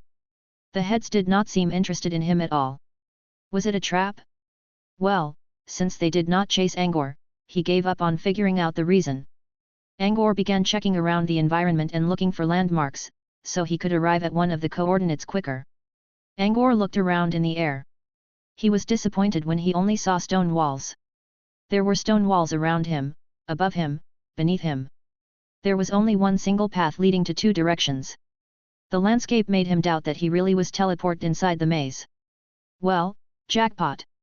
Sunders left him 7 coordinates, 6 of which were above the ground and were easy to find because there were obvious landmark buildings around them. The last one was inside the underground maze, which was located at the center of the maze. It happened to be the exit, as well as where the channeling method book was seen. The paths inside the maze were unpredictable, and they were populated with monsters. Sunders could force his way through, but Angor could not. Sunders told Angor about the coordinate in the maze just in case, but the man never considered that Angor could be so unfortunate as to get himself placed inside the maze right away. Angor moved towards the opposite direction from the head monsters. Soon, there was no light in the area and Angor could no longer see his own hands. He stopped in the air for a moment and realized he could not even tell the direction now. Which way was forward? His heart raced. In the absolute darkness, he could hear his blood flowing like running river. Angor recalled that the stone wall above him was relatively smooth, so he decided to move upward and advance by moving along the ceiling wall. He did not know whether there were monsters up here, but he guessed there must be more monsters on the ground. Chapter 91, Reversed Reality. Angor slowly climbed in the air. 5 seconds, 10 seconds, 30 seconds, 1 minute, 2 minutes. He had already lost count of how long he had been flying, and yet, he still had not reached the ceiling. But that's impossible. Angor clearly remembered, when there was still light, he saw the stone ceiling above him. It was high but totally reachable. Or was he inside a building, not the maze? Now he flew outside and could no longer reach the ceiling? Not likely, because Angor could feel the air around him remain unchanged. If he was under the sky, he should not be inside complete darkness. Angor considered in his mind. Maybe he stumbled into some kind of confusion spells? Was he moving in circles because of some ghost's trick? John once explained a situation where people would walk within one place. There was no magic or ghost involved. When people could not feel their surroundings clearly, their instinct would make them move in circles. Was that what happened in the total darkness? Angor was unsure. He thought his sense of direction worked fine, but he did not have any solid references to confirm anything. Angor did not exclude the possibility of walking in circles out of instinct. The gravity was weak, which allowed him to fly. However, this also meant he could be wrong about his direction. In this situation, where he thought was down might actually be left or right, since he could not use gravity to make sure. According to John, there were 4 approaches to get rid of walking in circles: ascertain your direction with the help of a landmark, look at the stars, concentrate and observe the surroundings, or use an item that gave out light. Angor had no way to rely on the first 3 methods now, so he only considered the 4th option. However, Angor was not a dedicated smoker like Nausicaa, thus he did not have a lighter on him. He could still make light though. Angor searched in his shirt and took out the pocket watch. He opened up the back cover of the watch skillfully and picked up a thin crystal. It was the hologram tablet left by John. Angor read the manual before. If he remembered right, there was a flashlight function on the tablet. Angor relaxed a little when he took out the tablet. The brief carelessness caused him to overlook a small detail: the pocket watch he just put back into his pocket did not feel solid. The object only had its shape, but without weight. The hologram tablet was once a smartwatch which came with a wristband. The wristband was damaged, so Angor threaded a string into the holes where the wristband should have been. He quickly found the string to bind the tablet onto his wrist. After making sure the string was in place, Angor moved on to the buttons on the tablet. First, the power button. Nothing happened. The tablet did not show the starting screen as it should, nor was there any hologram at all. Angor frowned. He clearly remembered recharging the tablet not long ago. When the power was full, the tablet could run for weeks on end. What was going on? Was it broken? It could not work in the nightmare realm? Angor tried the power button again. Still nothing. Damn. Why now? Come on. Angor cursed in a small voice. Those words caused something to happen. If it was bright, he would see the tablet on his wrist changing greatly. Like the pocket watch, the tablet only had its shape, but without its reality. It was a mirage.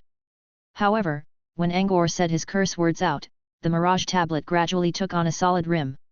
It quickly turned from fake to real. However, Angor noticed none of that. He was still sulking to himself. When he pushed the power button again in a bit of rage, a pale blue hologram suddenly appeared in front of him. Angor was surprised by the starting screen. It did not work a second ago, why did it suddenly? He was a little angry at his misfortune just a while ago, and now he was not sure if he should be frustrated or happy. Never mind. The tablet started, that was what mattered. Angor did not have time to think about random things when he was staying in a place full of unknown danger. The foremost task was to reach one of the coordinates provided by Sunders, safe and sound. With the help of the pale blue light projected by the hologram, Angor could see a little bit of the environment. He could not see anything clearly, but he was sure there were no monsters around. Angor quickly found the flashlight function and pressed the hologram button.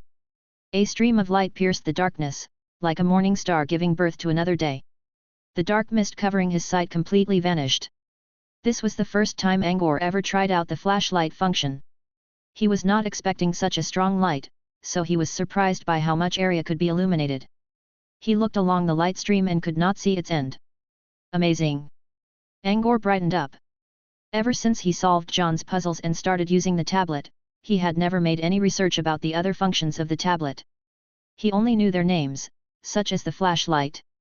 It sounded like something to illuminate one's way during the night, like oil lamps, torches, and candles, so he did not try to use it. He was shocked to find out that the flashlight lightened up his path like the sun. Angor felt he had been underestimating the power of science. Simple words could not explain many of the functions, so he had to try them out himself. With the flashlight, Angor more or less got a hold of his situation. He was in the air, that was for sure.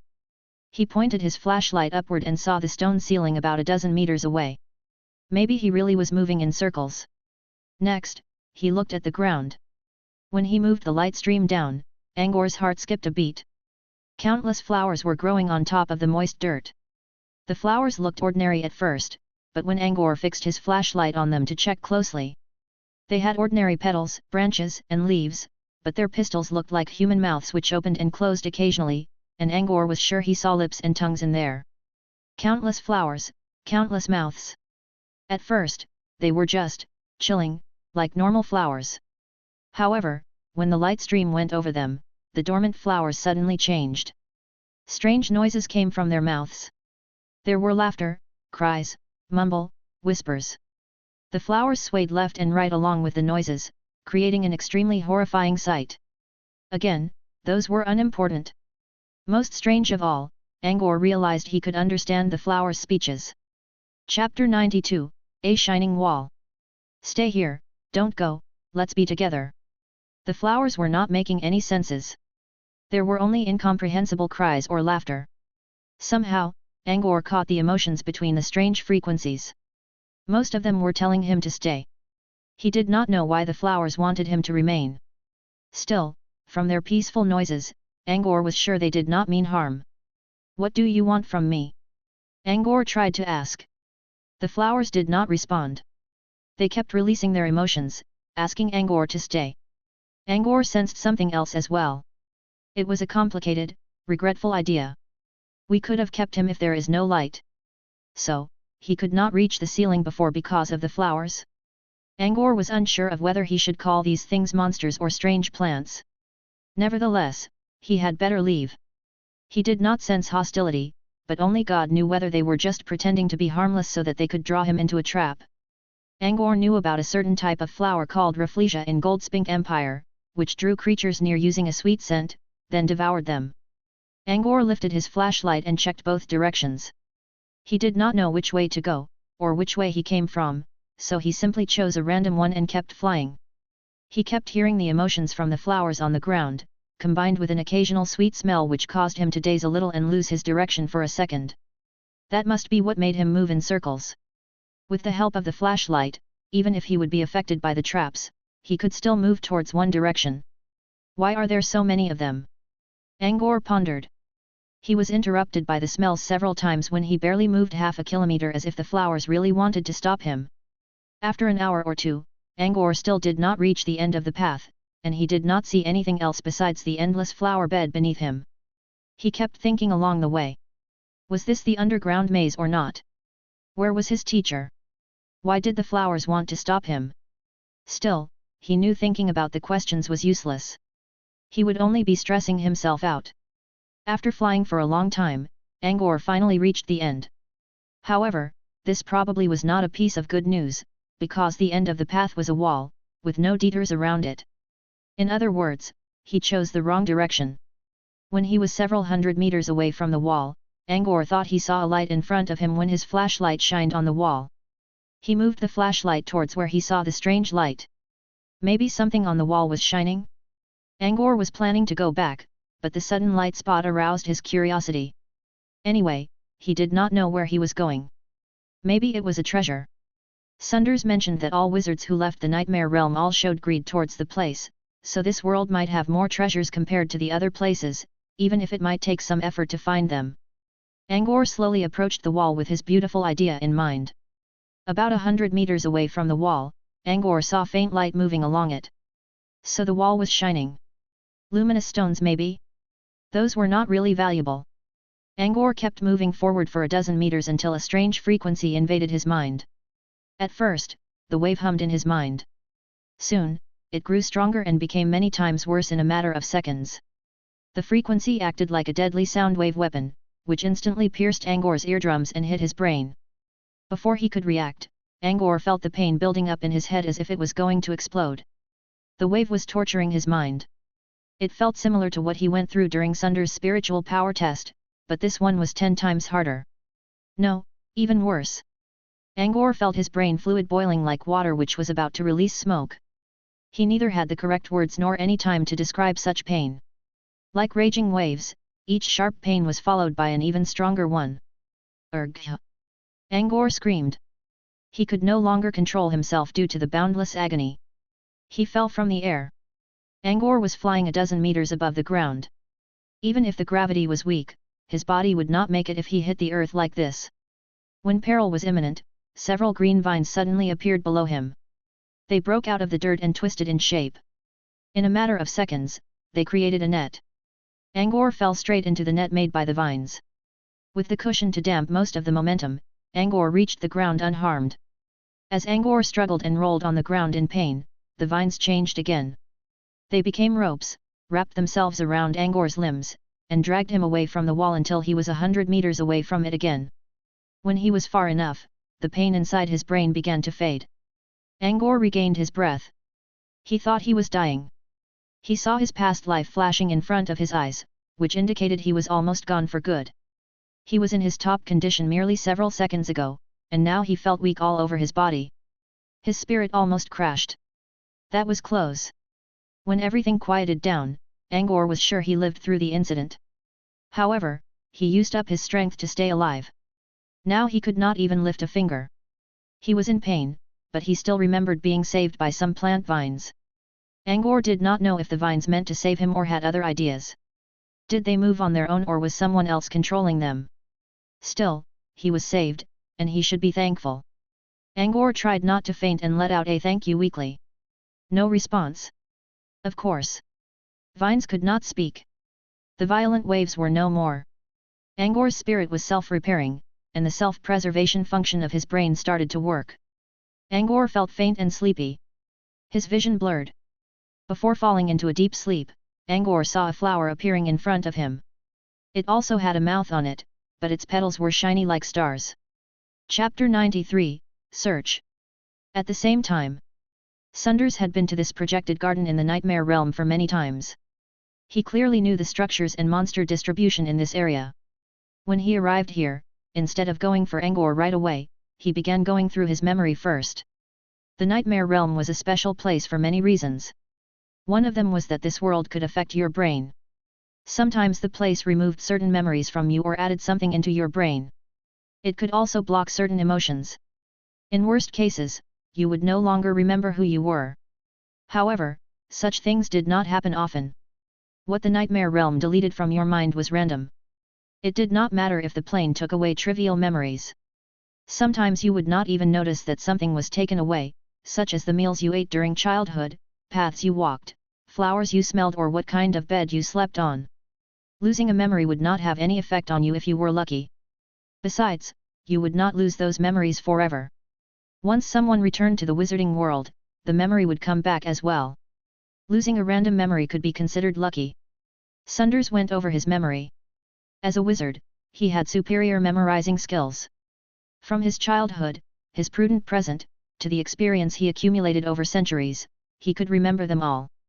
The memories slowly opened up in his mind like a spreading scroll, revealing his past life in chronological order. In a second, Sunders saw the moment when he turned from an innocent child to an immature teenager. This was when he suddenly noticed blankness. The memory when he just became an adult was gone. Hey! I forgot how I came to the Garden of Labyrinth for the first time. Sunders tried to remember. His mind was empty and he could recall nothing. He frowned. When he determined priority for his memories, this memory was not an important one. But, he lost a memory related to the nightmare realm, about this place. Sunders felt strange. He had a feeling that losing that memory would cost him something. After checking his memories, Sunders quickly moved. His new pupil had nothing to defend himself. Something terrible would certainly happen if Sunders did not find him soon. He cast a wind walk spell which allowed him to run several times faster. He dashed through the buildings swiftly. Instead of running on roads, Sunders chose to leap on top of the buildings. His landing point was not far from one of the coordinates. He did not go straight for it. Sunders slowly approached the coordinate by circling his way around, so there was a bigger chance of catching Angor. If he switched coordinates too quick, they would probably miss each other on the way. The first coordinate was a statue of a goddess who was planting flowers while holding a water pot in her hand. There were few monsters nearby, and the most powerful of them was about as strong as an elementary apprentice. Sunders did not find any traces of human here. There were only a bunch of monsters swarming up towards him. Sunders killed some monsters with a simple spell and immediately went for the next point without looking back. He chose his path carefully. He was familiar with the Garden of Labyrinth, and he only chose paths that helped him avoid stronger monsters. This projected garden was relatively moderate compared to other areas in Nightmare Realm Sunders ever been to. There were a lot of monsters here, but they were not strong. The pyramid area was way deadlier compared to here. However, this did not mean Sunders could roam around freely. There were at least several dozens of places in the entire Garden of Labyrinth where Sunders would never approach. For example, the Central Palace was home to a monster who called itself the Queen of the Net. Even legendary wizards did not dare to face her. There was an amusement park ahead of him to the left which was full of invisible baby wraiths. He could fight one or two of them, but millions of those wraiths would be impossible to deal with. Also, there was a tunnel full of glutton flowers in the sewers, where he would stay away at all times. There were a lot more areas about which he should be careful. The monsters in these red zones usually did not leave their territories. Usually. Even if Sunders kept away from these places, he still remained cautious without causing too much noise. Sunders went to the second coordinate by sweeping all surrounding monsters clean. No sign of Angor. The third, the fourth, until the sixth. Sunders spent 2 days and nights to sweep through the 6 coordinates in the city area, without finding Angor. Next, Sunders searched the city again, to no avail. There were 3 possibilities. 1. Angor was dead. Still, at least there should be traces left. Sunders found no such traces in the entire city. Unless Angor was so unfortunate that he spawned inside the middle of monsters and was devoured alive? 2. Angor could have appeared inside one of the danger zones. This was unlikely either. Sunders observed from vantage points and did not see anything in those places. The third possibility. Angor directly appeared inside the sewer maze. This was the best bet, about 70% probability, according to Sunders' speculation. Sunders sighed upon thinking about the idea. How could his new student be so unlucky? The danger of underground maze was not the only problem. The maze changed and shifted randomly. Sunders needed some serious luck to bump into Angor in the maze, or his only choice was to meet Angor at the last coordinate in the center of the maze. But, could the little boy make it all the way there? The answer to that question was obvious, and it was not positive. Nevertheless, Sunders liked his new pupil, and he still needed to find him. Sunders spent another day looking overground and made sure Angor was not here, whether alive or dead. Then he found the entrance to the sewers and jumped down. Water, please. Angor did not know how long he had been walking in the desert. He lifted his head weakly, only to see boundless sand reaching the horizon. Angor dragged himself on. He did not know why he was here, but he had no choice.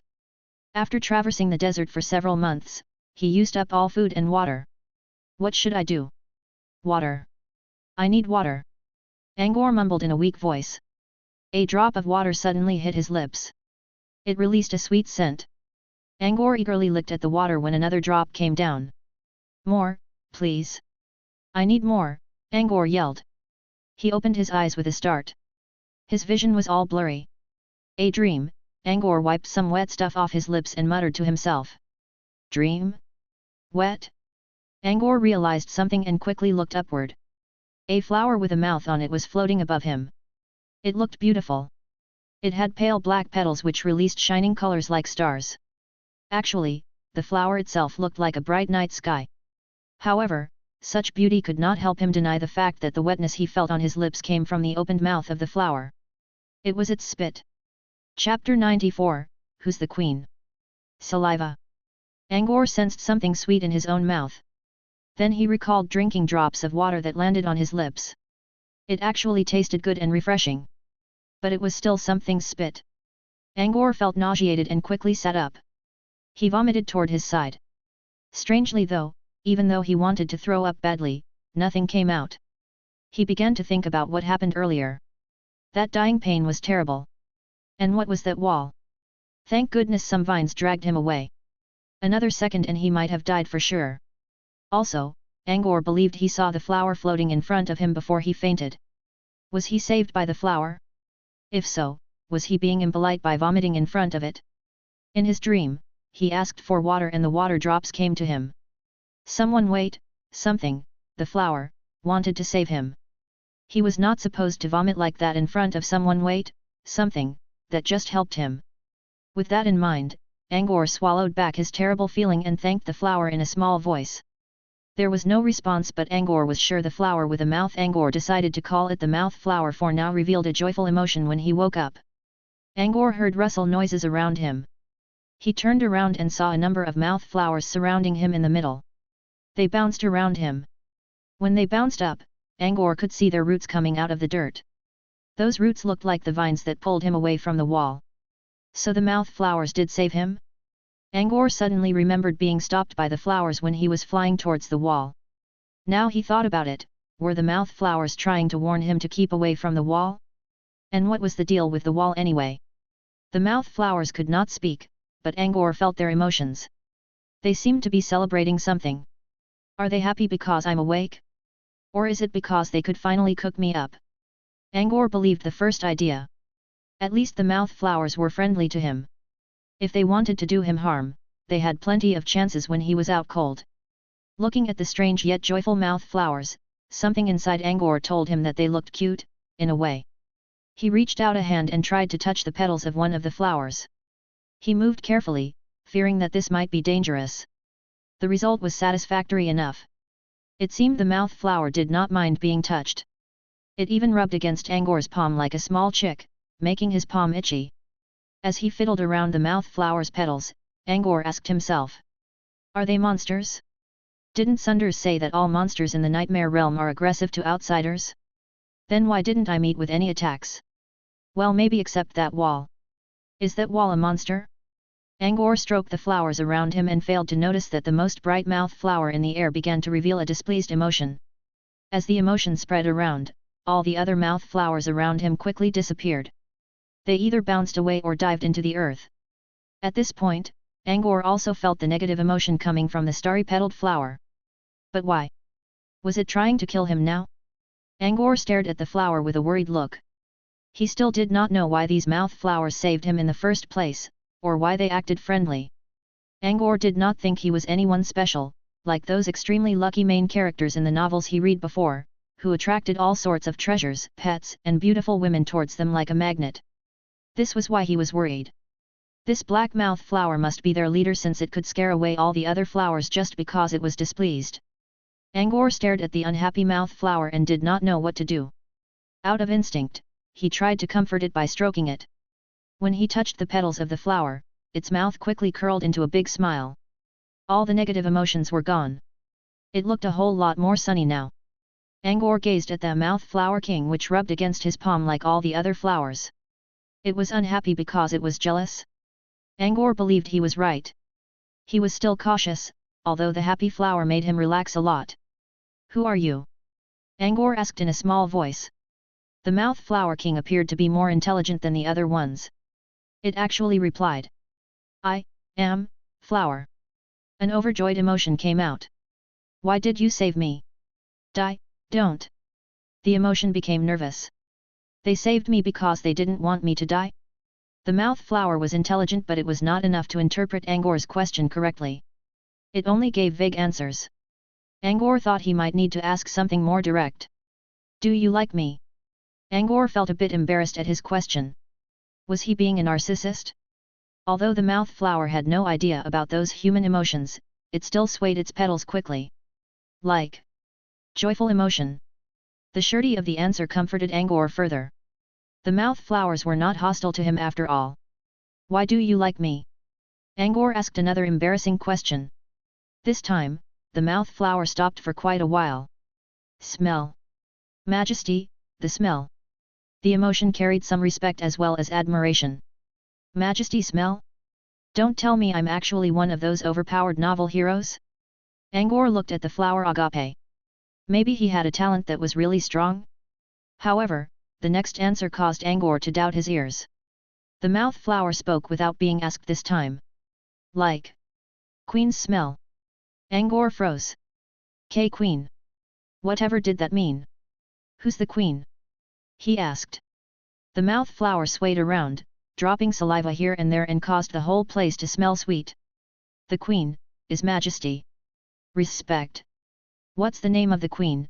asked Angor. He really wanted to know why he smelled like a queen. "The queen is Majesty." A questioning and puzzling emotion. Angor asked several times without getting any clear answer. The flower felt like a child at the age of 1 or 2, so he could not really expect much. Angor tried one last time. "Where is the queen?" "The place of Majesty," another respectful emotion. "Oh well, this is no use." Angor gave up. He did not really have the time to stay with the mouth flower either. He did not know how long he slept. The mouth flower probably did not know the concept of time. The most important task was to find Sunders. That was the only way for him to get back to the wizarding world. Speaking of the wizarding world, Angor remembered one half of the twisting protozoa given by Sunders before they came here. This thing was a passport for him to escape. He quickly searched himself and found the corpse of the worm in his inner pocket. Angor put away the worm carefully and decided to move on. Chapter 95, Mysterious Spell. Angor stood up and felt different. His limbs were full of strength, and all the joints between his bones were smooth. Also, his mind was clearer than ever. He could see better in the darkness. Even when he did not use his flashlight, he could see faint shapes of objects around him. These changes all happened after he woke up. He was surprised too.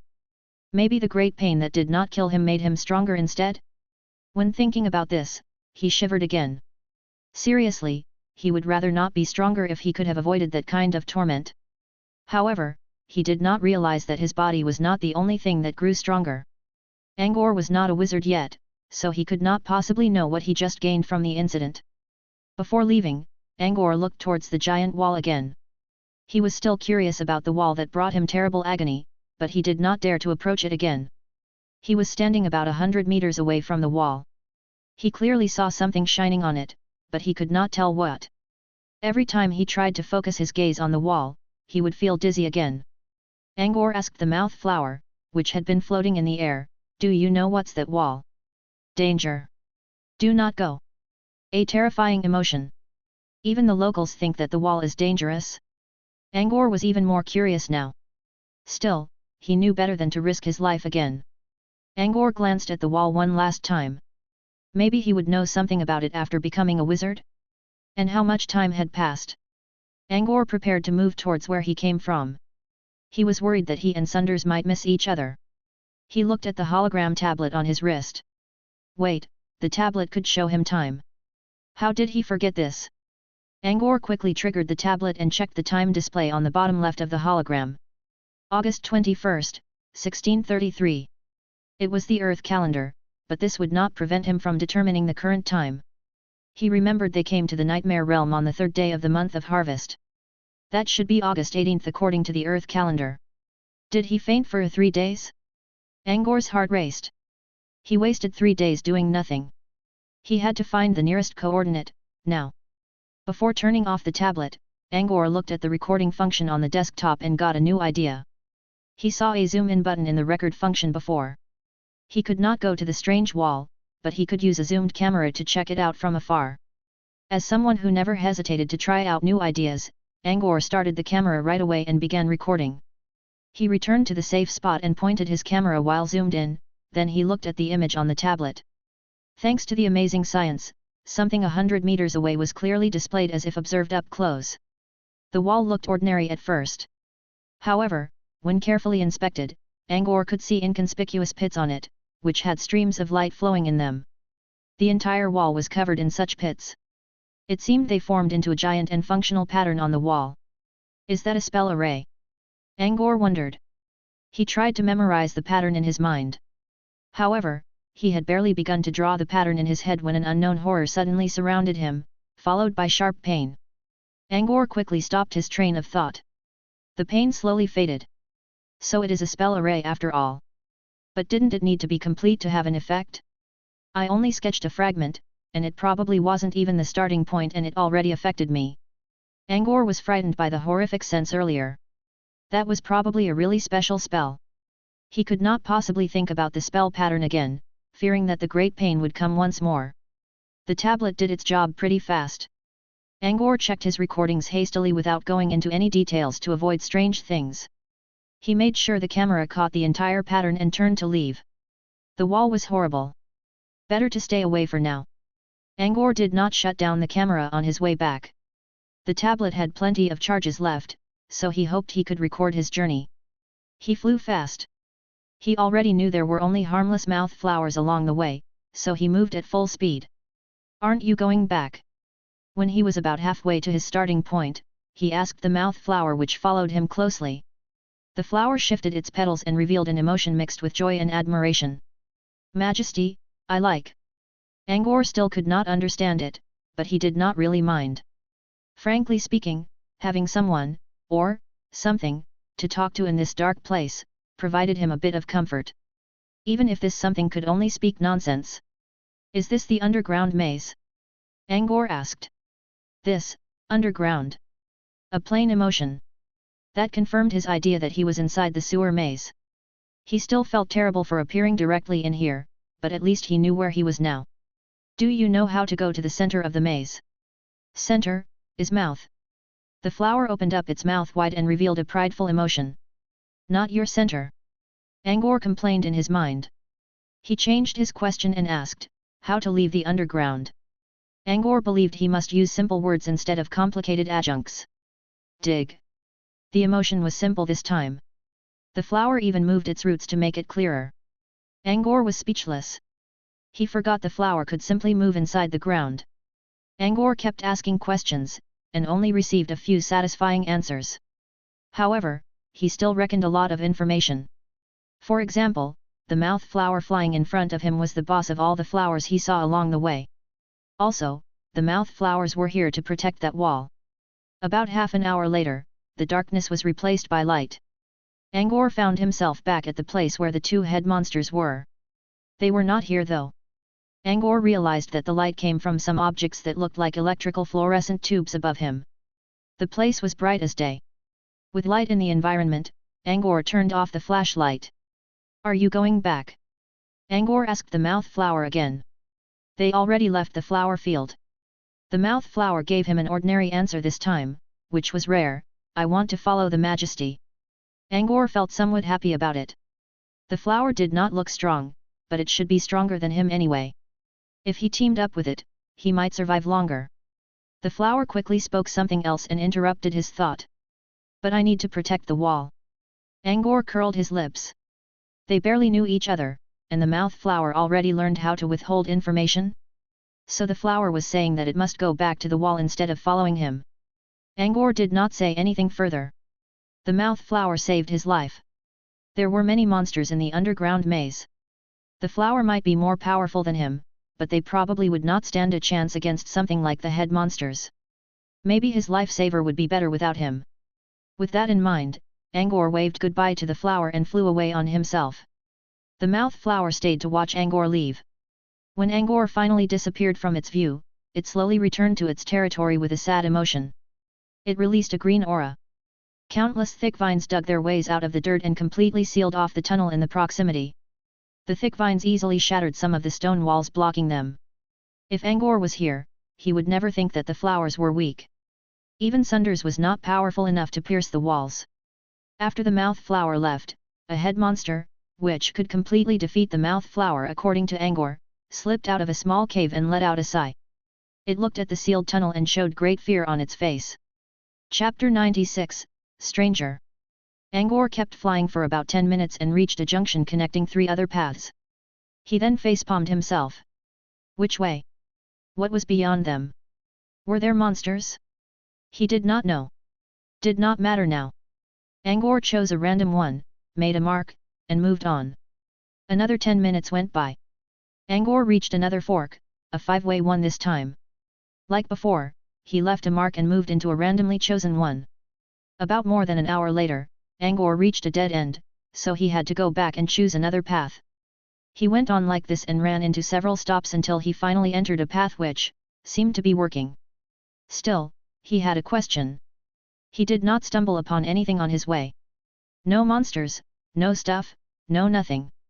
According to Sunders, the underground maze should have been way more chaotic than this. Maybe he was just lucky? Well, he should be thankful. The truth was that after he drank the saliva of the mouth flower, he carried its scent as well. Such scent was extremely terrifying for the monsters living in the maze. Weaker monsters escaped right away when they smelled it. This was why nothing stopped Angor, but he did not know this himself. The scent only repelled weaker monsters. Stronger ones would not run away because of it. After flying for about 3 hours, Angor finally saw a monster. He hid behind a corner and peeked at a hall ahead. There were not only tunnels in the underground maze. There were other structures, such as halls, gardens, and deserts. Angor was now looking at a giant underground hall. The ceiling of the hall was about a dozen meters from the ground, and 30 meters in circumference. The hall was decorated in an elegant foreign style. There was a giant carpet with strange patterns on the floor, as well as stoves, desks, chairs, and bookshelves at the right end. However, those were unimportant. Angor's attention was fixed on a giant figure in the middle of the hall. It was a blue, bulky-looking giant, about 3 or 4 meters high. It was wearing a loincloth made from animal skin and an ox horn helmet. It had 3 eyes, and extra vertical eye sat between the 2 normal ones. Sharp fangs covered in bloodstains stood inside its maw, giving it a fearsome look. The blue giant was fighting a small figure. They were several dozens of meters away, so Angor could not see who the smaller one was. He only knew it was human or something that looked like a human. His only way forward was to cross the hall and leave from the small door near a stove. There was no way he could do that with the monster fighting in the hall, so he could only stay as far as he could. The fight became more and more intense. The blue giant looked really strong, but its reflexes and speed were both slow. The smaller figure toyed around the giant easily, while leaving some wounds on the giant's body occasionally. Still, the giant was powerful. Each time it made a jump, even a small one, Angor could feel the ground shaking from his location. After being poked around, the blue giant suddenly howled into the air, picked up a big boulder and hurled it toward the small figure. The boulder was directed at the entrance of the hall. Angor was not harmed because he stayed pretty far, but the small figure was hurt by some of the scattering shards. He stumbled in the air and crashed against the wall not far from Angor. Angor finally had a chance to look at the figure. He was small compared to the giant, but he was taller than Angor. It was a young man covered in blood, while still vomiting some more blood. Looked like the boulder wounded him badly. Blood had covered most of his face. From what was exposed, Angor felt something familiar about him. Short, grayish-green hair, a tall nose, muscular yet slim body build.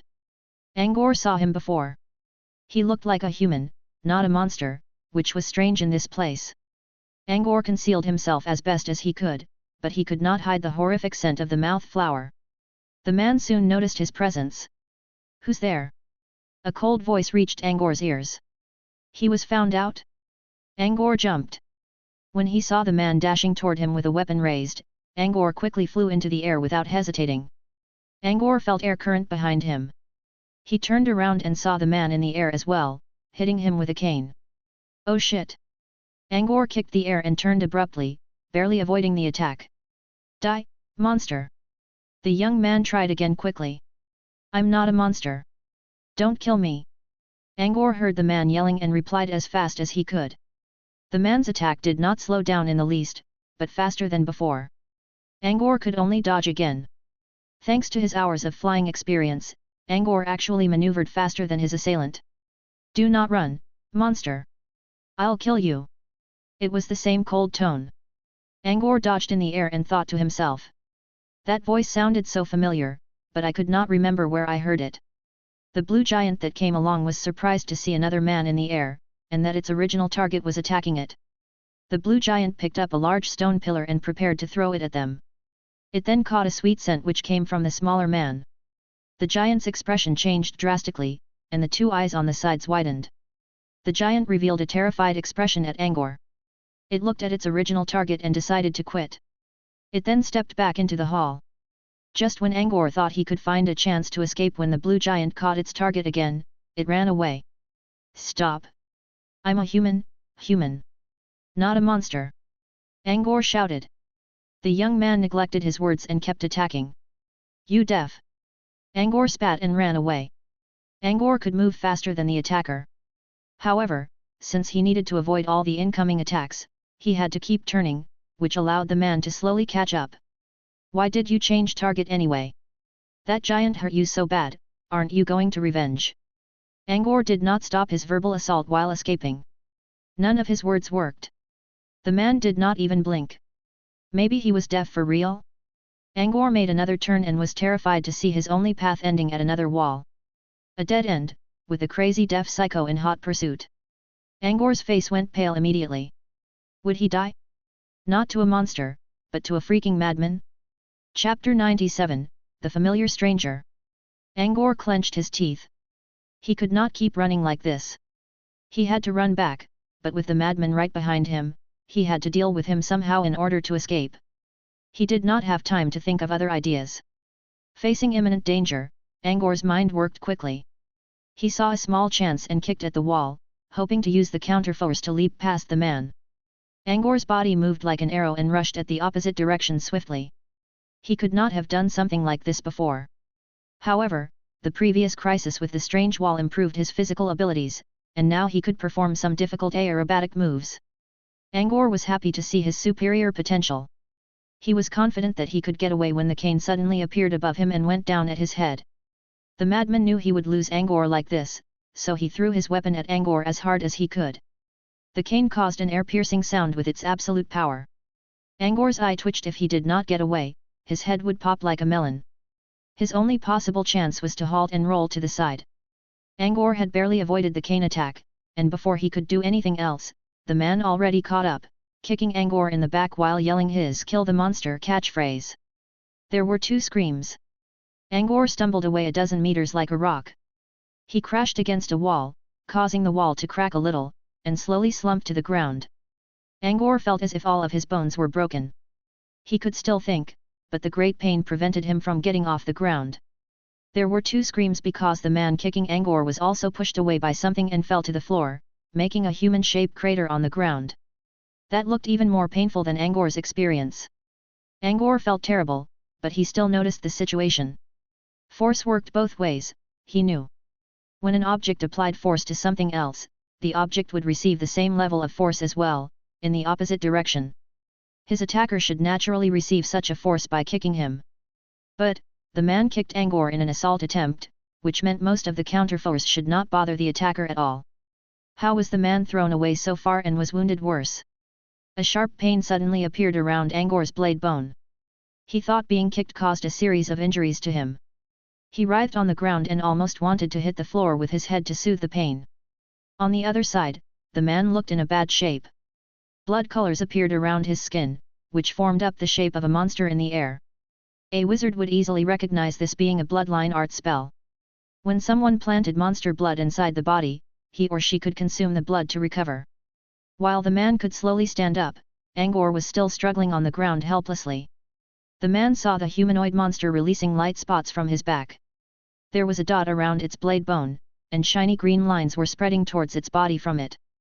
They looked like plant vines, covering the monster's body in a matter of seconds. The lines released a terrifying aura. It felt worse than the sweet scent. Yes. The sweet scent made the man believe that Angor was a monster. No man could possess such a scent that carried irresistible despair. Now, something else came from the monster. The green lines stressed him so much that he wanted to turn tail right away. Any other monsters, strong ones or weak ones, would already have slumped to the ground and trembled in fear. The man was sent flying because of those lines too. However, as an intelligent human, or so he thought, the man would not back down. The monster was obviously a whelp, and it was injured too. If he could resist his fear, he could go there and finish it off. The man suppressed his will to shiver or escape, dragged his legs which could barely move, and slowly approached Angor. Angor saw this too and panicked.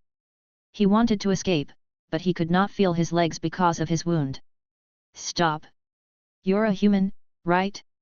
I'm a human too. I'm not a monster. Angor could only scream as best as he could despite his condition. The man watched as the whelp of some high-level monster opened and closed its mouth, seemed to be begging for mercy. He humphed coldly. Humans could not understand monster speech anyway. Besides, he did not hear anything at all. Maybe the monster spoke in a high or low frequency beyond the hearing range of humans. Angor saw the man's unchanged "I can't hear you" expression and fell into despair. He slowly wormed himself away, which probably would not save him now. It was a dead end behind, a solid wall. Angor reached the wall and had nowhere to go. The man was only 5 steps away now. When the man moved closer, Angor still felt the strange similarity on him, although his mind was panicking like mad. The handsome young man raised the corner of his lips. A cold voice reached Angor, "Die monster. You won't be missed." He sounded familiar too. Something came into Angor's mind. He remembered someone speaking to him in the same tone, but the one in Angor's memory showed consideration and care, while the young man in front of him only expressed malevolence. Sunders. You're Sunders. Angor yelled his name out. It was Sunders. Angor was sure of it. The same short grayish-green hair, the same eyes, the same handsome look, and the same body build. This man was a younger Sunders. The young Sunders was still wearing the same hateful expression despite being called. Is it really him? Why did he become younger? He was a lot weaker than my teacher too. Like an apprentice, Angor pondered. Maybe it was some kind of monster that was good at disguise? But could monsters talk? It was speaking the universal tongue too. Angor tried to explain himself, but Sunders never cared. Sunders already reached Angor, with his usual indifferent smile. He raised a dagger high in the air. Angor was more certain about the man's identity when he saw the dagger. It was the same one Sunders used to cut the twisting protozoa before they entered the nightmare realm. Angor tried his best to move away. Damn! Someone! I don't want to die here! Angor screamed in resentment. Sunders watched the monster scream without feeling any sympathy. He swung his dagger down without a second thought. Chapter 98, Back in the Hall. When Angor screamed, the shining green lines on his back quickly retracted and returned to one spot. Just like his hologram tablet, something changed under his emotional outburst. Before Sunder's dagger could reach his chest, a bloody maw full of sharp teeth abruptly appeared on the wall behind Angor. The maw swallowed Angor whole, which caused Sunder's dagger to hit the solid ground instead, leaving Sunders puzzled. The wall ate Angor and returned to normal. Sunders let go of his dagger and touched the wall in surprise. It felt smooth as it should be. That giant, fanged mouth earlier was like a dream. Shit! It got away. Sunders punched the ground in frustration. Angor thought he was dead for sure when he was swallowed by the mouth. He was preparing to rot in the belly of some kind of monster, which felt worse than being slain by younger Sunders. However, instead of falling into a corroding stomach, he found himself being spat out by the giant mouth.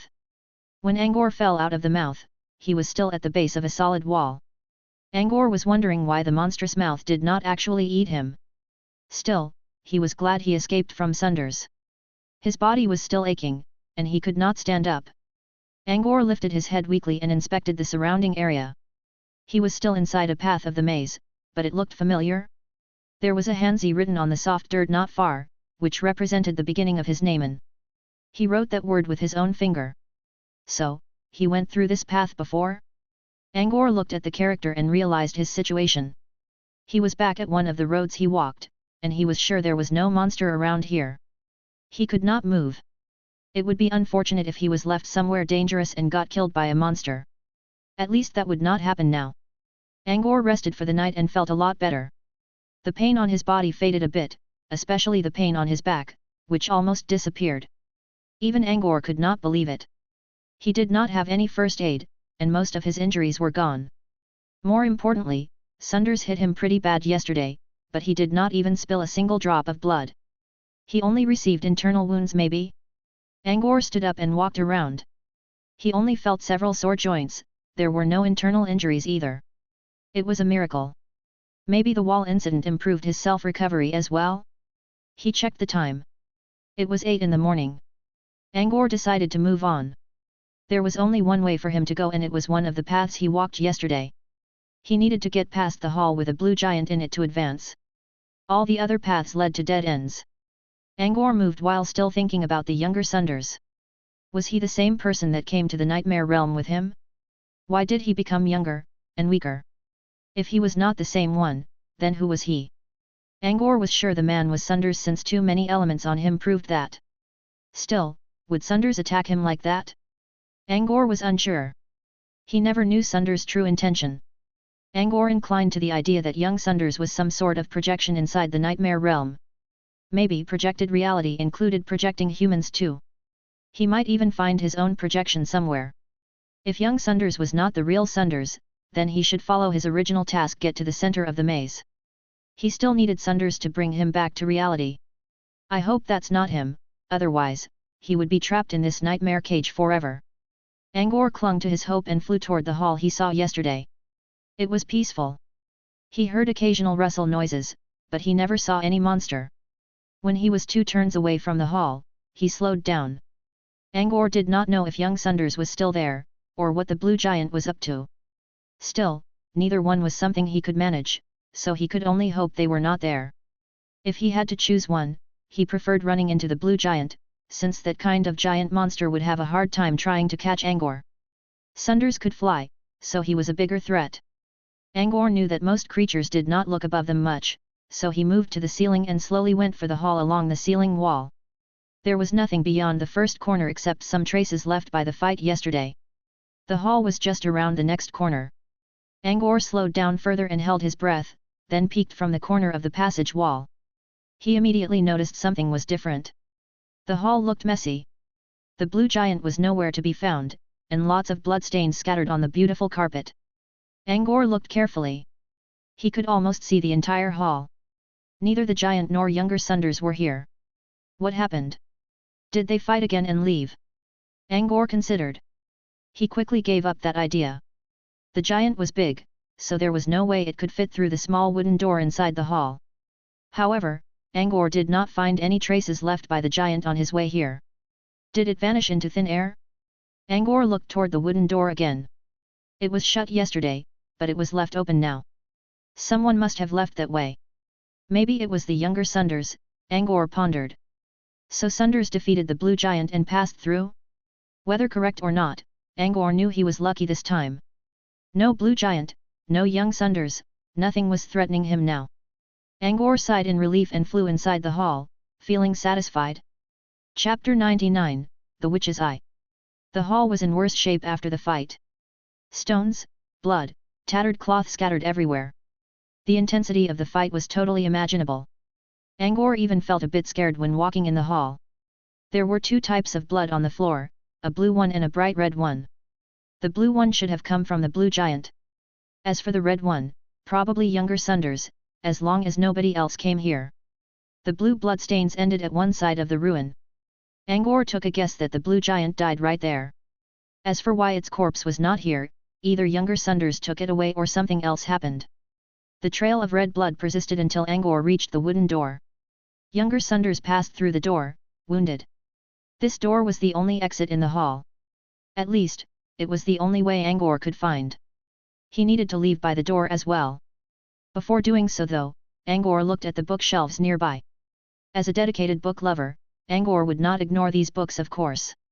Besides, he was curious about what kind of content was written in the books in the Nightmare Realm. Angor recalled his experience during which he stumbled into the Nightmare Realm when taking his talent test back at Pad Manor. He saw a Mr. Bunny who was reading a book. When Angor peeked at the book from behind the bunny, he saw a fairy tale which seemed to be able to put people to sleep. Unconsciously, Angor became the heroine in the story and was manipulated by Mr. Bunny. He made it out in the end, but he went through many close calls. The incident with the book caused Angor to hold great interest in the books in this hall. He walked to the bookshelves and realized that the books were messed up after the fight. Many scattered on the ground. He saw red fingerprints on the edges of some of the books. Maybe younger Sunders read them before leaving. Only a part of the books had fingerprints on them, so young Sunders only read a few. But why? Did younger Sunders think that these books were worthless and lost his patience? With that in mind, Angor picked up one of the books Sunders read. The cover was blank. It recorded an elementary alchemy technique and a common one at that. Angor saw it in Sunders' collection room. He had even recorded it in his tablet. Angor started up the hologram tablet and found the alchemy technique to compare. Yup, totally the same, down to every single word. He read several more books, with or without younger Sunders' traces on them. They were all about basic wizardry knowledge, and Angor saw many of the same copies from Sunders' collection. It was only natural that younger Sunders disregarded them and left quickly. Angor, on the other hand, gladly accepted them. There were some books that were not collected by Sunders because they were too simple. Angor spent half an hour to record all of the books that he had not seen before. These basic wizard books would not cost much at all, but Angor wanted to save up as much as he could. He only had a small number of magic crystals that Griya gave him, so he needed to make the best use of them before he found a way to earn money. When he finished photographing the books, Angor stretched himself and looked at the blood trail leading toward the door again. He sighed and went on his way. Behind the door, there was another maze path with occasional drainage ditches on the sides. This was the sewer of a city after all, so they should totally be here. Angor was wondering why did the ancient wizards make this sewer into a maze? He followed the bloodstains and reached the first fork road beyond the hall. It led to 3 different directions, 2 of which had blood trails. Angor crouched down and inspected the patterns of the trails. The path on the right had 2 trails in it, which meant younger Sunders walked to the right side first but came back for some reason. The path in the middle had a single trail, so younger Sunders walked here next. Considering the color of the blood, he had left for a long time and never came back.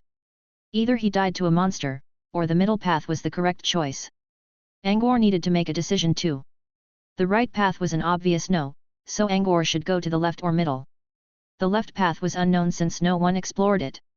Unpredictable. The middle path might be the right one, or a deadly monster nest. Either way could be dangerous. Angor hesitated for a while and finally chose the middle one. He had no particular reason. Just that even though the younger Sunders was weaker than middle-aged Sunders, he was still a lot stronger than a mortal. Correct or not, the middle path was cleared up by someone else, so Angor might as well enjoy the free piece.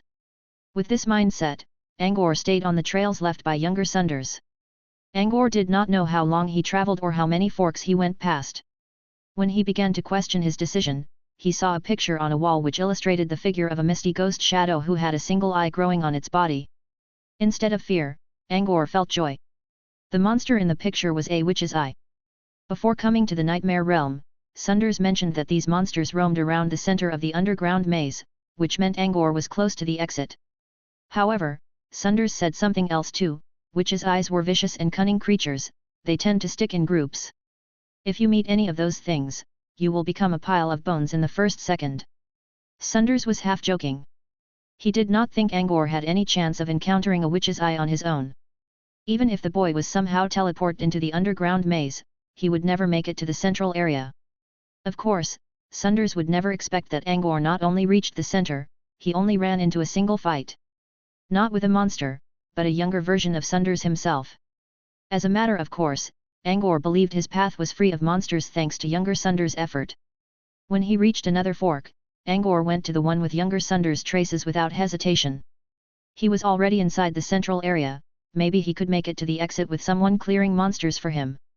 Before he could finish that thought though, Angor heard someone screaming behind the next corner. He looked ahead and saw younger Sunders. The man was fighting several dozens of black shadows floating in the air. One of the shadows went through Sunders' chest, who shrieked in pain again, vomited some substance mixed with blood and guts, and collapsed on the ground, unconscious. Angor was startled by the scene and quickly prepared to run away. At this moment, he heard the black shadows giving out sharp noises like screams. Next, they scattered away as if something frightened them for good. When they ran about, Angor saw they all had those big, single eyes in the middle of their bodies. Those were witches' eyes. Chapter 100, Destination. As the witches' eyes disappeared for no reason, Angor wanted to escape too. However, a second thought stopped him. Where could he go to? He had to reach the center of the maze anyway. The witches' eyes were completely gone. Angor took a guess that younger Sunders used some kind of ace card move before getting hit, which scared all of the monsters away. If so, this path might be the safest. Angor took a deep breath, then released the breath along with his frustration for being weak. He walked forward with a firm but steady steps. He slowed down a bit when approaching younger Sunders. It was only a day, and younger Sunders had all kinds of injuries on his body. He looked a lot worse compared to yesterday when fighting the blue giant. Angor felt a tiny bit of guiltiness. He did not run into any monsters all thanks to Sunders, who had been securing the front line. Angor shook his head. Still, he was not planning to save Sunders. The man almost killed him yesterday. Angor felt guilty due to his kind nature, but he did not intend to get sympathetic. Younger Sunders had his eyes closed tight. His cane was left on the floor, along with the dagger which proved his identity to Angor. Fearing that the man might be feigning his condition, Angor tiptoed his way carefully and snatched the cane and dagger as fast as he could. Angor still could not defeat younger Sunders with these weapons, but at least he had a bigger chance of running away, even if the man was really pretending. After grabbing the weapons, Angor looked at younger Sunders again. He was not moving. Angor realized his chest was not rising at all. He's dead. Angor held the weapons while putting a finger under Sunders' nose. No breath. He was dead for real. Angor looked at the giant hole located on the man's heart. Well, with that kind of wound, he should be dead. Angor finally relaxed his nerves a little. He was always fearing younger Sunders, but the man was dead now, so, no more being chased. Angor was still worrying about something. Where did he come from? Did he have anything to do with the real Sunders? Or, could this man be the real Sunders instead? Then would Angor be trapped in the nightmare realm forever, without his help? If this man was a fake, why did he have exactly the same look, voice, and belongings as Sunders? Angor could not get an answer. It was not like the younger Sunders would tell him anything even if he was still alive, being deaf and all. Angor decided to give up. He would see the man as Sunders' projection for now. This way, he could still go to the center of the maze and wait for the real Sunders. Otherwise, he had to surrender his life in the nightmare realm. Angor did not leave right away. He crouched beside the corpse and searched younger Sunders' body. A dead man had no need for his things, so he might as well take them. Angor searched thoroughly, including inside the man's underpants, without finding anything useful. Angor shrugged it off. He already gained 2 weapons. Angor cast one last glance at the corpse, let out a deep sigh, and left the scene. Not long after Angor's departure, the corpse of younger Sunders changed. The body slowly faded, starting from its rim, became mist, and vanished, as if it never existed. Angor's travel was smooth and uneventful. After passing through several turns, he saw an important landmark in the distance, a fountain with a child's statue, peeing into the water pool. Angor could not believe he actually survived all the way toward his destination, without running into a single monster. Angor checked the environment. It was empty. No sign of monsters. Where did all the witches' eyes go? They were fighting younger Sunders, maybe the man scared them off with his last resort move. However, those were social creatures, so why would none of them show up? There were no monsters and no danger around. However, Angor felt something amiss, and he did not think he was safe. He stepped toward the peeing statue. The last walk was peaceful as well. Now that he reached the fountain safely, he could clearly see the expression of the statue and the wavering water in the pool. Did he succeed? When the mouth flower told him that he was inside the underground maze, Angor never thought he could make it to the center and rejoin Sunders. But, he did. He even arrived earlier than his teacher. Angor looked around. There were no monsters, but he still had to get familiar with the landscape, so he could do a better job running or hiding in case something showed up. The place was not big, so Angor could see everything. Apart from the fountain in the middle, there were 4 long benches. He did not see the special channeling method book or the exit to leave the maze. Weird. Where's the book? Maybe it's hidden somewhere? But, there's only flat ground. Angor saw no place to hide stuff. With the questions in mind, Angor walked around the place, and still found nothing. The only thing that stood out was the peeing statue. Angor inspected it carefully. As someone born in a noble family, Angor knew how to size up pieces of art. This statue looked really vivid, absolutely the work of a master. The naked child was happily peeing a stream of water into the fountain while holding his small stuff. The wrinkles on his skin and his detailed hairstyle all indicated the brilliant craftsmanship of his creator, combined with the innovative design. Angor could not help but smile when he looked at it. However he looked, it was still only a delicate work of art without any special elements on it. Angor even walked around and checked several times. There was nowhere to hide books. This was strange. So wherever was the book and the exit Sunders mentioned? Angor had checked the entire area, well except. Angor looked back at the fountain again and thought to himself. Don't tell me they are hidden under the water?